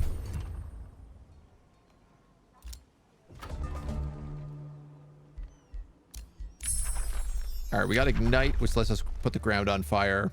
And we're at tier 2. Perfect. So the Tome of Revelry is something I might consider getting. The Blood Fury weapons gives you extra physical damage, which is always fantastic. It also gives +1 morale and strengthened whenever they kill. The Scald, it is a demon, but also we're an Eldritch god. So we could maybe choose to use the Scald as a tier 3 support unit, which I don't really think we get good versions of otherwise. We have Overseers, which are like, okay, but definitely not as good as Fire that it does Insanity. And possible regeneration. Experience from combat, 50 morale from all sources. The Carnival of Flesh, which counts as a farm and boosts adjacent farms. And 20% crit hit damage for everyone in the army. The Tome of the Beacon, I don't believe is what we want. It does give Mighty Meek.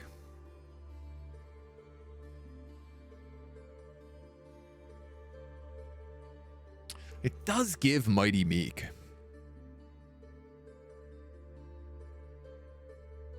Upon casting at the start of each turn, friendly units at a 2 hex radius heal 2 HP and gain 5 morale. Rally of Lieges get Faithful. Target city gets +15 mana each turn. Lightbringers, you know, they're okay. They have Convert. Blessed Souls for vassals. So that's not really useful. Unit becomes faithful. Non-hero faithful units get 20 morale. The Tome of the Inquisition, on the other hand, gives us Zeal on our characters, which is obviously very helpful. Tithe Collector counts as a mine, which we also get 10 mana per mine, and gives adjacent gold for farms and foresters. Mass Condemnation, we get the Inquisitors, who are tier 3 skirmishing units. Now, we also have Dragoons, which are tier 3 skirmishers.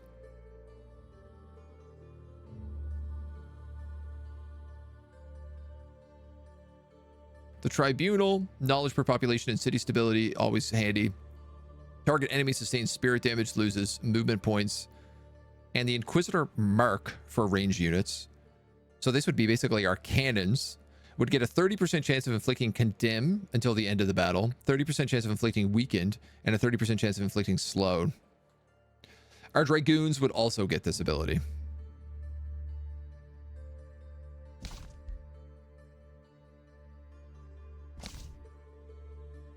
We are Holy Purifiers.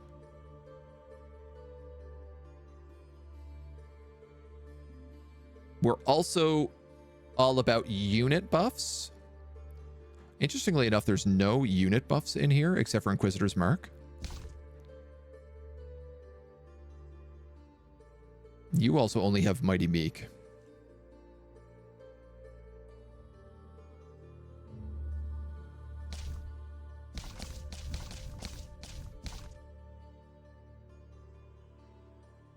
You get Reveler's Heart and Blood Fury.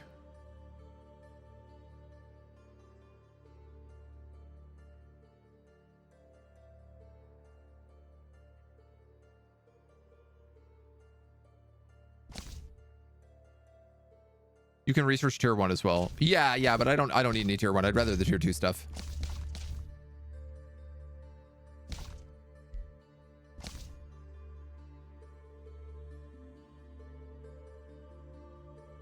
Honestly, the fact that we get Dragoons is really like pushing me away from Inquisitors. Because Dragoons are just kind of like better Inquisitors. You know, kinda. I would argue they are mounted Inquisitors.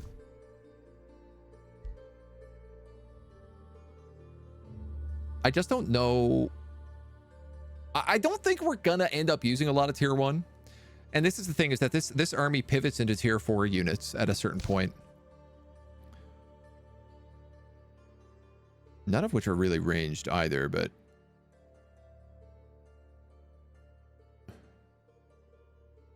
The Tithe Collector here is really helpful. Zeal is really helpful. Mass Condemnation is always pretty rock solid. Condemned on a 1 hex radius and 10 spirit damage. Also, I could cast Burden of Guilt on, like, void armies on the map, which would do a lot of damage. Tier 1 does have huge buffs. Tier 1 always ridiculous.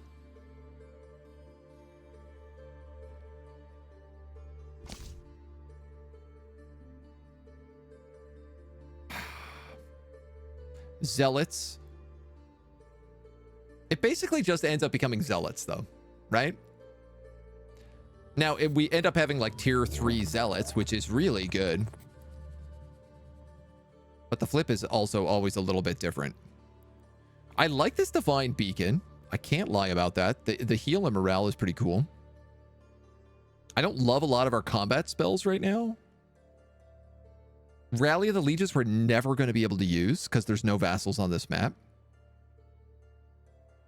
And Blessed Reinforcements we're never going to be able to use.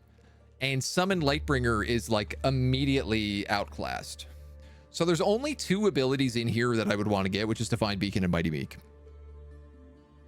Merc, by the way, thank you for the follow. Welcome to the agency. Honestly, I might just take Tome of Revelry first. Mostly for Blood Fury weapons. Extra damage, morale, and strengthened. For polearms, fighters, shock, shields. This is like every unit in my army.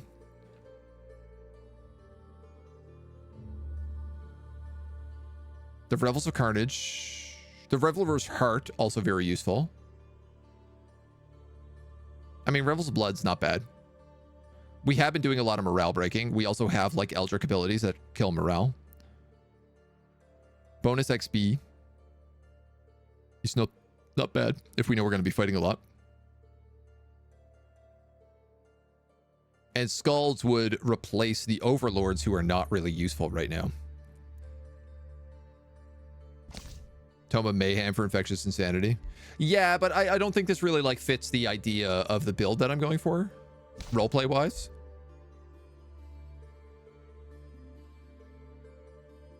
We're meant to be like killing heretics. You know what, man? We're meant to be killing heretics. I gotta take Tome of the Inquisition to start. We're purifying heretics. Like that's what this campaign is. I gotta go Tome of the Inquisition. Strike down upon them with devout rage. Whether I like it or not, we'll take Inquisitor's Mark right away. Misfortune on bows, yeah, really good. I feel like less useful when you have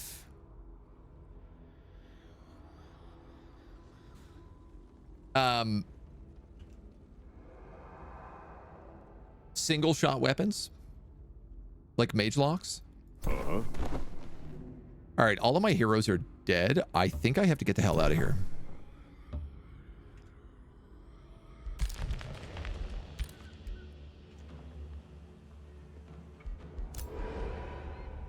You guys are healing. You guys are healing. You are coming around the mountain when she comes. I believe so, yes. Ah, the elf you meet is not in chains. In fact, cult leader Warlack of Insulder seems to control many guards of this realm.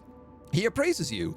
Ah, this is the face of my rebellion that my scouts warned me about. It is unfortunate to meet under these circumstances, but as the warden of Therukath, I cannot allow insurrection. Soon you and all the wizard kings who dismissed me will be nothing but a thrall under the rule of Urathadai, the most terrifying creatures known to exist. It's a pity to see your potential go to waste. If only you had joined the right side of history. I will fight for my freedom. You are not the first chosen one I have needed to crush, nor will you be the last. Do you really think I allowed you to roam around freely? My spies are everywhere. I think it's time that they emerge. Oh, good. Several armies will appear near me.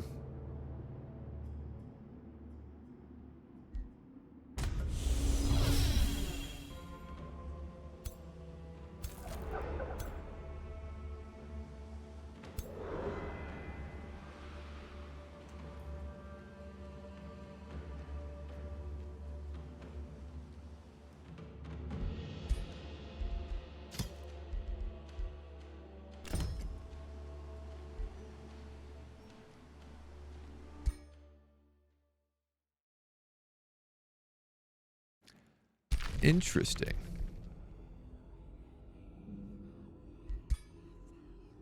You sent me back this far.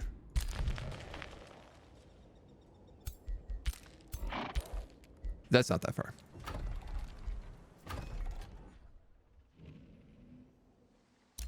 So we will not visit that character, is what we're going to do. And we will go elsewhere. I don't know if I should thank you for making me buy Age of Wonders 4 or curse you for making me spend money. Well, you'll appreciate it because it's a really good game. So don't worry about it. You're welcome. Raises chance with only one attack on the misfortune. I still feel like you have a higher chance when you are shooting multiples, though. Statistically, I feel like that's correct. It's like how advantage is better than plus, you know, plus 10. Single shit weapons get the chance to apply debuffs increased by 1 step. 30 to 60, 60 to 90, 90 to 100.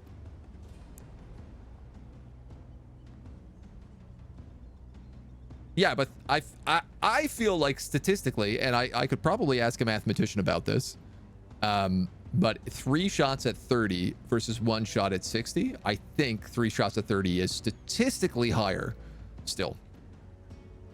But, you know, there's a lot of other things to like account for, such as like, do you have to move to make the shot? Well, then you're only getting 2 shots versus you're still getting 1 shot.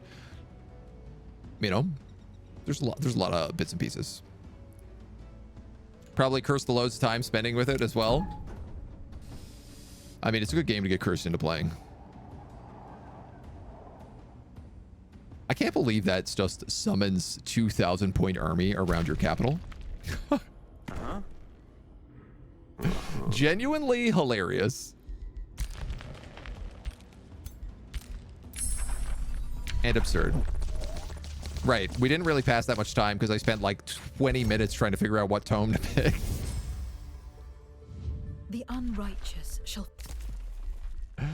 Very good, sir. Very good.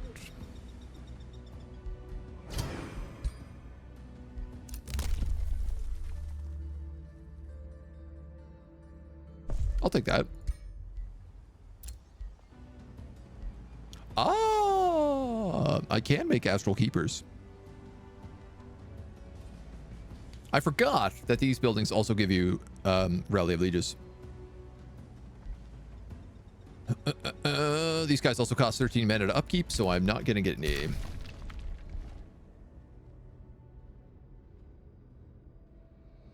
Okay. Okay. Okay. Right, statistically, 30 times 3 is slightly better. 66% over 60. Yeah, there we go. Battle Ladder, thank you for the follow. Welcome to the agency. 3 shots at 30 has about a 35% chance to miss. Heard maths. Yeah, we're not, it's not miss, it's about a status effect application. You are right. If it was like miss chance, then I would rather take 1 shot at 60 than 3 at 30. Either way, I'm going to get XCOM'd, but... Alright, we're going to go for that tower. Oh... they're chasing me. Huh?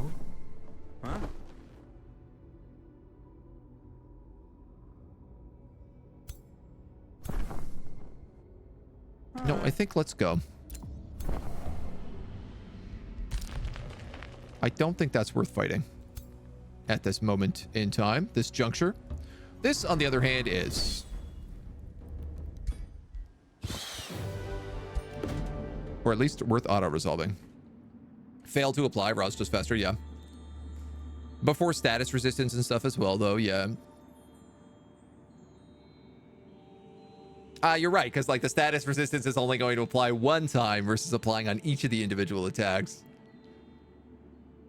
Again, it's almost like there's some good balance there. I think both of them are close to effectually equal. Want at least one hit with 3 shots at 30%. In that case, calculated as 1 minus all misses, which is 0.7 times 0.7 times 0.3, or 2.7%. Lightning is my slower brother. The stream is smarter than you. Dude, that's every day of my life is the stream is smarter than me. I am in a constant wow as defense contractors and nuclear engineers and like heavy duty programmers, and I'm blown away by chat on a daily basis.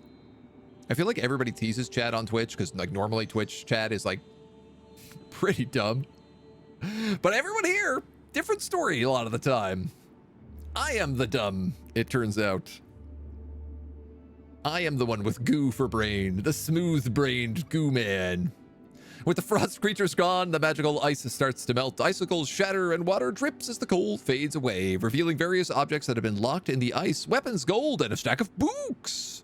As the ice melts, chaos and decay make up for lost time, and everything is deteriorating in front of your eyes. You have to choose fast. Striking Divine Bane is a tier 2 hammer with Celestial Slayer and frost damage. We have a Dwarven Hammer, which is a tier 2 hammer with pushback instead of Celestial Slayer. And I'm gonna guess fire damage? Either way, I don't love this. 100 gold. 102 knowledge. Turn and a half of knowledge. A lot of mana. A lot of gold. I think I'm going to take the gold. Right now, I'm seeing that we really need some infrastructure problems.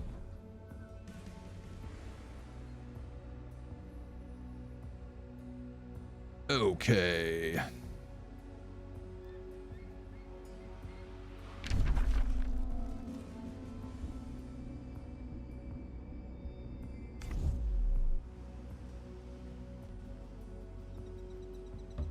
Send you up here. This guy's healing. This guy's healing. I gotta figure out how to get rid of all this Umbral Gloom, because it's just gonna get worse and worse.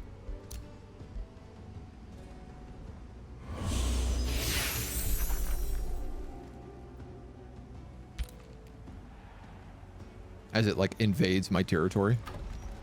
And I think it's also domain minus 10. Gloom minus 10. Yep. That's right. So we're taking some like gross penalties from this.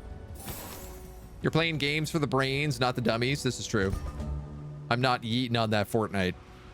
Or I don't know. I don't know how to say cool kid things. It's beyond me. Get out of town. Mage lock cannons cost war spoils. I didn't know that.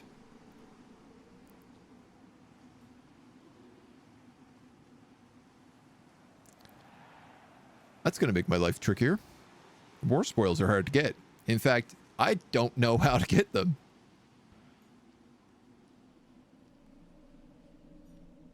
Dragoons have harrying shot, which I am correct in saying is slightly better than Inquisitors. Though different. It's different. The Inquisitor shot, I think, does 24 physical.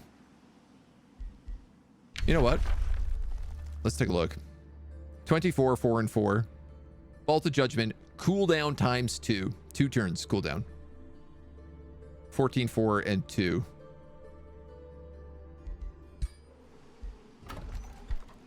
$14, 4, and 2.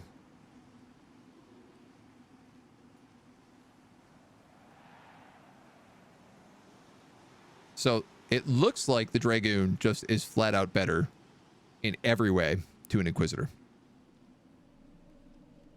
Plus, Harrying Shot, I think you can move fire and then keep moving. I think is how that works. Dragoons are like really, really annoying. At least they have been in every other playthrough when I've had to fight them. Well, part of me is thinking maybe I go straight for Tavern into Bathhouse.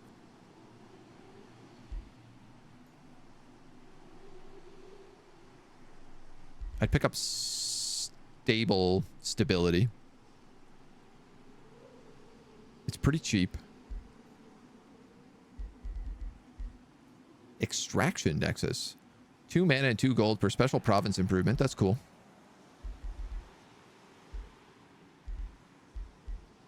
We do have special province improvements as well here. Circle of Zealotry counts as a quarry.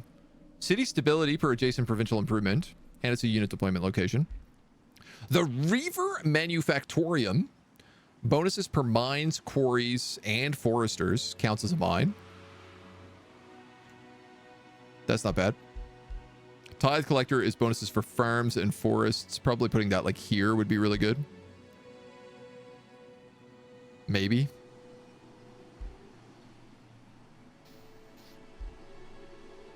Ritual Pyre per adjacent forester. I mean, the whole place is a godforsaken mess right now.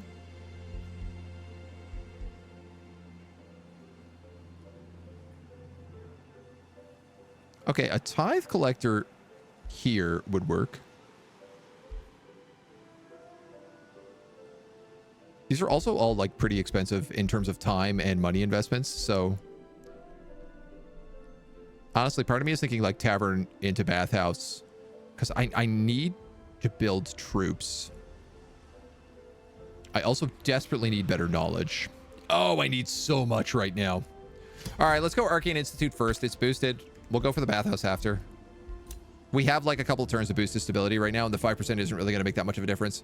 Harrowing got its CD removed, so it should be quite good now. Yes, Inquisitor Shot always hits, though, so that's pretty dope. Aha, okay. Can I make town and make vassals? So I can't... I don't know why this says I have 3 base cap. This map has mega cities, so you're not meant to be able to make any towns. So I think I can make outposts, but I can't upgrade them to cities. So I can't ever make them vassals. Yeah. Dragoons seem to be way better. They have the effects on top as well. Yeah, plus they're on horses, so they move way faster as well. I'm kind of thinking about taking my Dragoon hero, not this guy, the guy who's currently coming back to life, and giving him an army of Dragoons, because I feel like they could be maybe unkillable. I feel like you could probably cheese armies with Dragoons right now. And I sort of want to know if that's something you can do.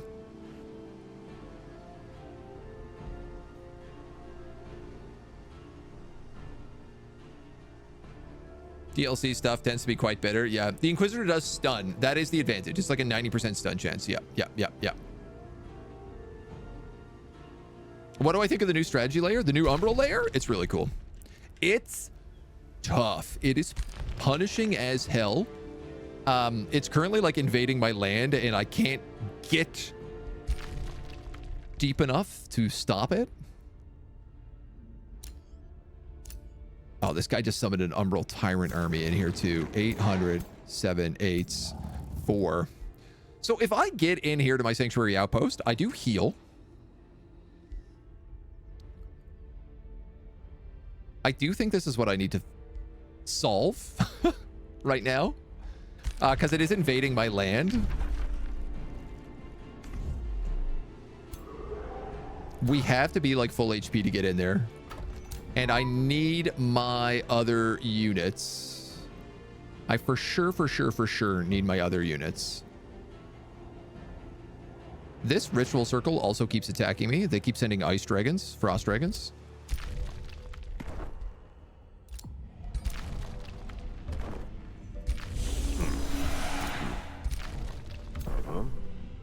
They might catch me here coming out of this.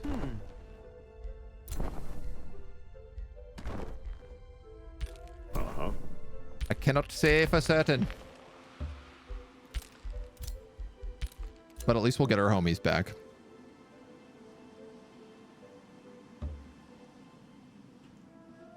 Ooh, a cursed tower.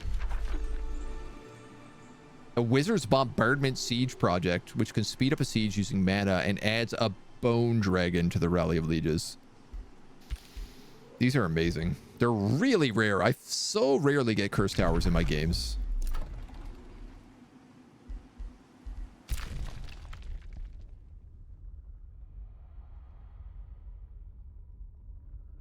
Units inside of sanctuaries, outpost domains, or this just adds a -10. I don't think there's any reason to rebuild that right now. I am not building troops, so I want to build dragoons. They're going to take me 5 turns because we have no draft. The new layer is like an invading a literal wasteland for your troops, like going into Chernobyl. Yeah. Absolutely correct.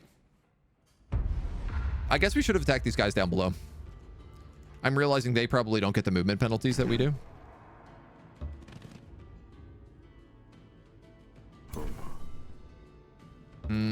Okay, let's go. Zealots. Overseer can heal this guy. This pursuer is champion? Exalted? Champion. And you're a mage lock, which is good in its own right.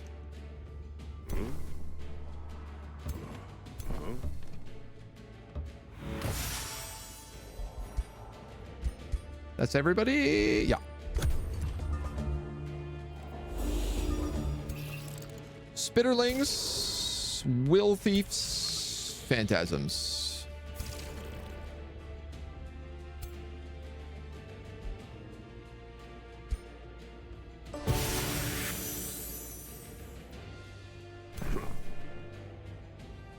I think hold the line is the answer.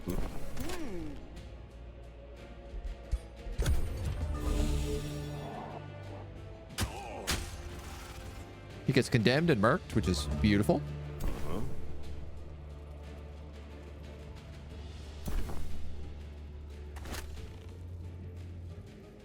I actually have some like decent shots on the guys in the back here as well, so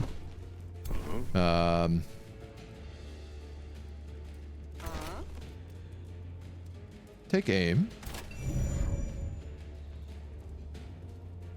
90 and a 60.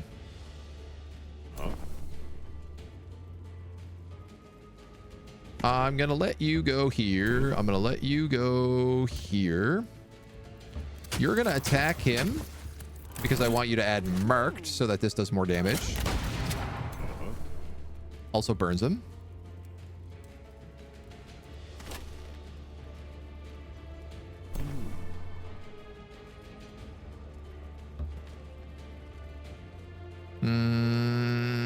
I might use warding with you. TBD.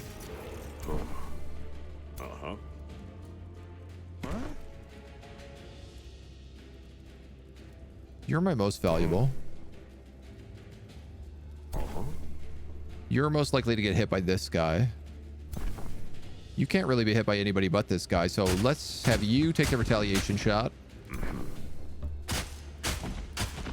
You can take the little bit extra. You can kill him.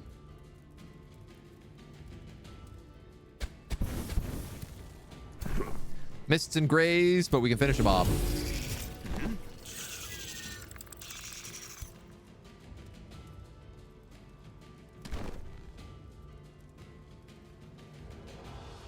do we just lock him down with the Night Guard? I think that's a good option.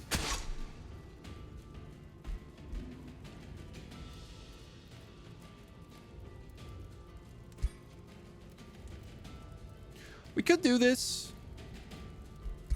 but I don't really feel like the mana is worth it. These guys are coming back into safe territory right now, so...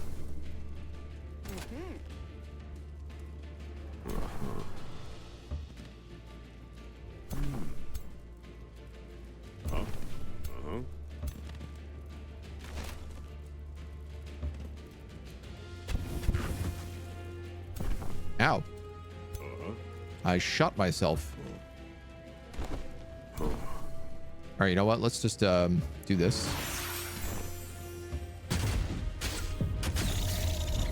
So he doesn't have to take extra damage. All right.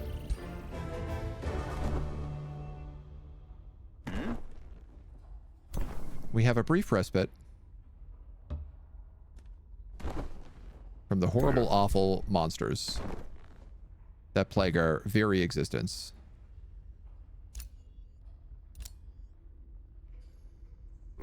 The gloom isn't spreading out of this location, and it doesn't seem to have an infestation. So I'm definitely less, like, urgent feeling with that. I think this ritual circle is protecting something cool. Well, it's protecting something. I don't know that I would define it as cool, but it is protecting something. Hydrocheck, thank you. Pretty happy about that promote stuff, since Mighty Meek Feudal Pikemen will probably be extreme against large units. Yeah. I mean, I think that the tricky thing with the feudal units is that they do evolve, right? And so they evolve from pikemen into defender, and then they lose all their ranks. And then defenders, I don't think can hit rank 5. My understanding from the patch notes was that units that evolve, their evolved forms, can only go to champion. Now, I might be wrong in that, but that's certainly how I read the patch notes. If a unit evolves, the second tier can only go to champion.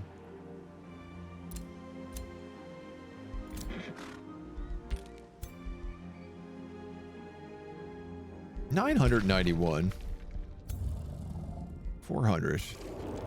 800.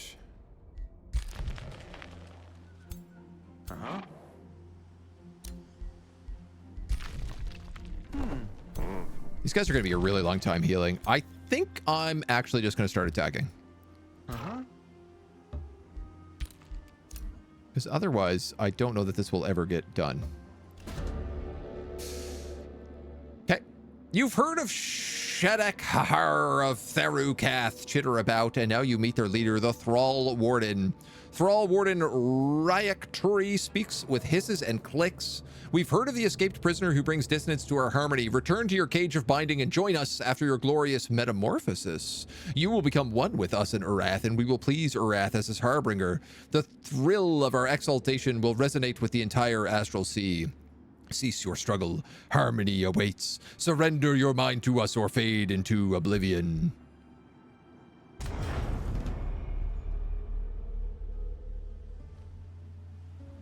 Where is he?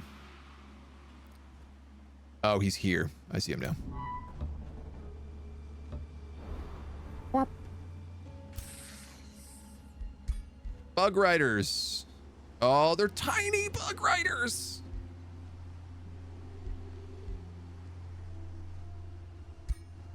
Some seriously high-level troops. They can also reach me where I am right here.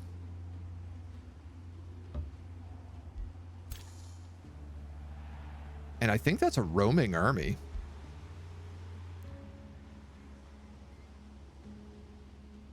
Warden defeated or negotiated with. Prisoner freed. Deserter met and wizard investigated. All right, we still got lots of people we got to meet.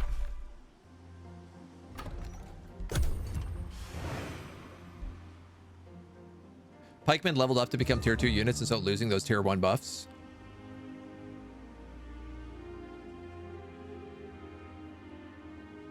Yeah, it's gonna be a bit strange how that balances on some of those units like the feudals.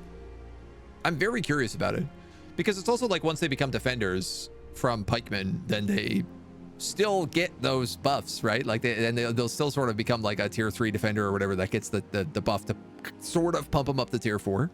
So you can draft the shields directly, no need to evolve. But I think they auto evolve, right? That's the thing. The moment they hit that level, I think they automatically switch. Oh.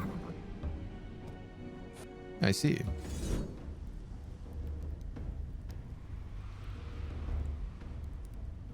I want to see how I do. That's basically no damage except on that one zealot.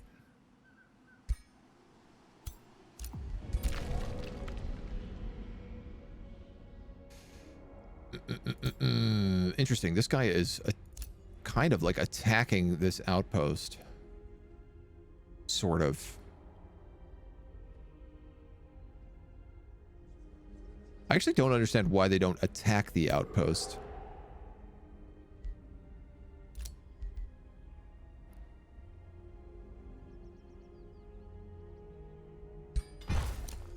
Now that the other players are alerted to me,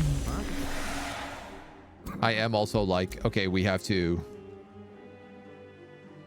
give a bit of a thought about that. Lost Queen's Crypt, Corrupt Souls.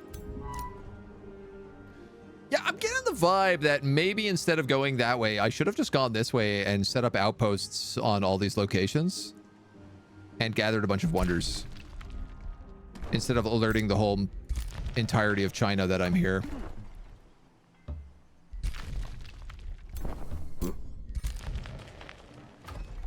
Well, at least I'm healing now.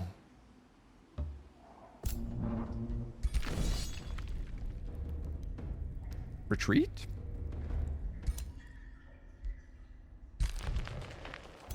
That's where those spiders came from. All right, so this guy is probably going to come down and attack my city, so we better keep an eye on what's going on up there. You're still routed for 2 rounds. Okay, so but you are coming back.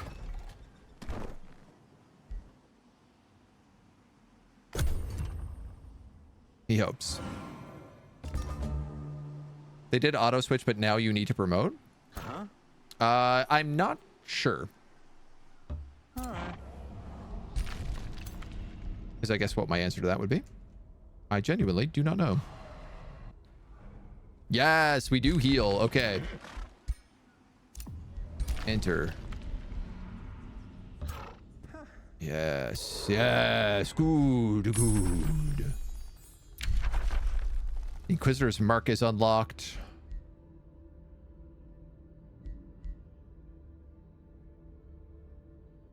That's really helpful.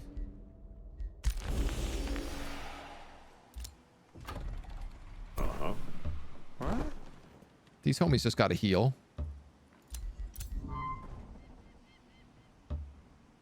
I'll let this guy just explore. I guess I just want to know what's down here now at this point. You can move a little bit more.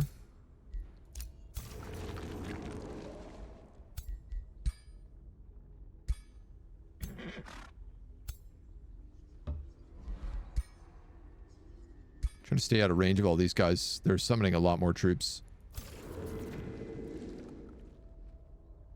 He's probably going to attack me.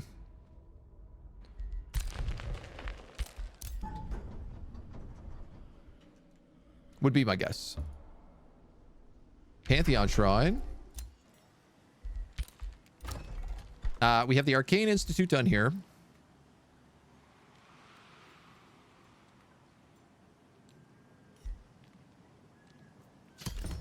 Wizard's Tower builds in a single turn.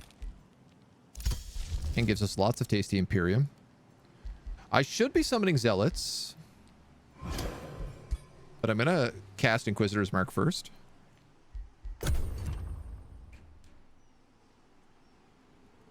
Looks like that guy just went underground to hunt bugs.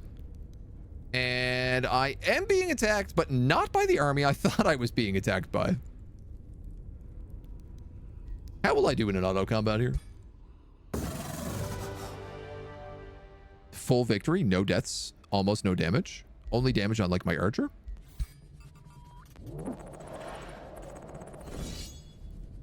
Second battle, maybe not so lucky. Robbie Cakes, thank you for the follow. Welcome to the agency. This one we probably have to fight. We also probably have to fight this Umbral Tyrant. I don't like it. I'm quite wounded and I only have one healer. They have these dire penguins as well. I can't believe they made the penguins. I mean, I know why they did, but we'll fight this.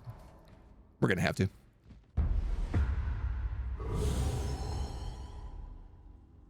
Okay. What are we looking at? Oh, you are big, bad, and bougie. Just put eyeballs on anything and it becomes instantly creepier. So how do you work? You can buff a character with Tyrant's Mark, which gives it haste and Tyrant's Mark. Every unit that has Tyrant's Mark means that this does 10% extra damage.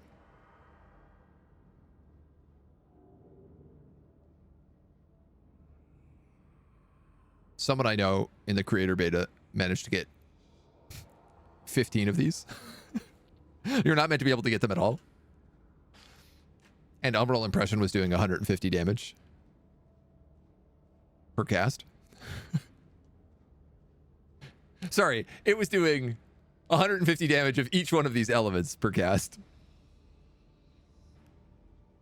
I'm really, really tempted to try and figure out how to do that while I'm still on the influencer build. Target a friendly unit with Tyrant's Mark. Adjacent enemies sustain damage, and it spreads the taint. A lot of damage, too. Those penguins are, yeah, they're really dirty. They focus on, like, breaking your units apart, and then if they're not near other units, they take a lot of bonus damage.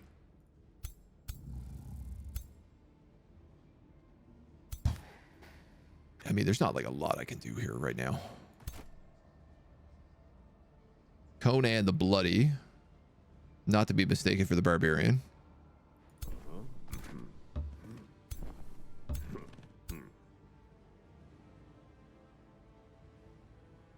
Probably it would have been good if I had that heal on you.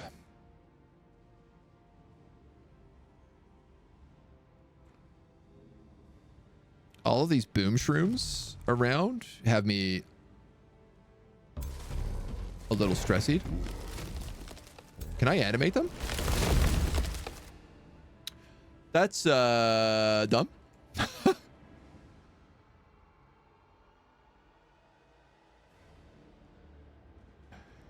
What happened here? Why did animating that give me decaying 3? I can now no longer heal my melee hero.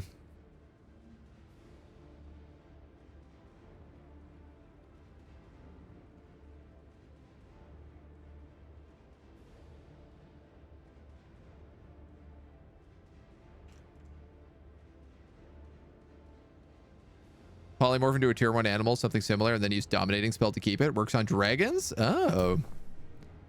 I mean, that is super complicated, but I do love it. Oh, man, that really just kicked me in the teeth.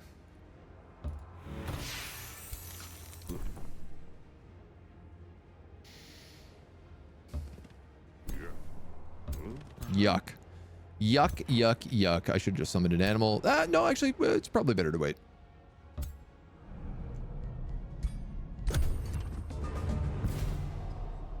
Yeah, all those guys are taking 10, 15 damage a turn, and I can't heal.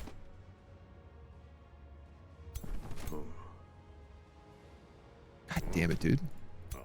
That is a seriously missing tooltip. I am going to report that for sure because I'm sad about it now. All right, enough complaining.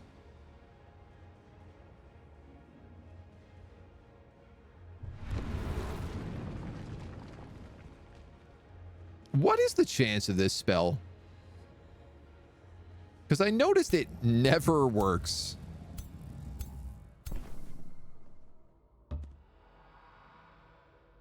Like, almost to a fault. You're an archer, so I don't know what I'm thinking having you out front here right now. And of course they give me a charge nightmare, so we might as well just do this.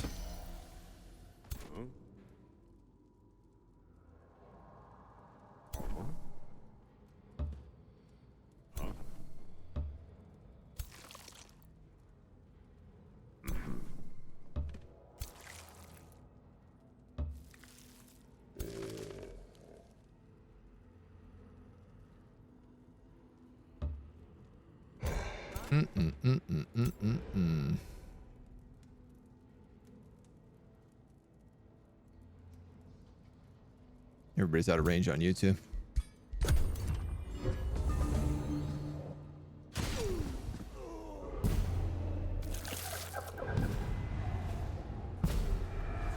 Okay, okay, okay.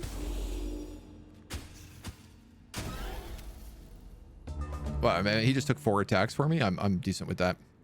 Create a flora from a shroom, so it's considered destroyed. Need a couple prereqs, and yet it's not 100%, so it's not game breaking. Yeah.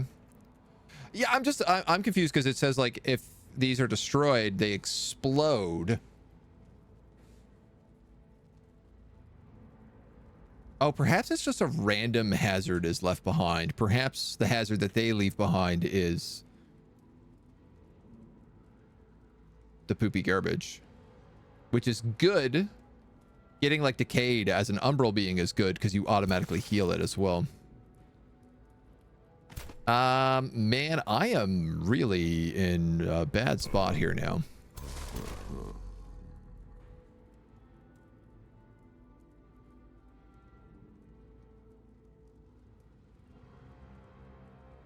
I'm thinking about charging with this guy, getting a flank attack, and then reclaiming bolt. Alternatively, I could cast Wild Eruption up here, which TBH kind of think I have to do. Oh, sick. One of those boom shrooms exploded and killed most of my guys. Okay, set the floral stinger up then. So those are temporary units that'll hopefully take up a lot of these hits. You're gonna move here. Put some marked and condemn on him so that we can take aim with the mage lock. Stack some burning.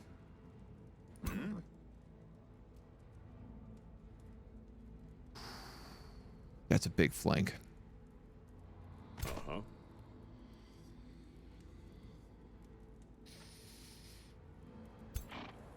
That's a big flank shot on a tier 4 unit. He's also condemned and weakened. Is he condemned? No, I have a chance of condemning him.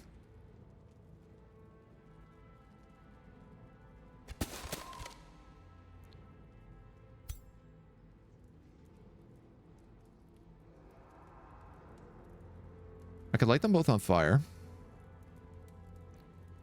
I could also mind control this guy.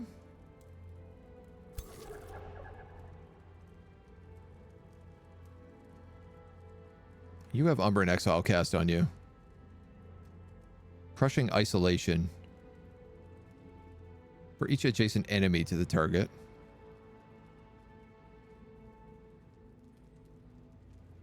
But it's like frost damage, right? Like these guys don't take a lot of frost damage. Well,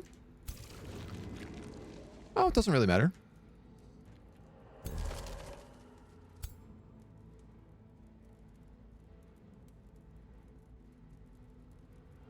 I don't kill you this turn if that's the case. You're, I think, the better choice. Simply because you're closer to everybody else.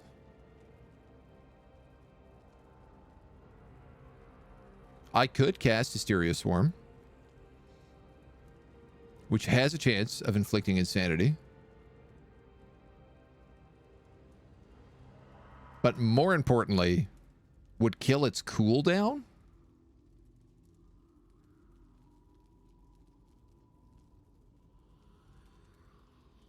Let me think about you for a moment.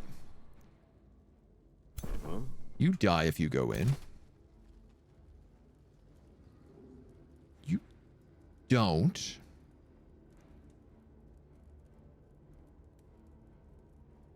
Because you have pushback.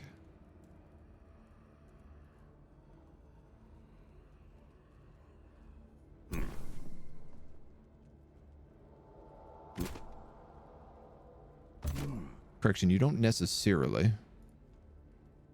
52% chance of death, so probably not going to work.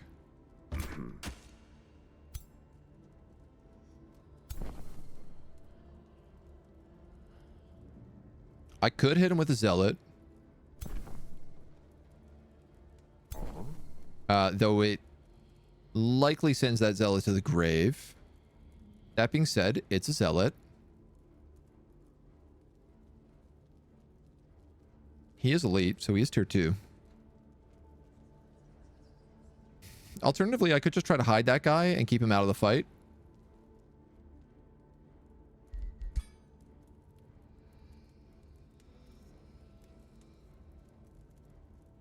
Ignite's good against the Spitterlings.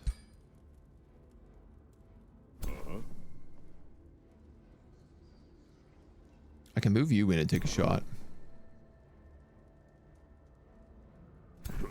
All right, here are basically my options. Move in, take a shot, maybe kill him with Ignite and keep him out of it.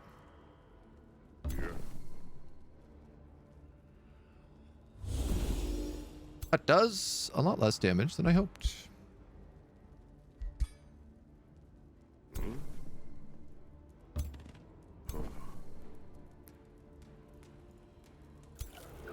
I can just kill him with the Dire Caster.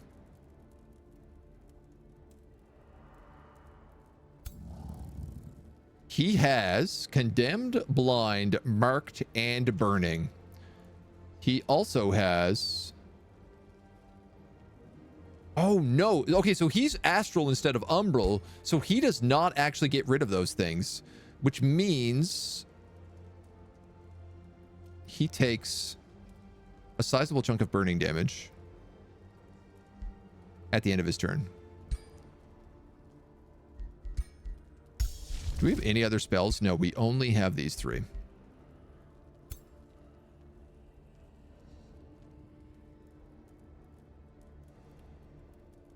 And this doesn't do damage, right? It just inflicts insanity. 60% chance of insanity, base 60 on a tier 5 mythic. That's not gonna, that's gonna be like a 5% chance. That's a support and that's a tier 1. I'm honestly just better off doing the damage here.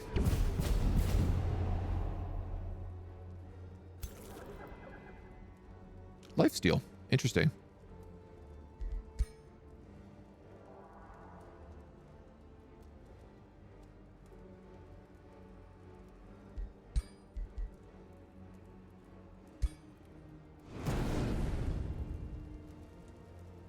I don't know how that's going to play. He's weak to fire, so... Burning removed. Son of a...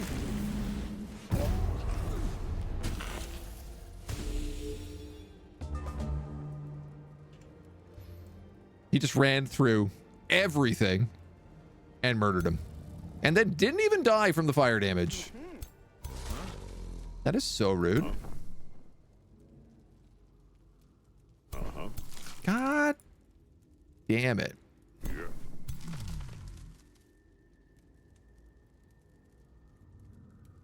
God damn it.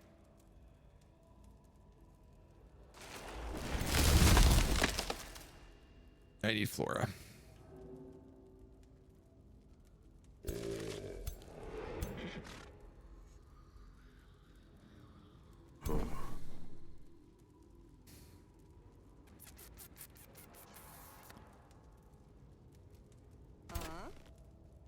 Take aim.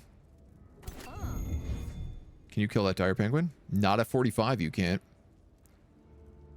100 you can, but it's kind of a waste to use a heavy mage lock on that.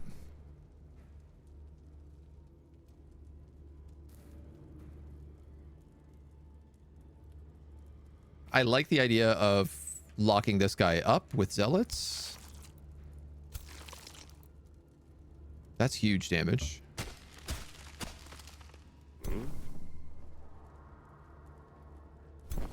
Take it.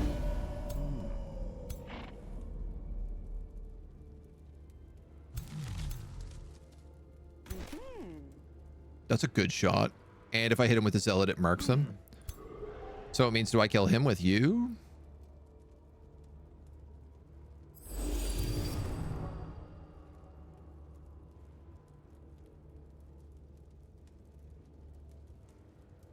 I could give someone Eldritch Truth. I think I better just kill this guy.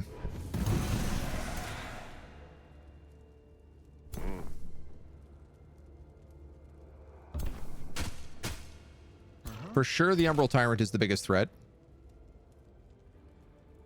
Didn't I just have like an 85 to hit him? Is this because my guy is in the way now?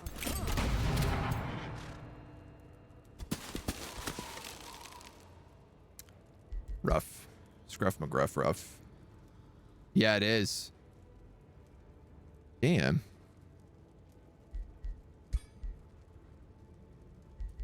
I have 14 mana. Oh, no. Tyrant's Mark. Okay. Temp HP. Temp HP. Summoned character. I'm happy with all of those traits.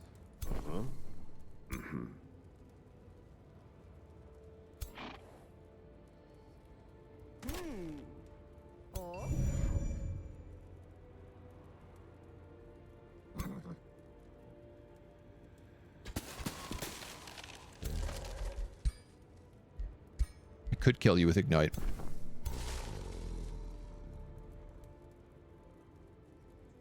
Could also kill you with a Reclaiming Bolt.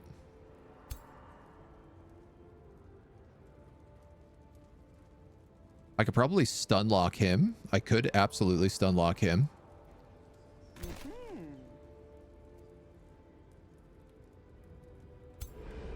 All right, let's kill him with a Reclaiming Bolt. I think I'm gonna have my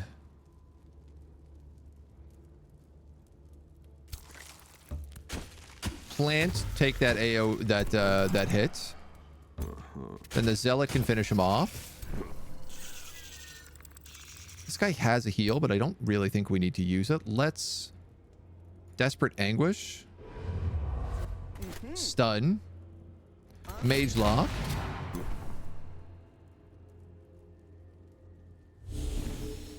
Marking Blast. End turn. He remains stuck. Zealots Condemn.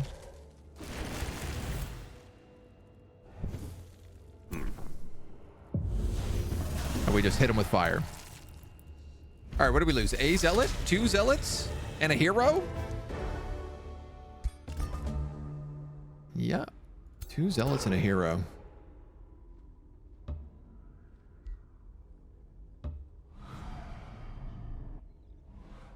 But at least we're safe temporarily.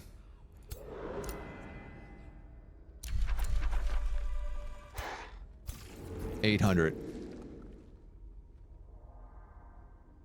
My front line here is not very good. And I have no mana.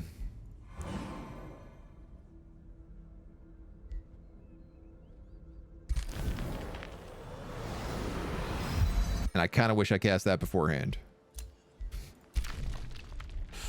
Our heroes have leveled up. Let's see. Killing momentum is pretty much you've got to take right away. It's just too good not to.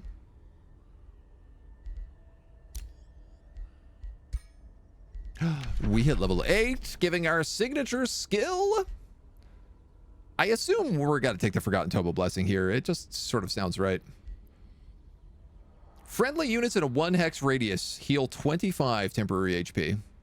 Friendly target becomes a blessed champion, getting 3 strength and 3 bolstered, 15 temp HP. Or Blessed Judgment, enemy units in a 2 hex radius sustain damage, perma condemn, and friendly units heal and gain zeal. All right, yeah, for sure, we'll take that. Though the Tome of Arcfire. Arcfire Typhoon, Blazing Chain Lightning, and Arcfire weapons.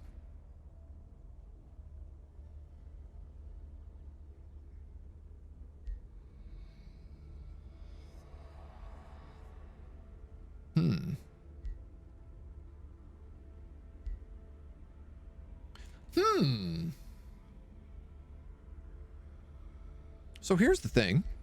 I have been leveling up battle magic, which means that my magic attacks and debuffs get a bunch of bonuses and can go further.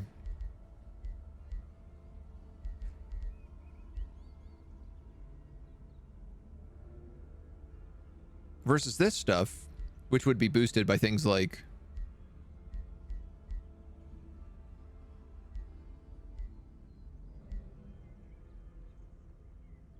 I mean, there are some support things. I don't even have them unlocked. I'm actually wondering if the Tome of Arcfire is the way to go.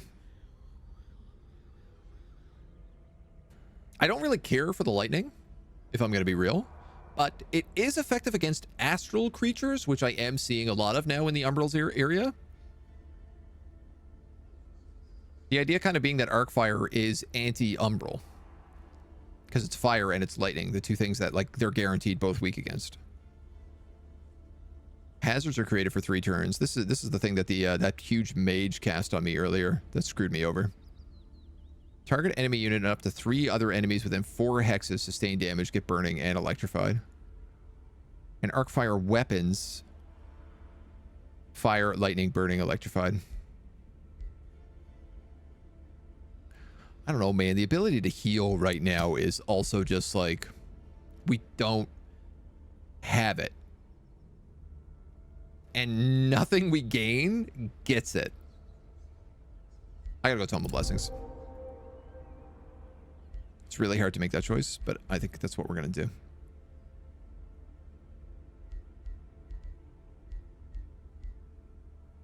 Magic attacks and debuffs gain damage, accuracy, and ignore status resistance.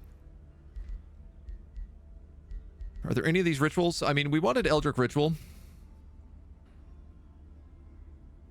Greater Eldritch Phase just goes to 6 instead of 4.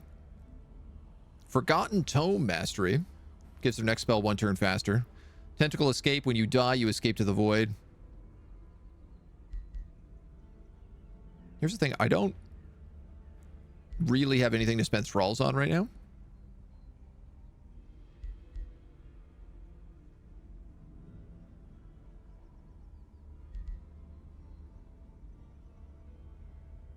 Cities gain bonus draft.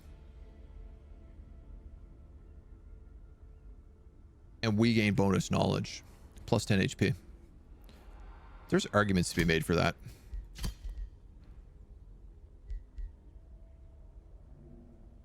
HP, it's handy. It's not huge. But if I'm not casting rituals on things, that draft would be massive for us later. And the knowledge would be really good right now. I'm actually going to take Eldritch Rituals. I think that's the way to go.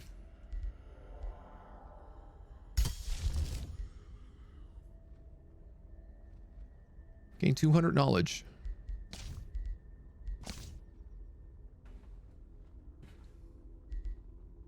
Or 50 draft. This one is way easier to cast in terms of world map casting points. And I do sort of really need drafted troops. Literally doubles my draft rate. So we'll cast that next turn. Our Dragoon dude is back. Just in time to lead an army.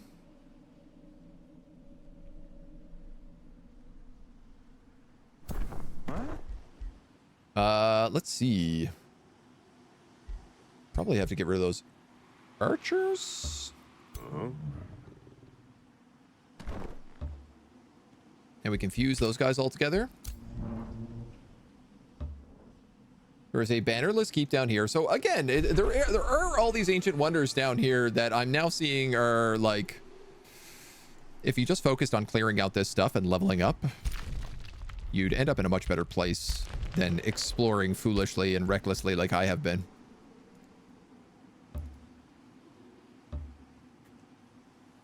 There's his capital. We created a wizard's tower. Let's go for that tavern.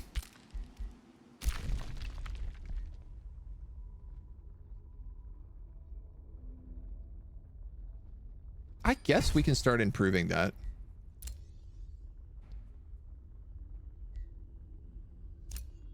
We lost a hero.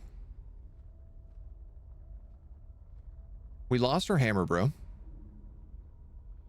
Elemental units in the army gain experience and have minus 20 upkeep. I'm not really using any elementals. I'm also not really using any nature adepts. I think probably what I'm going to do here is just build a crypt and try to resurrect him. Vassals gain allegiance. Converting conquer cities to vassals takes less. All of your units instantly regain all HP and gain +1 rank. More siege projects.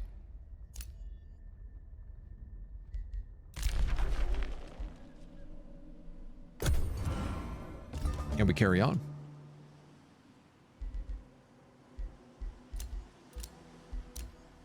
We'll cast Mesmerizing Draft. Start recruiting more Dragoons. Is there more down here? Not really. This guy's got a heal. But I think I'll have him start pushing out to build these outposts. That's clearly what I should have been doing a long time ago.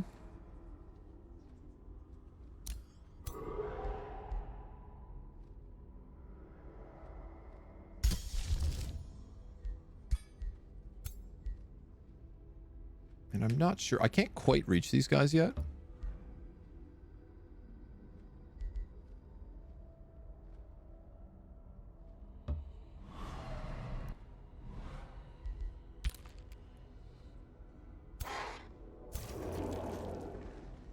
We're going to have to fight them all at once.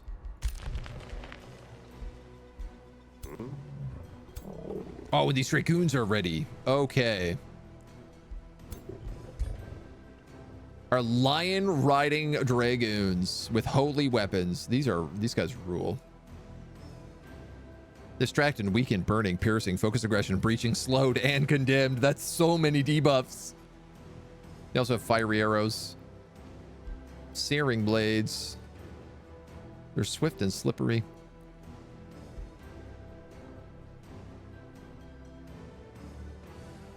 Cost a fortune in upkeep. I'm actually realizing I literally build one more of these guys and I don't have any room for upkeep.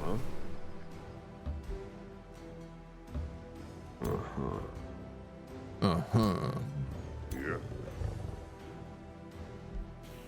I mean, I guess swap a zealot out.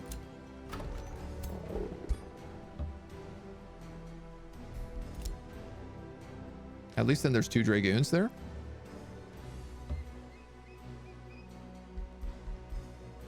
$170 fortifications on that city.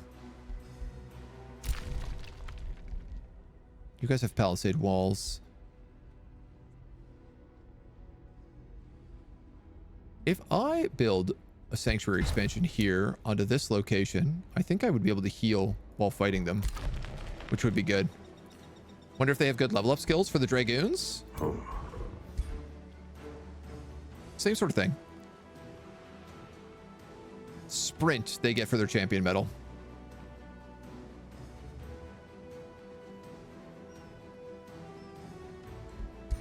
Which is pretty good for a Dragoon.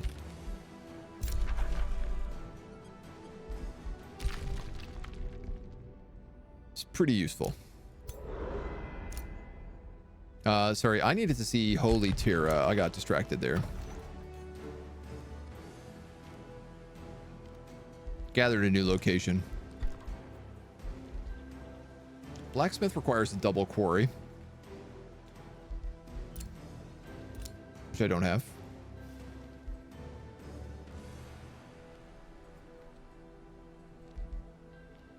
Bathhouse, 2 forms and a quarry. Forms?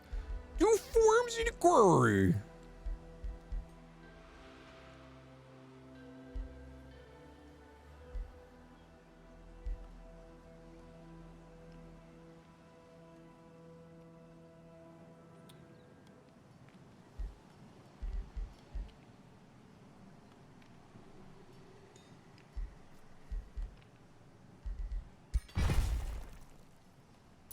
I guess why not for now?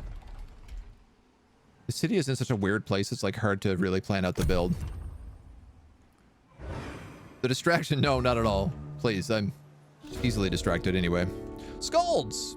After bolstering your empire through order and discipline, you receive reports that demons are assembling near Holy Terra, striking fear into your citizens' hearts. The fiendish infestation, demons who killed or escaped their masters, are led by a gruesome scald. Like diabolical moths, the infernal deviants are drawn to the gleaming light that hallows your empire, preying on the meek and weak-willed among your followers. Will you save your people and purge these devils? They will be purged by holy fire.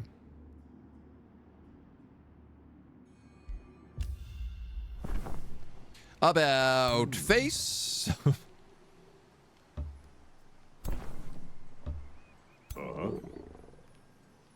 I mean, just do it right away, I guess.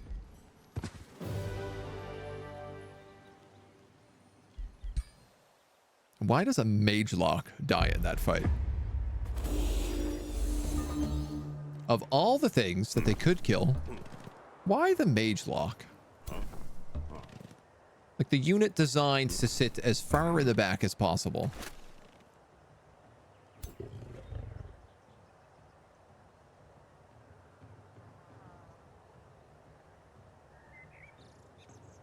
What do we have? Gremlins, puppies, and a scald.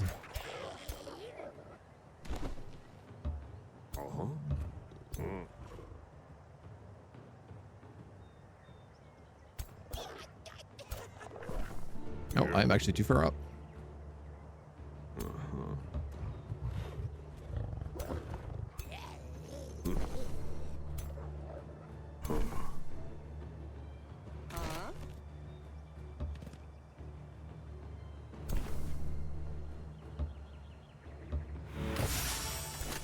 Patch him up.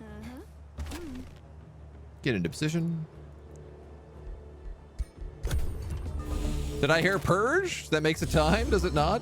I believe it's time for purging. I believe you are correct. It is time to purge. Do these guys get zeal? Yes.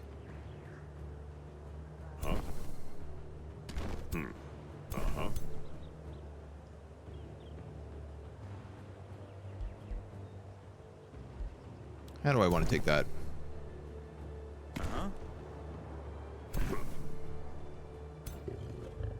1, 2, 3.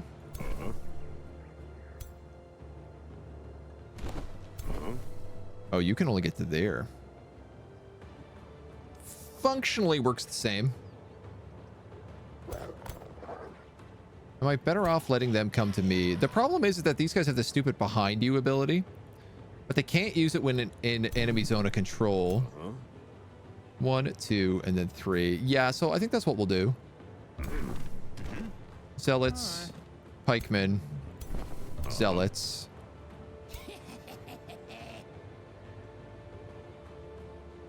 They also have slippery. Right, and they have displacement.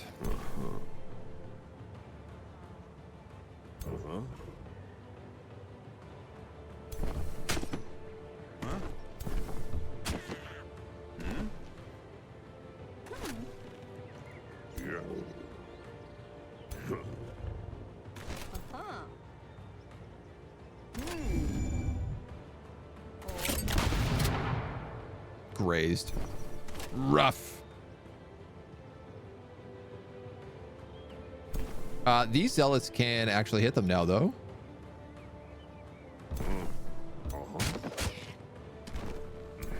And mark them.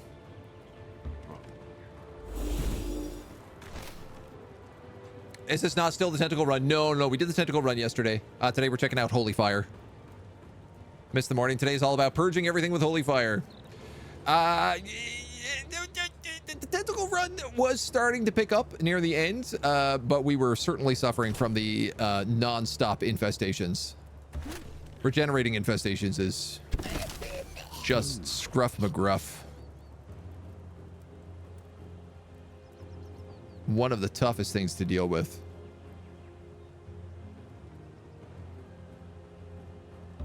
You go here.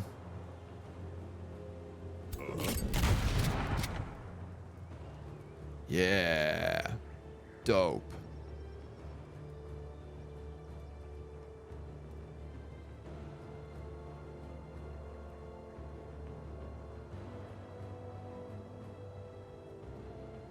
Why not move in? You pin that Scald. So this guy doesn't get the same ability.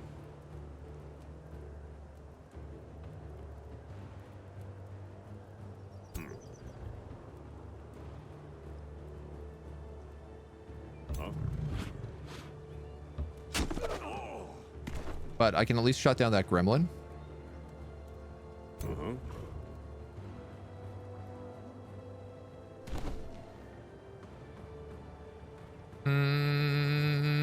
You guys either or. Honestly, it doesn't really matter too much.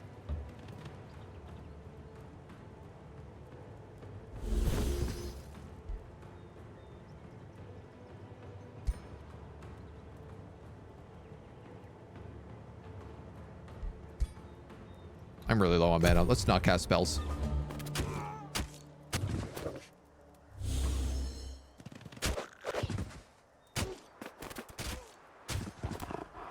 Okay, that Dragoon took a lot more damage than I anticipated.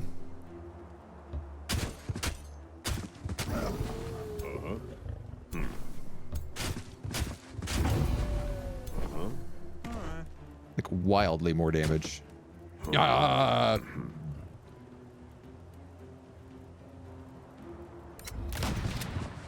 Kerblam. Kerblam. Kerblam. Okay. These guys are holy fire dudes. What else they got going on? We are Reavers. We do follow a giant Eldritch angel god. It's a bit hard to say. We ride lions. We have big cannons. Or eventually we'll have big cannons. We're trying to escape the Umbral Abyss. We're stuck into the Umbral Abyss. That's our main things right now. Pitchforks, axes, and all the fire you can bring. We need to purge. Work sucks sometimes. I hear you. I hear you. We're here for when it doesn't. When it's chill. The impious demons are vanquished. Divine order is restored to the realm. Scouts report what the fiends stockpiled to their nest. The unholy invaders have raided the surrounding lands for several days. Blood-stained treasure piled high on the nest's edge, perched atop the highest heap. A caster's bell of demolishing. It's not bad. Riddled with claw marks, dozens of dead animals dragged into the center of the rallying point. Some slain cattle partially devoured, but most fresh carcasses remain untouched. From Holy Terra, inquisitive citizens prefer to pilfer the abandoned hoard. You must declare what is theirs to collect. Money. FUD. Or we get the bell.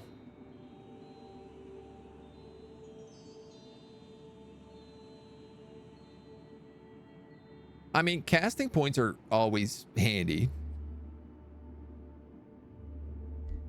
But I'm also just like, it's a lot of food. We make like 20 food. And we just gained a population, so this is a full pop. 300 gold. Also, a lot of gold. Also, I have 6 gold, 0 mana upkeep.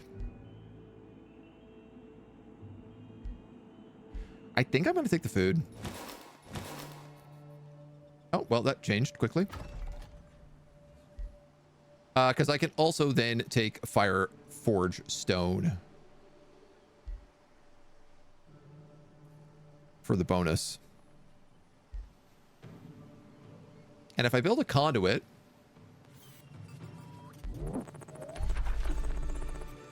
I get extra bonuses. But if I build a mine, I also get extra bonuses. If I build a research post, I'll get extra bonuses when I take Pilgrim's Passage, which also counts as a conduit and gives me that.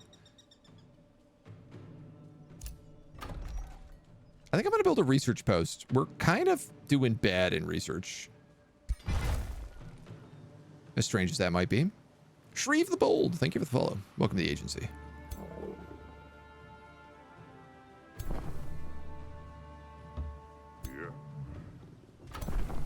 All right, back down to Pilgrim's Passage with these guys. We've unlocked Condemnation. Do I need Pyromancers?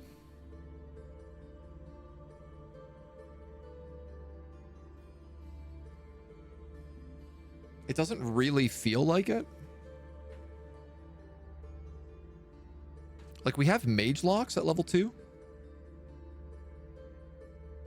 Flame Strike is nice, but like not the wildest. This is a really good spell. This is a really good spell. Let's just take this. I'm not sold on Pyromancers. I am sold on that spell, so. Hello, hello. You built the science post and only get 1 or 2 more research? 5 research. And we also get 20 production, and our units cost now 20% less draft as well for the Fire Forged Stone. Do I have a debuff, the rot thing? Did we find Silver Tongue? Was that down here?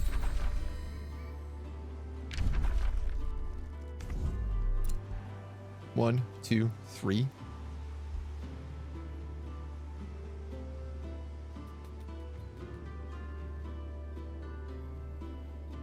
Don't know if I can get to that. At least not until like much later. We have a partial answer for the eternal question: for whom the bell tolls. Not Agents Reavers of Holy Fire. They are not getting bells. No bells for them. We are bellless.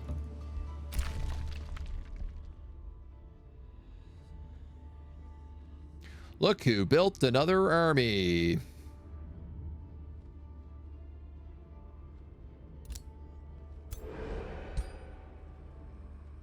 Okay, here's the thing. If he attacks me with that army, where I am right now, it will also drag these birds in.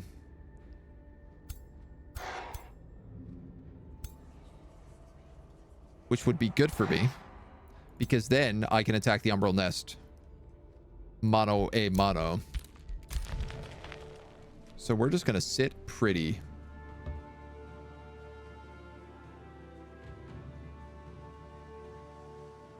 There's a tower over here.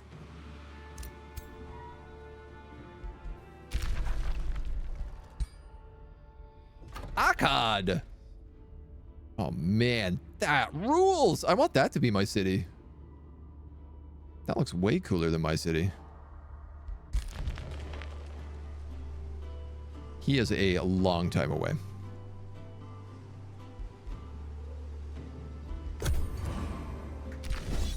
Sure you got less than 5 science? I shouldn't have, but...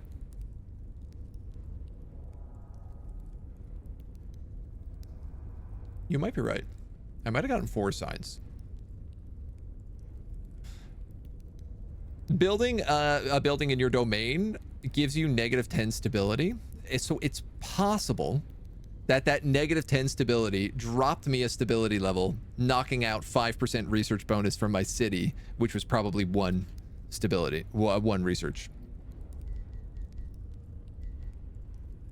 Oh, you're new. Umbral Mistress.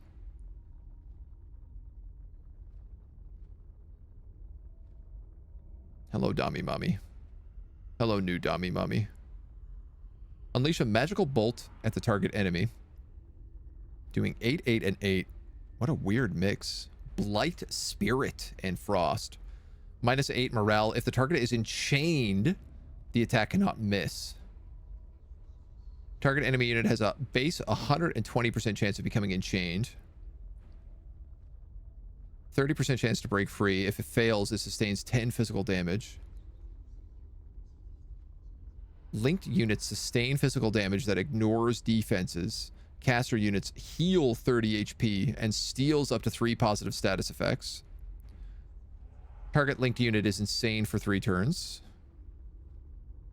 Target link suffers minus 20 morale, 300 defense, 300 resistance.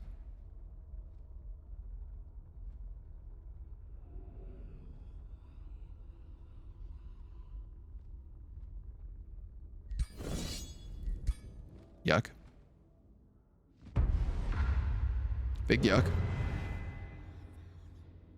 You went from 87 to 83? 77 to 83? Surely I didn't go down.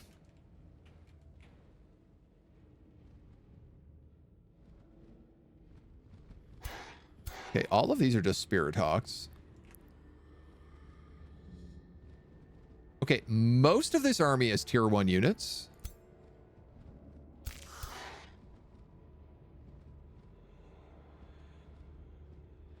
Arguably tier 2 units.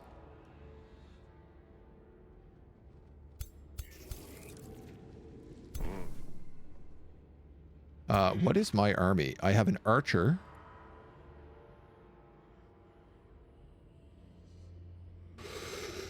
Okay, this is... Okay.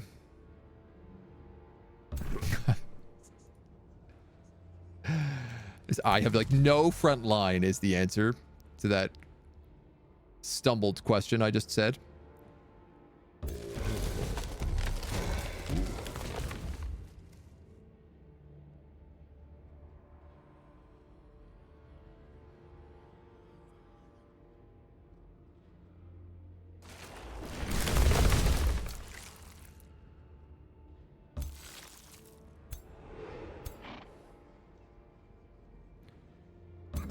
I'm gonna have you summon an animal there next turn.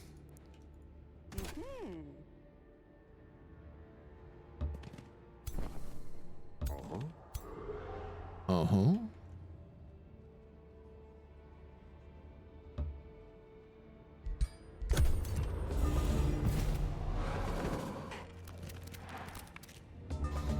The longer I wait to attack, the more Tyrant's Marks he gets. Which is a big danger. No mistake. I went down? I'm very confused then. Maybe it'll like go up at the beginning of next round.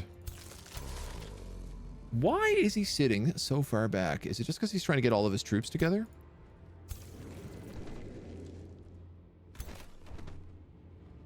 Oh, he does have a warlock here as well.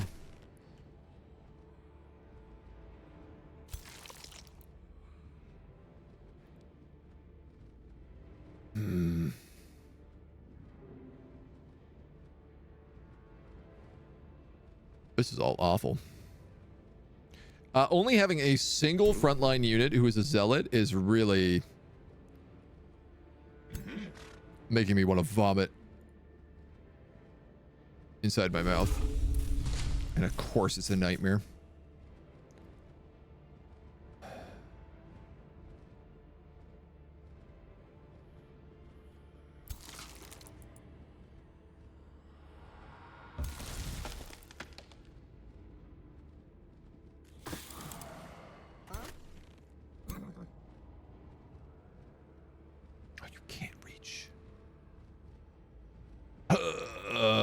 What did he cast Tyrant's Mark on?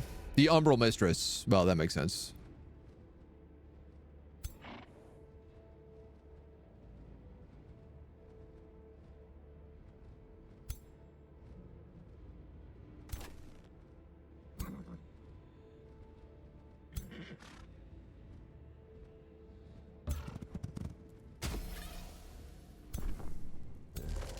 I don't like that. For the record. Not pleased with having to make that play.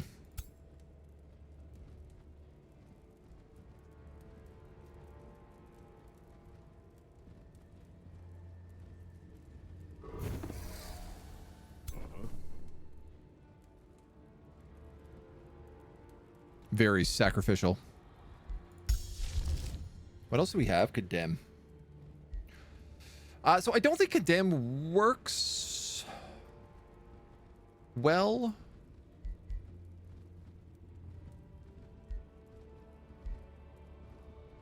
%30 chance of immobilized. I see. Oh, wow. Condemn is super cheap to cast.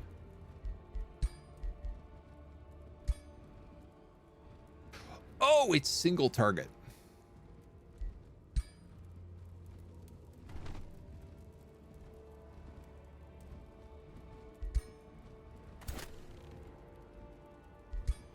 I wanted to do something like Condemn the Umbral Mistress, but with Curse Eater, surely they will just heal from it.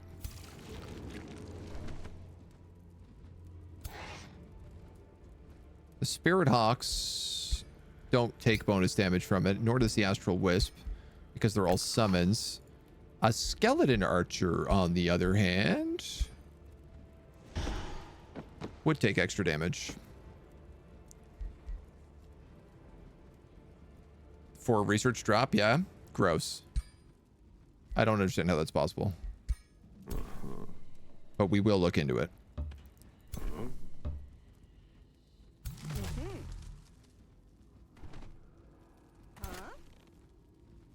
Can they get this close?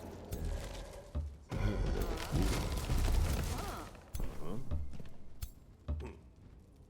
think that's what I have to do. Okay.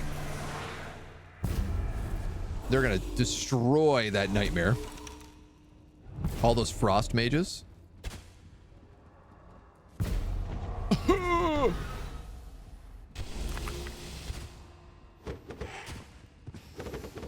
Better on a summon than on me. That's what I always say. Oh, my mage lock is in melee combat. Nice, Agent. That was smart. I'm gonna wait a minute before we figure out what you're casting.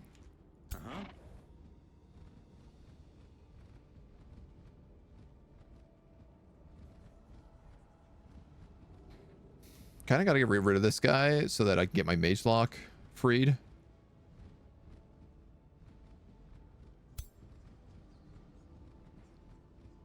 Blessed Champion.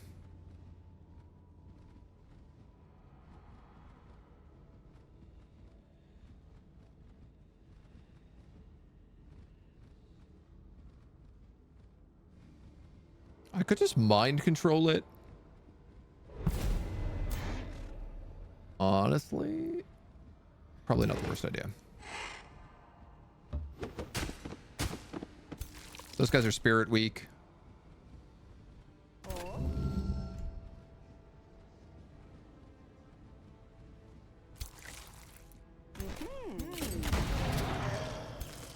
Now they are spirit dead.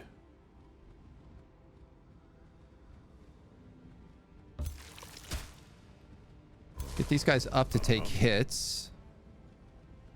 Just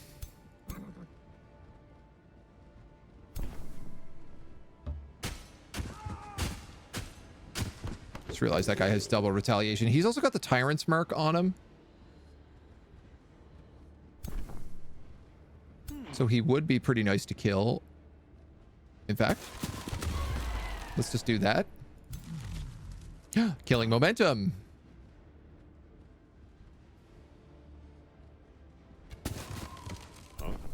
I will take it. I could just tentacle the hell out of this character. Alternatively, I could tentacle the hell out of these two characters. That doesn't hit any boom shrooms. And it causes a lot more stuff for them to get distracted by. Do we heal the mage lock? I'm going to say yes.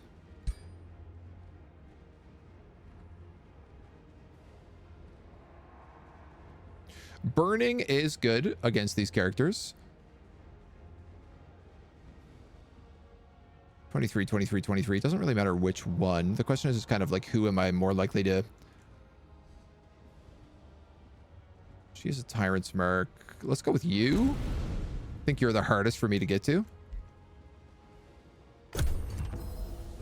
I figure my Zeal guy can probably get up on them if they need to. Okay, you're enchained and insane. They killed their own character. The bird. They killed a bunch of my vines. I love it. That's what you want to see. I am getting attacked by my own Zeal. I'm not so fond of that. Oh, you have a lot of HP.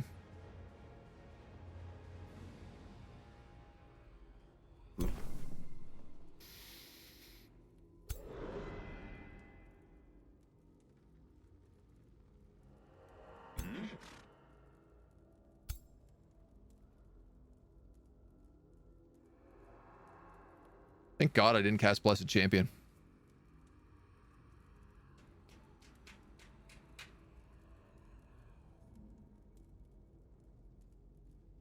All of their units are ranged. So weirdly enough, casting this on the Mage Lock might be a play. I could move. I could condemn her.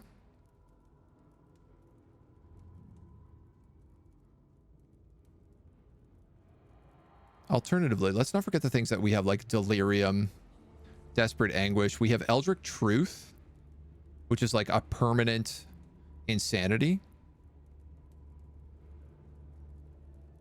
Putting it on an archer is not going to do much for us. Especially not a weakened, double weakened archer.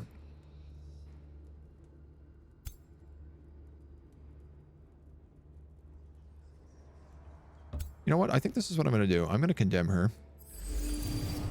And I am going to cast Blessed Champion on the Mage Lock.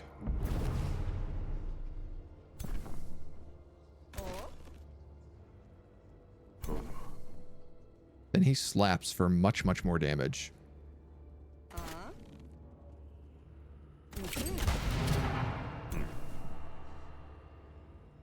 My biggest issue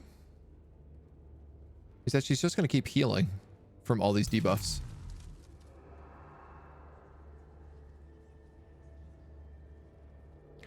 I could animate Flora here to harass them. I could also animate a Flora here to draw the attention of these guys. You would also get a very powerful flank. That was the right choice. What? Then you're just out of range, unfortunately, for this.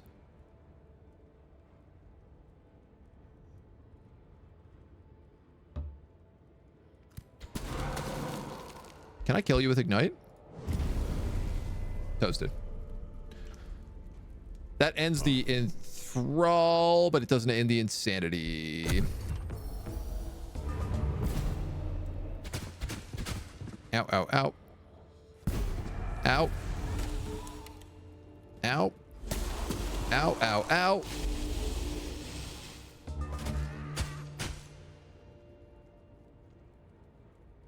I don't even know who he just hit. My archer? I think so. The kind of nice thing about Insanity is it doesn't create zone of control. So even though he's here and he's technically hostile, I can still shoot whoever I want. And I do love that. Umbral Taint. Taint, no taint like an Umbral Taint.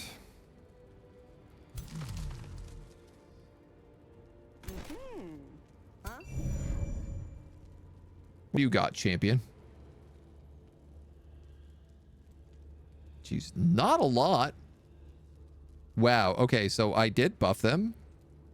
And they've already been, from the 3 strengthened and 3 bolstered, they're now at -2, -2, -2. I don't like these Umbral dweebs. I'm really messing with my day. You're going to die from fire. So I think I might just let you live. You're also now going to die from fire.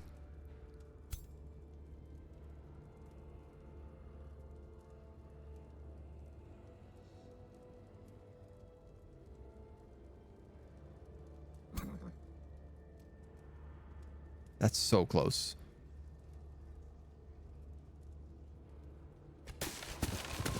This guy has the Tyrant's Mark, so he becomes my priority target. And real talk, I think I'm going to do this. Because he is meant to be like a melee mage.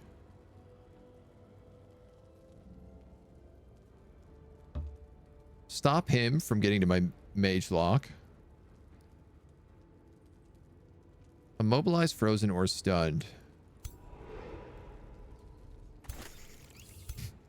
I could stun this guy and enslave him.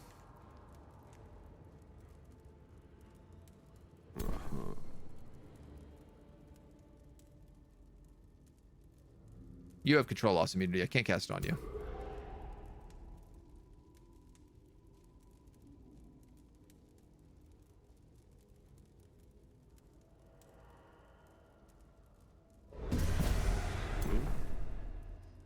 Let's do that.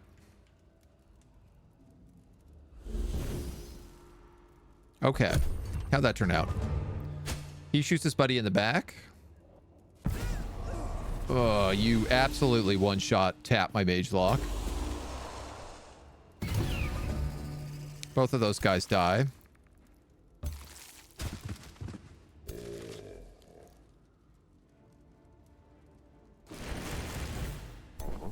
That's a nice flank.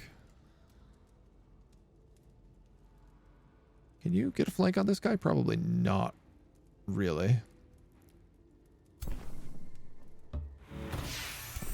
We'll patch up this zealot. Send him in to do his work.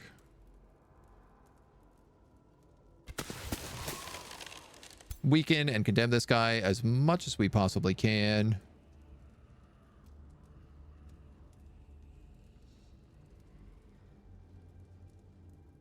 Renew. Friendly units in a 1 hex radius gain 25 temp HP. Only I had that a turn ago. Kind of end up with a lot of spells on these characters. Nice. I managed to get the stun. I was sort of thinking, like, if I just kill his morale, at least he won't hit as well.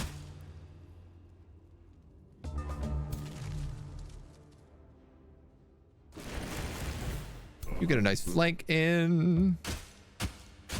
He is now broken and running.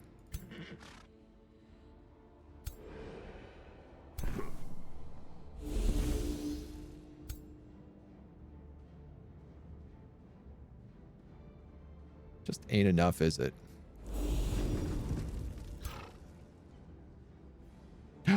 But you get a point back from killing momentum. So you can get both kills. I mean, I guess it was only a veteran mage lock, so it's not the end of the world, but it does make this final fight a lot harder. Because now it's 892 versus 862.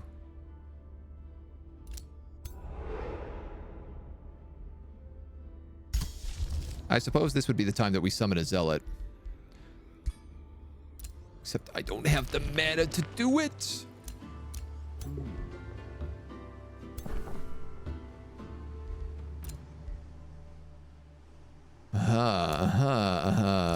You've got a whole hero who has dedicated himself to chasing me across the mountains, have you? Very good. I'll keep note of that.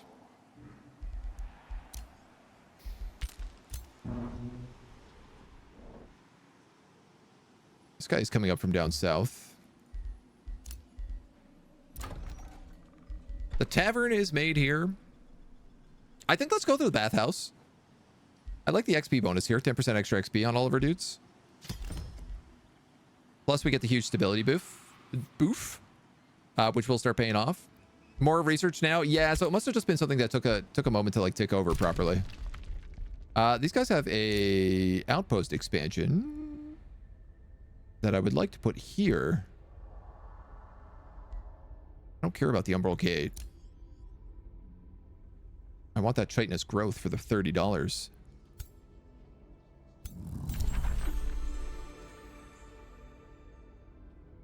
2 allegiance with discovered Umbral dwellings per turn. Miscellaneous items that grant immunity to Umbral malady. That's going to be really, really helpful. He just spawned that army, so he cannot respawn next turn. I am allowed to take a turn to heal. The only thing is that I really want to find a way to gain enough mana to start casting Zeal now. Zeal lot, that is.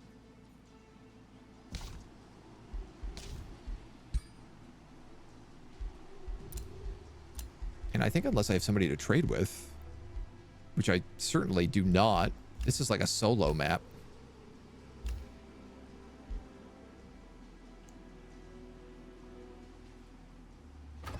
And I just might be out of luck. Sorry, homie, I don't speak Spanish. Je parle français. Un poco di italiano. And I can't remember how to say I speak a little bit of Russian and Russian anymore, so I guess I probably don't speak a little bit of Russian anymore. All good, my dude.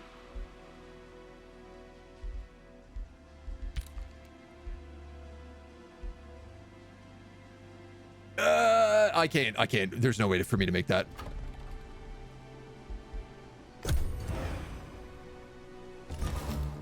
It's okay. We'll just have to take the fight with what we got. My English bad. I understand. My English bad too. And me speak English naturally. Perhaps surprisingly, you meet an elf who's not in chain. Oh, okay. They found us. Considering I know what the consequence of this conversation is.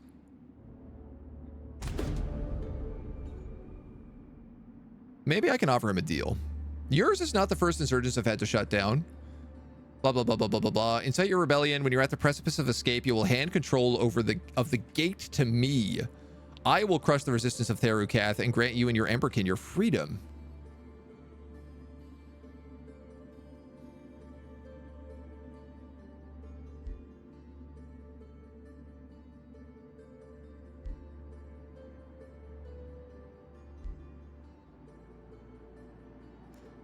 So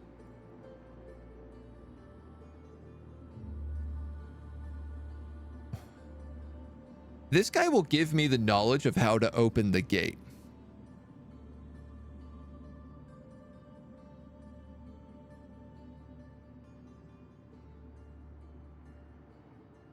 I see. So the idea is that he lets us escape, but crushes the resistance of everybody else.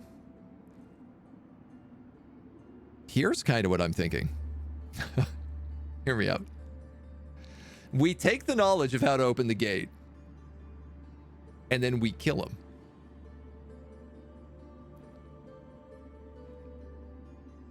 Take the deal and say, nah, right?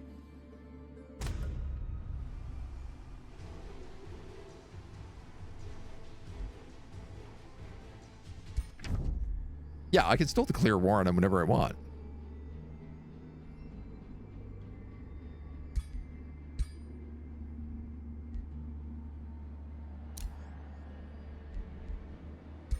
I can also sell him things and buy things.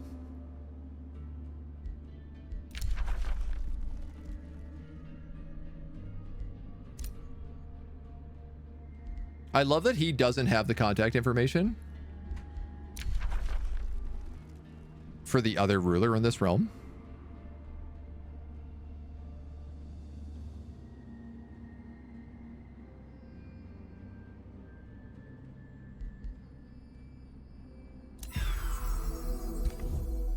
I actually don't understand how that's possible, but so he must have sent an army here. How?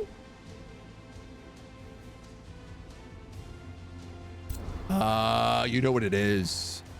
Because I have a watchtower. He saw that the watchtower is mine, and I guess that gave him contact. Bunch of edgelords. Safe learning area. Yeah, we love talking about language and how the weird traits of language and stuff. So Gandalf might come back to haunt you in Act 2. I mean, maybe. You never know. I'll take my dangerous deals right now because the consequence, the alternative to that is I have to fight a 2,000 point army, which is literally impossible unless all of my armies are together. Very possible if all of my armies are together. Sick. You gotta be kidding me, dudes.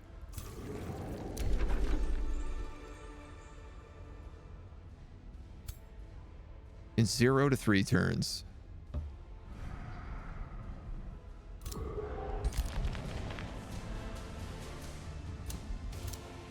Instantly respawned its army.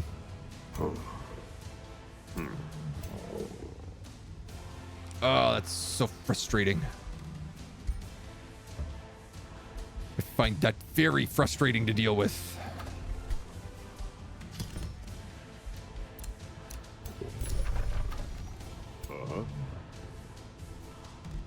$883. I don't think that's enough to take a silver.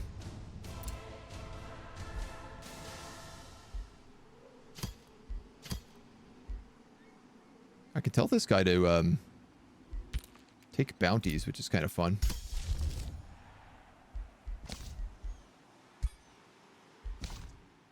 Well, I might as well start casting Dark Knowledge if I'm not casting any other spells. Let's take a look at this. See what's on the plate. I'm American. Who knows? Speaks only one language poorly. Thanks, education system. Yeah, I feel like English is often the language I speak the worst sometimes because I'm like, I don't care about the rules anymore. When I'm trying to speak like French, I'm like very observant to the way things are said and the way the rules are. And in English, I'm just like, what are you at?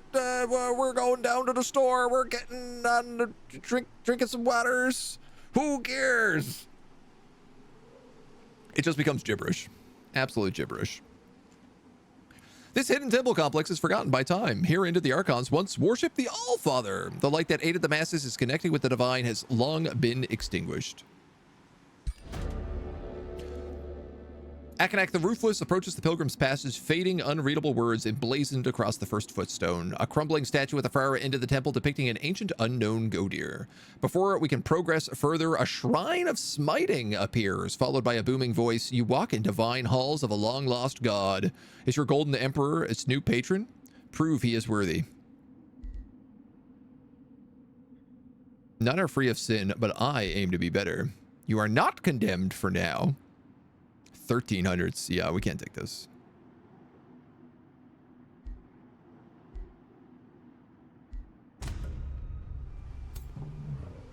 Sorry. Not today. But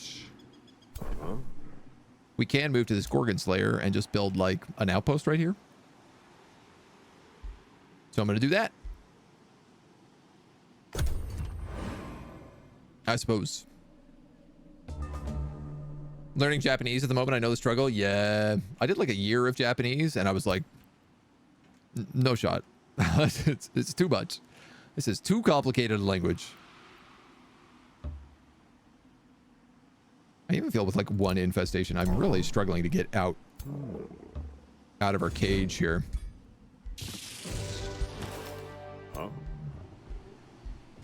You know what we need to build is a crypt. Can I just queue that up before I forget? Again? I mean, I can, but I won't have enough money for an outpost unless outposts cost 25% less gold.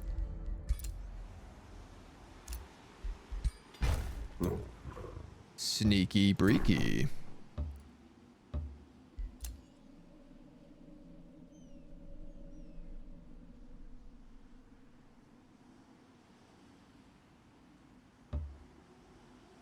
Kind of keeping an eye with this guy. Is this Umbral tainted? Oh man, there's gloom everywhere on this map. Desecrated temple. There's another underground area down here as well.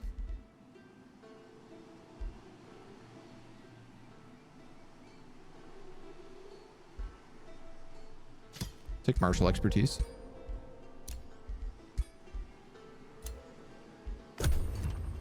Dang dudes.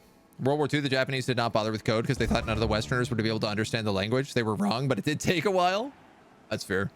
Dudes, heads up, there's an ad about to start. I cannot push it back. But if you stick around, we'll keep playing afterwards. That is my promise. Another Dragoon.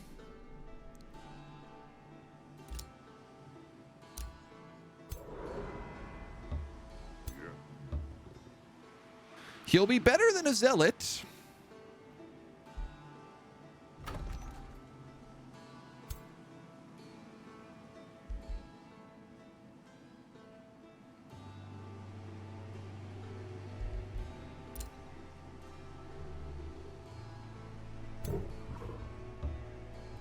Perhaps we should just take all of that crowd and put them into the gloom. More grievances against opposing alignments. Roads cost less points. I'm actually sitting on so much Imperium. It's gross.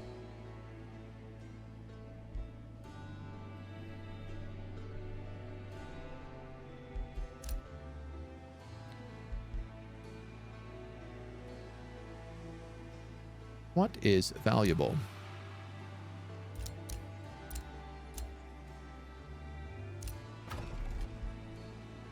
That's a farm with a river. Ergo, valuable.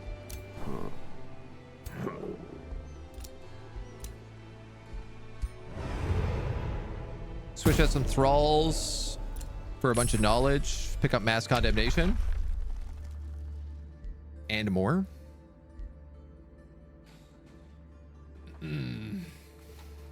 This is a pretty good one. But it is very expensive. 6 turns as well. I could get Wayfinder enchantment for free. But do I really care about my scouts moving fast? Not really.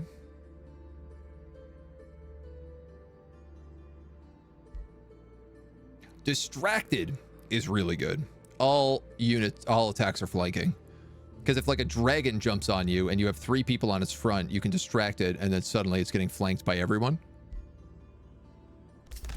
I will actually take that point. Words only if I take a break. I think I'm just going to power through. Probably played themselves a bit. Would have been such an easy thing to encode. I dip my toes into Kigo. I don't know Kigo. So hard, even the Japanese don't bother with it anymore, except for the most bougie of bougie places. I really like during the war, there was like, they would put a lot of indigenous soldiers on the radios because nobody understood what they were talking about. Where I come from in Newfoundland, we also used a lot of Newfoundlanders on the radio because our accent was so strong that people who spoke English couldn't understand what Newfoundlanders were saying to each other. And I just think that stuff is very funny. A province is being pillaged. This guy built back up so fast.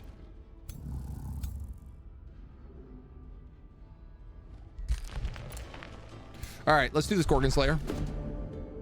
A pit of vipers. As soon as the Ruthless enters the Gorgon's lair, he notices it's infested with snakes. The entire scene looks like a shrine dedicated to an outlawed deity. Hollowed echo shakes the cavern. Disciples of the Gorgon goddess, choose your sacrifice. Feed them people? No. At the start of the battle, a unit is secretly chosen to be the target of the curse. This unit will become stunned in 2 turns if it's alive, and then a new target will be chosen.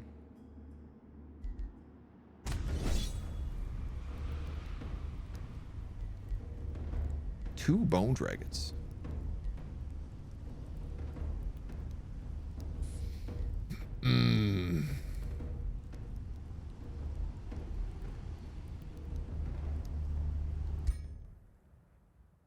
A bronze location is not meant to be 1,000 points. They're meant to be like 800.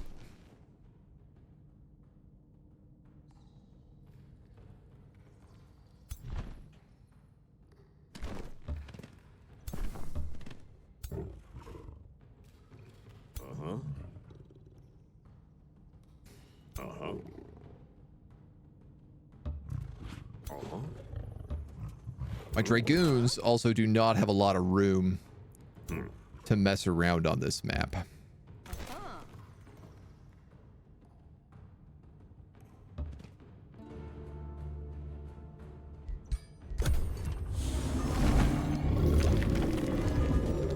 Stunned.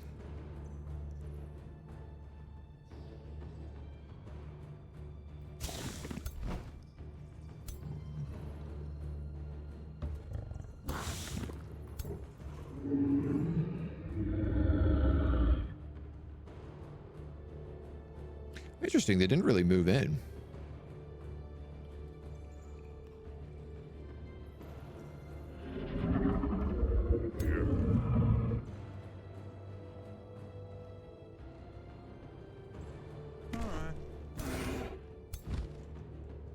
Oh, that dragon still got range.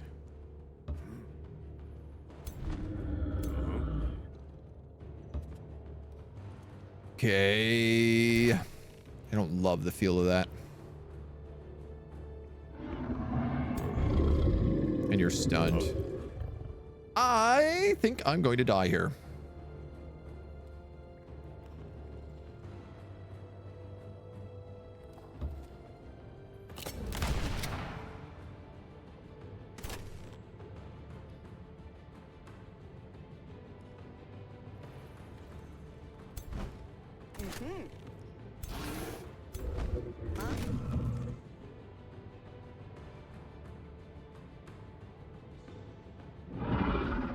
No line of sight.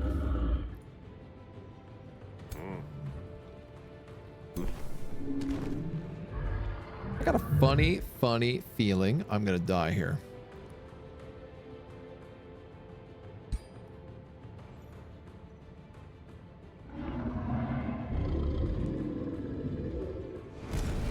Like the dragon on fire. He's weak to burning.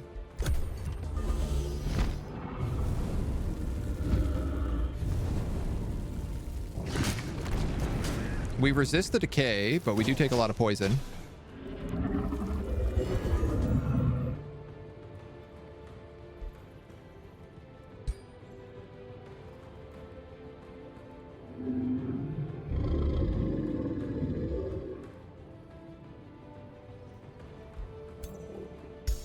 Got mass condemnation? We did.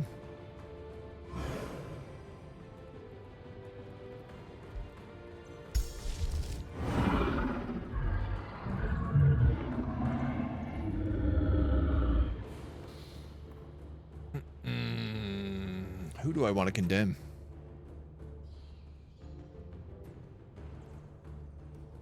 And is that worth casting? In comparison, 15 and 20 versus 5 and 10. Kind of, only if it's hitting 3 people is it worth casting then.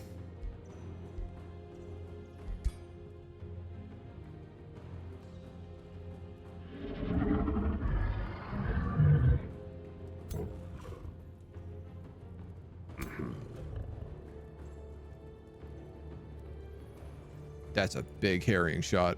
I'm gonna condemn him.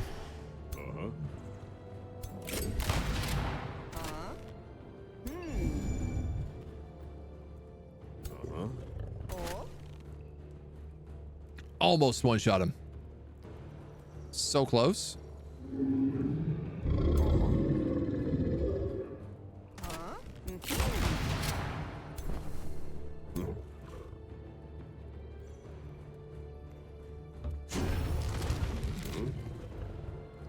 That's got to be that play.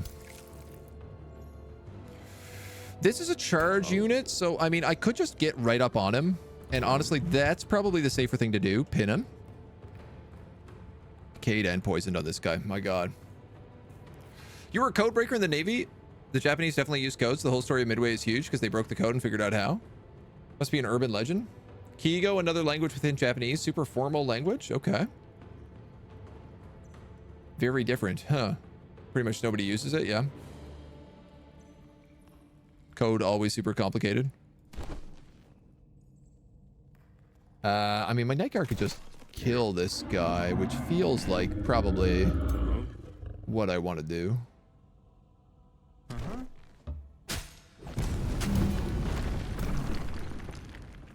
He is pretty big. My options here vary.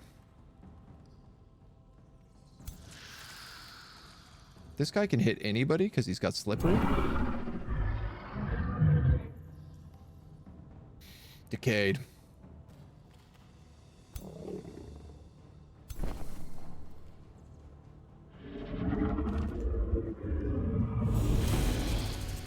I was going to heal my hero, and then I realized I could just kill that guy. Then I'm going to run behind this dragon and shoot it in the butt. You can't catch me!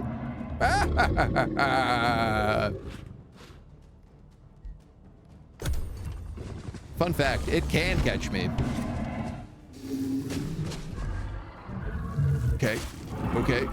Okay. Okay. Okay. We're still alive. We're alright. 20 damage flank. No line of sight.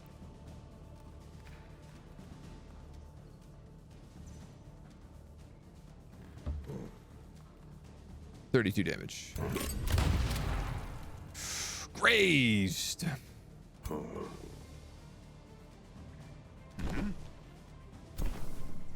I still have this heal available.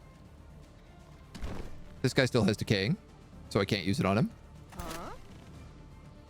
This archer doesn't have decaying, does have poisoned, is stunned. We're losing some units here.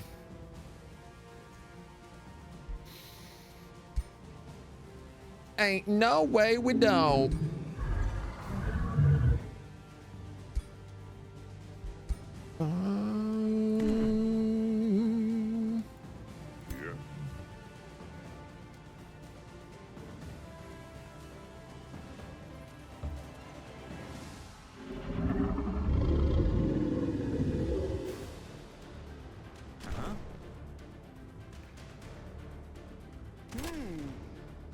I can't believe it. These mage locks are facing backwards as well, so they're going to get totally just...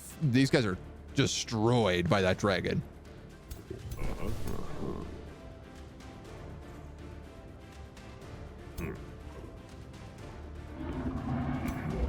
I mean, you really can't do anything, or can you?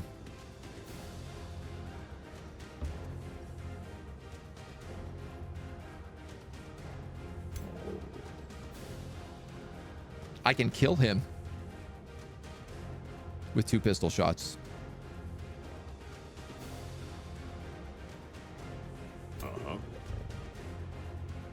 That won't do enough damage to him.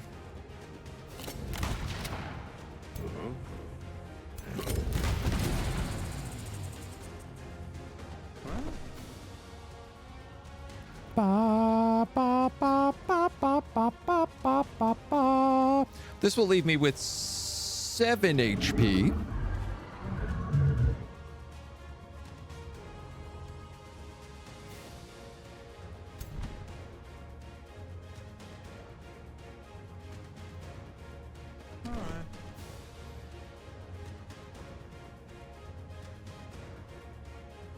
So here's the thing.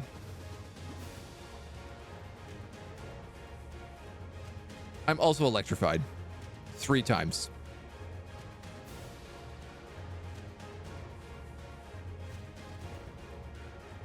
And I have blight 2 times.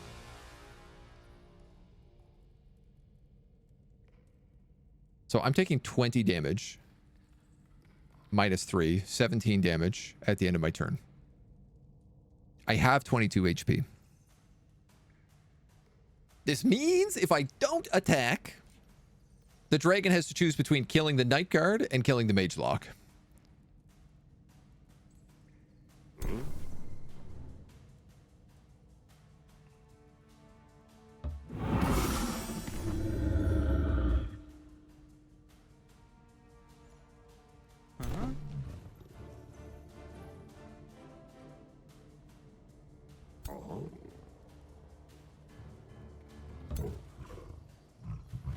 You're going to go here, even though he has slippery.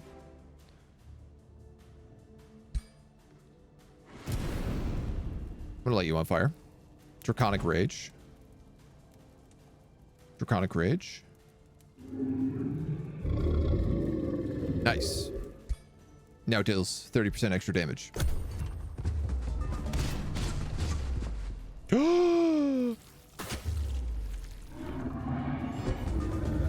By some miracle of science, the Mage Lock has lived. You will do 38 if you attack. Or 32 if you run in. You are flanking. So let's start with that.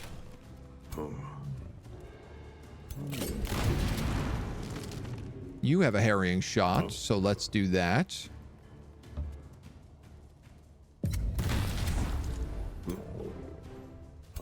Wow. Talk about skin of the teeth.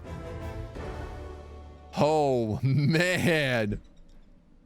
2 HP and 4 HP on my Night Guard and my Mage Lock.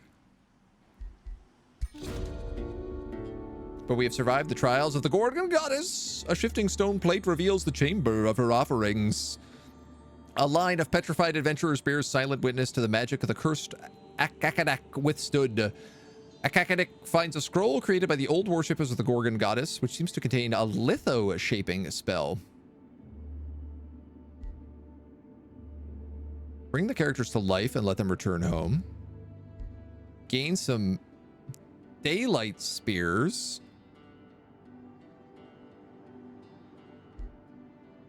Or gain a turn of knowledge. I will take the good alignment. Is what I will do. And now we have this Gorgon's Lair.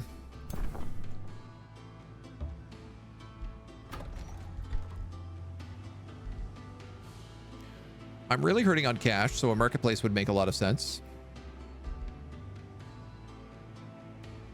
I want a crypt so I can resurrect my hero, though.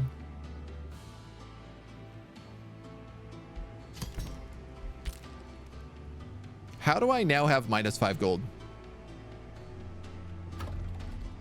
I don't understand.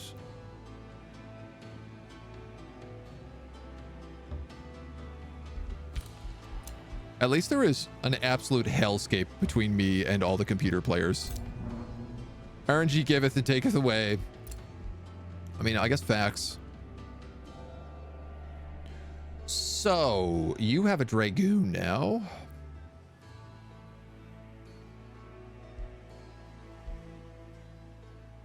Crazy, this guy's only veteran. Oh, his champion medal is killing momentum?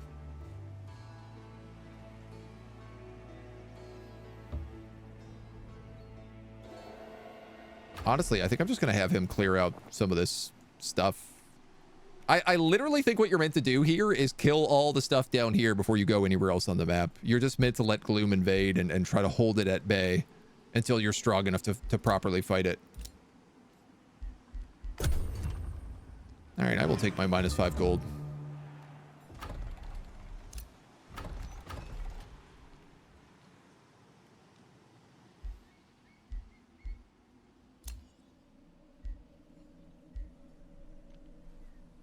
And I will continue to grow.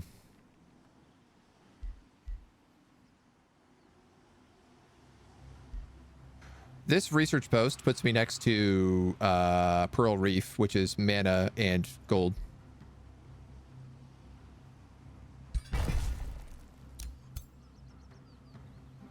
Now, I do need to be able to sail to get that. Unbelievable thought that I'm going to spend 100 Imperium to get that one thing. When you win in battle, you have a 25% chance of gaining a tier 1 or tier 2 unit that you can produce. Yes, please. That would solve a lot of problems.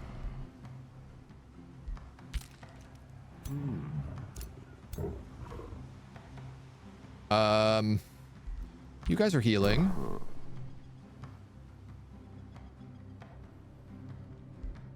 You guys are just kind of helping out these homies. We've unlocked a new tome.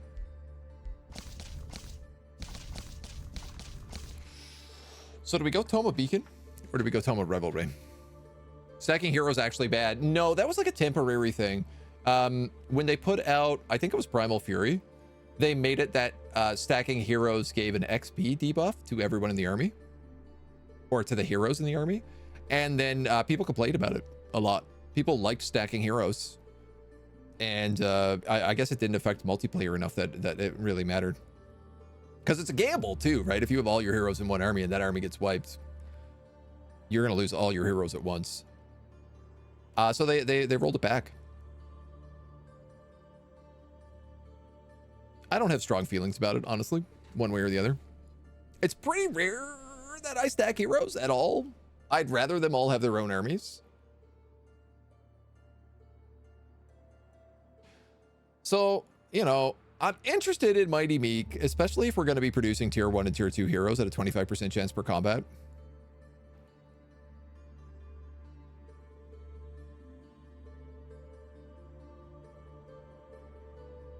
Truly everything else in here sucks, though.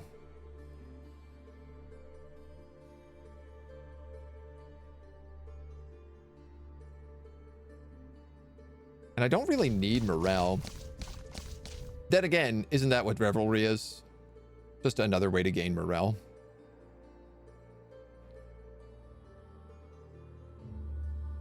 I suppose strengthened. And I suppose it also gives the melee and physical attacks. Oh, effects are increased for non-repeating attacks as well. Okay, so mage locks would slap even harder too. Well, no, they're not affected, but charge units would be affected.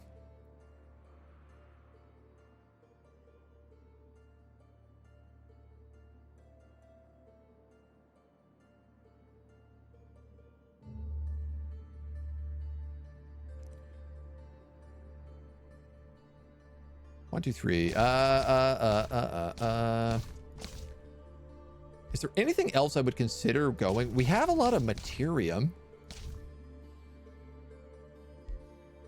Golems, not really. Tome of the Winds. Extra range. It's not bad. This is only your second build, right? Should do a classic coastal Kohu build next. There's a couple of ideas I've been having with coastal nega transformation tentacle builds, because there's clearly some interesting stuff there that mixes with like electricity. So I think it would be like nature and astral would be what you end up going. And I am really, really curious on that, Zero. That's either 3 or 4. I've also got like an insect build half planned right now. These Wind Rangers weren't very good. Zephyr Archers are really good.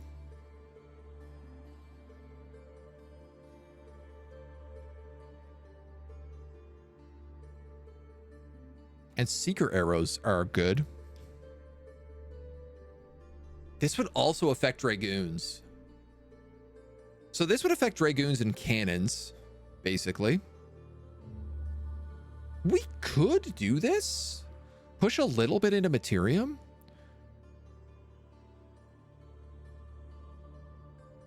But again, it's really only for like one buff, which is Seeker Arrows.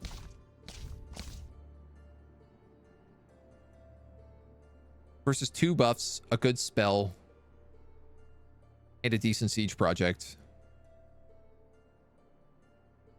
A very good building.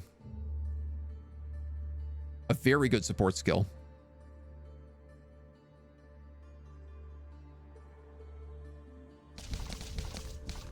Or Mighty Meek. Which actually is only for tier 1. So we sometimes summon tier 1 or tier 2. That's trash. That's completely useless. That's not completely useless. Because we do get Rally of Lieges from all of these wonders that we're taking. So I could have like Blessed Souls with Faithful, for example. It's okay. Oh, no, it is completely useless. Sorry, because you have to cast this on a vassal city. Never mind. It's completely useless. So that's good. That's good. Those 3 are useless. I'm going to take Tome of Revelry. I can't think about it anymore. I think the most useful things for us is in this build. In an enemy than a foe who revels in battle. I will take Blood Fury weapons. Having never played this and just randomly choosing stuff, how likely am I to succeed? If you're playing on lower difficulties, you could still pull it off for sure. I think so. Mighty Meek less terrible with the new scaling? Absolutely. Yeah, no, you could do a Mighty Meek Horde army and it would be dangerous. Like, very dangerous. You just have to make sure you keep your units alive. Honestly, I think like feudal Mighty Meek with Horde and then like Bannermen to buff them and keep them alive. It'd be strong. What are you telling me about in here? I don't know. You're vibing.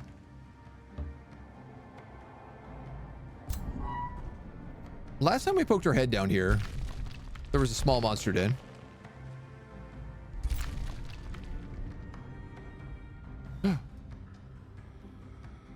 That's a faction.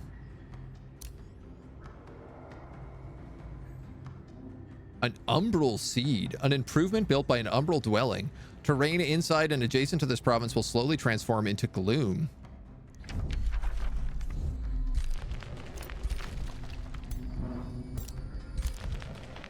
Interesting.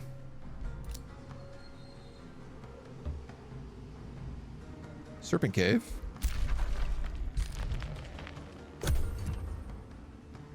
I still haven't found the World Gate. I guess that's the other thing I still need to do. You guys are going to move on them. Let's take out this guy first.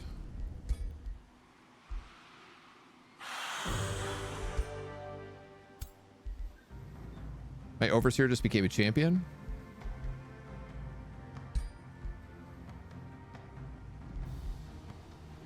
Picks up what? Exalted Resistance? Nice. Pleased with that. Wipe out those guys next. You're going to grab this tower. I see those bug people are chasing me around again, so I'm going to try to get over this mountain. I don't think I can do it. I think he catches me.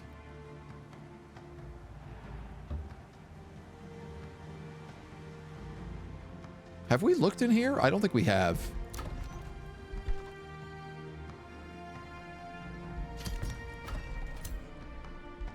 We got to level up on you. Skirmish, Zeal, double spirit against condemned units. We got searing weapons for the extra fucks for fire and burning. Let's go with a fire bow.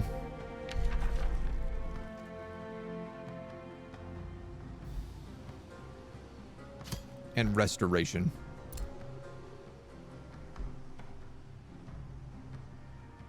Yeah. And I want to give this guy like a hood.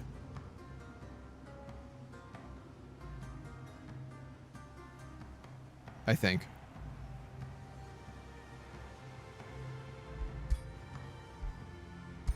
He looks like he should be more mysterious. He's too not mysterious enough. Slowly starting to appreciate the variety in this game. I don't know how many runs we have done, but there are still so many runs left. Oh, I have like a bajillion ideas for runs. That's the funny thing. Like, there are runs from Empire and Ashes and everything else that I... Oh.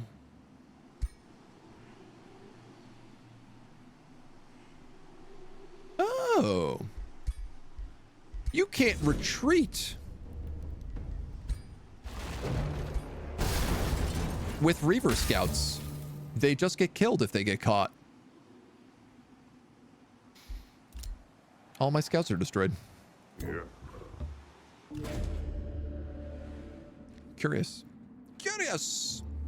End up with Faithful later from the Order enchantment? Maybe? I'm not sure.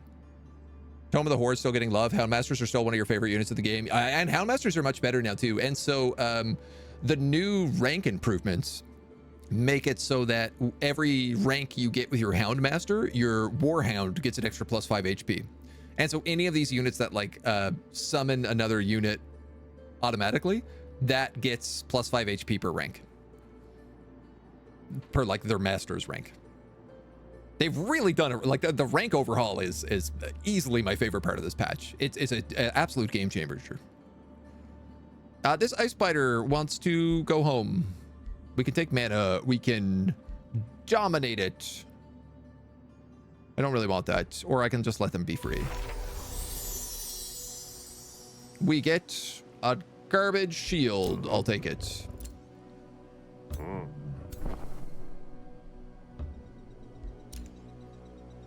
This outpost needs a work camp in order to get the Gorgon Slayer. What I'm curious about, like, does this transfer the production to my capital? I really don't like not building anything here. Especially knowing that things take time to build.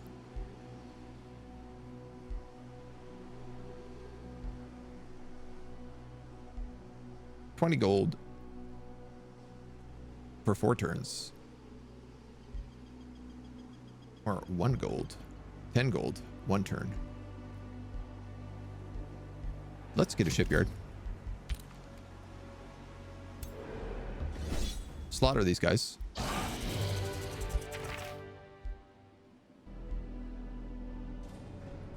That's not bad. That's not bad at all. A Mace of Schmoting. We can have everybody hang out and join in here. That got blown up. It's not going to get rebuilt. Not anytime soon. You've leveled up.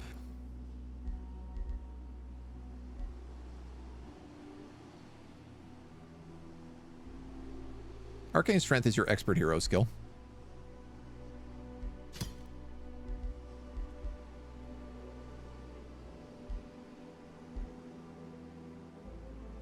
I have weird opinions about these abilities. I don't feel like they're very good.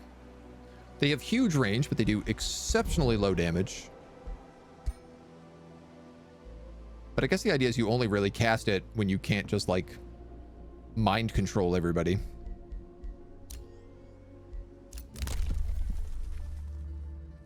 The Throne Cities and all cities that share a border with the Throne City get 10% all type of income.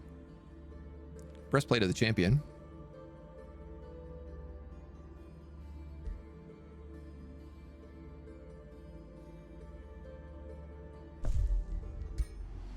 %10 of all income for my capital is probably not a bad choice.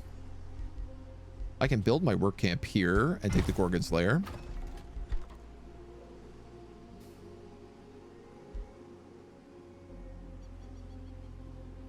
I don't know how to get war spoils. Oh, here we go. I have to fight other players.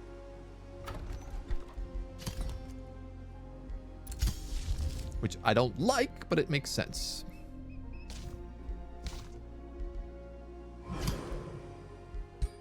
Cast Dark Knowledge. New rally. Our alignment has changed to pure good. So we now have a 30% chance of good events. We are a beacon of light in this darkness. Uh-oh. Ruh-roh. The voices are back, relentless allies that accompanied you in the astral void and beyond before you lost your mind. They were like old friends and nemeses. They pushed you to greatness and dragged you down, yet beyond their name-calling, the flattery, the tantrums, and the gossip, their words fed you the means to survive when your mind shattered and you became lost. Eventually, you regained your consciousness, your sense of self, and with it, the voices returned to occupy your mind once again. The voices are all vying for your patronage. Which voice shall be yours? Get a bunch of money. City stability. Thralls. Become evil. Or gain Imperium.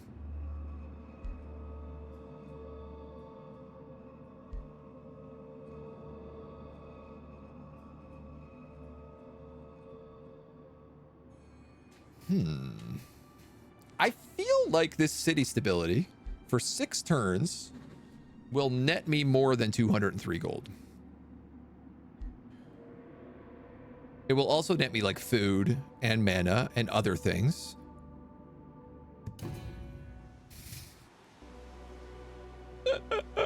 It was 1 gold a turn. I was so bad. Oh, I thought we would do way better than that. 10%. Oh, it doesn't give you gold. It gives you production draft and food income.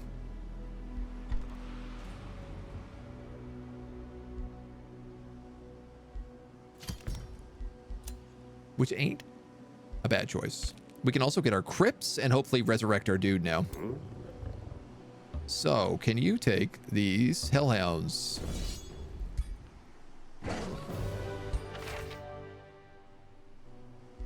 Arc Fire Dodecagon.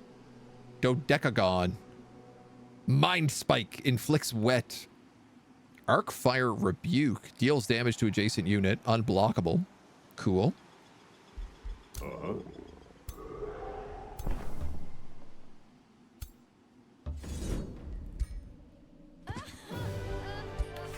Hit an easy XP for everybody. A Wand of Lightning Strike. I'll take that.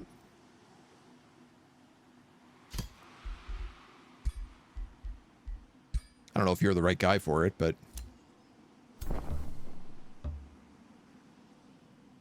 right, there's one more army down there, but we do have a bunch of Eldritch stuff coming up. So I think I'm just going to let those dudes be. And we're going to about face up this way. You've leveled up. +1 range, 10 accuracy. Zeal. Skirmisher gives you fleeting, slippery, and swift. Permanently.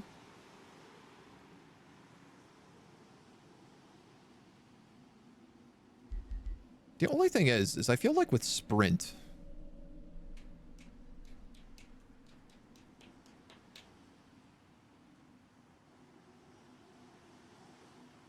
I'd want to reset your skills and not take sprint.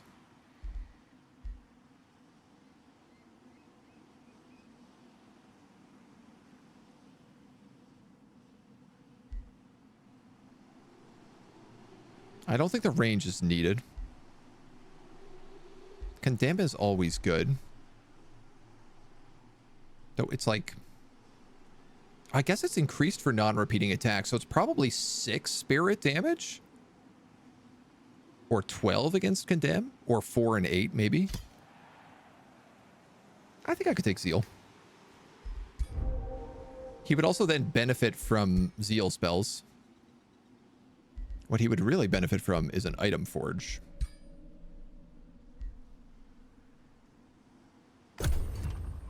But alas. That we do not have.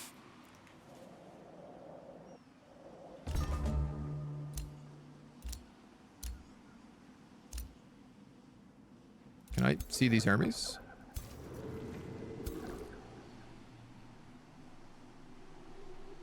$1,200-point army with this composition. Oh, wow. Okay.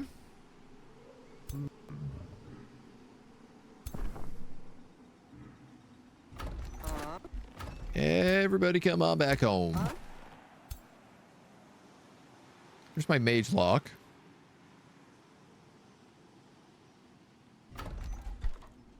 You need to make... It's a great question, honestly. I'm not summoning units, so a Wizard's Tower is not really high on my priority. All of these are really, really good and valuable to build. As long as you have good spots for them.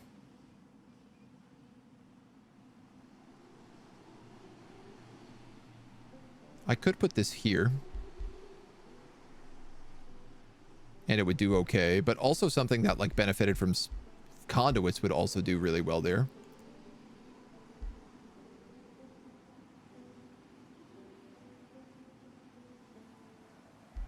You have Potentially 3 farms around you. So a carnival of flesh could be worked there. Or a tithe collector.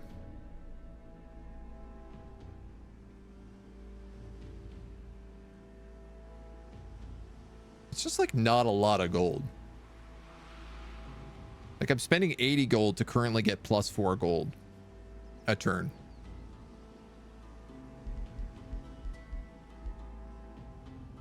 I think I'd rather just build a mint. 2 turns for the Imperium from the Wizard Tower has to be right. Net 10% more income.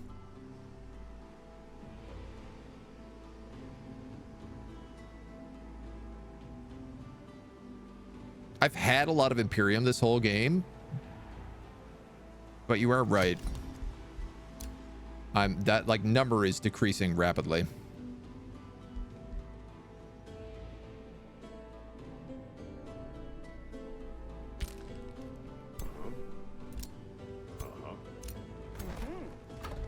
What I really need is knowledge to start getting the next books, so that we can start getting better units. Pillaging is better. Doesn't really matter. Teleporters?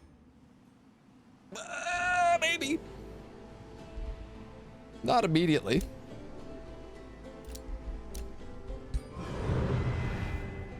We have our Dark Knowledge Ritual, which I think we can probably just cast immediately again. Or Blood Fury weapons. I don't like any of these. Do I want to shuffle them?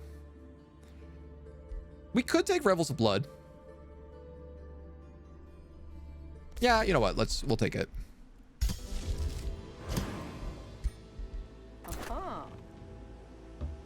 Aha.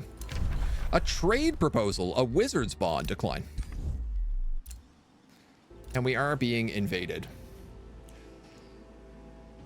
Okay. All right. I think with this little pass, we have a lot of stuff we have to do over here and deal with some invasions, but I think we're ready to kind of combine our armies together and take on this Umbral Rift. But I think that's going to be the plan for tomorrow, because we have gone pretty long and I'm running out of time. So I think let's call that Holy Purifiers. My dudes, thank you for joining me today. It has been an absolute pleasure.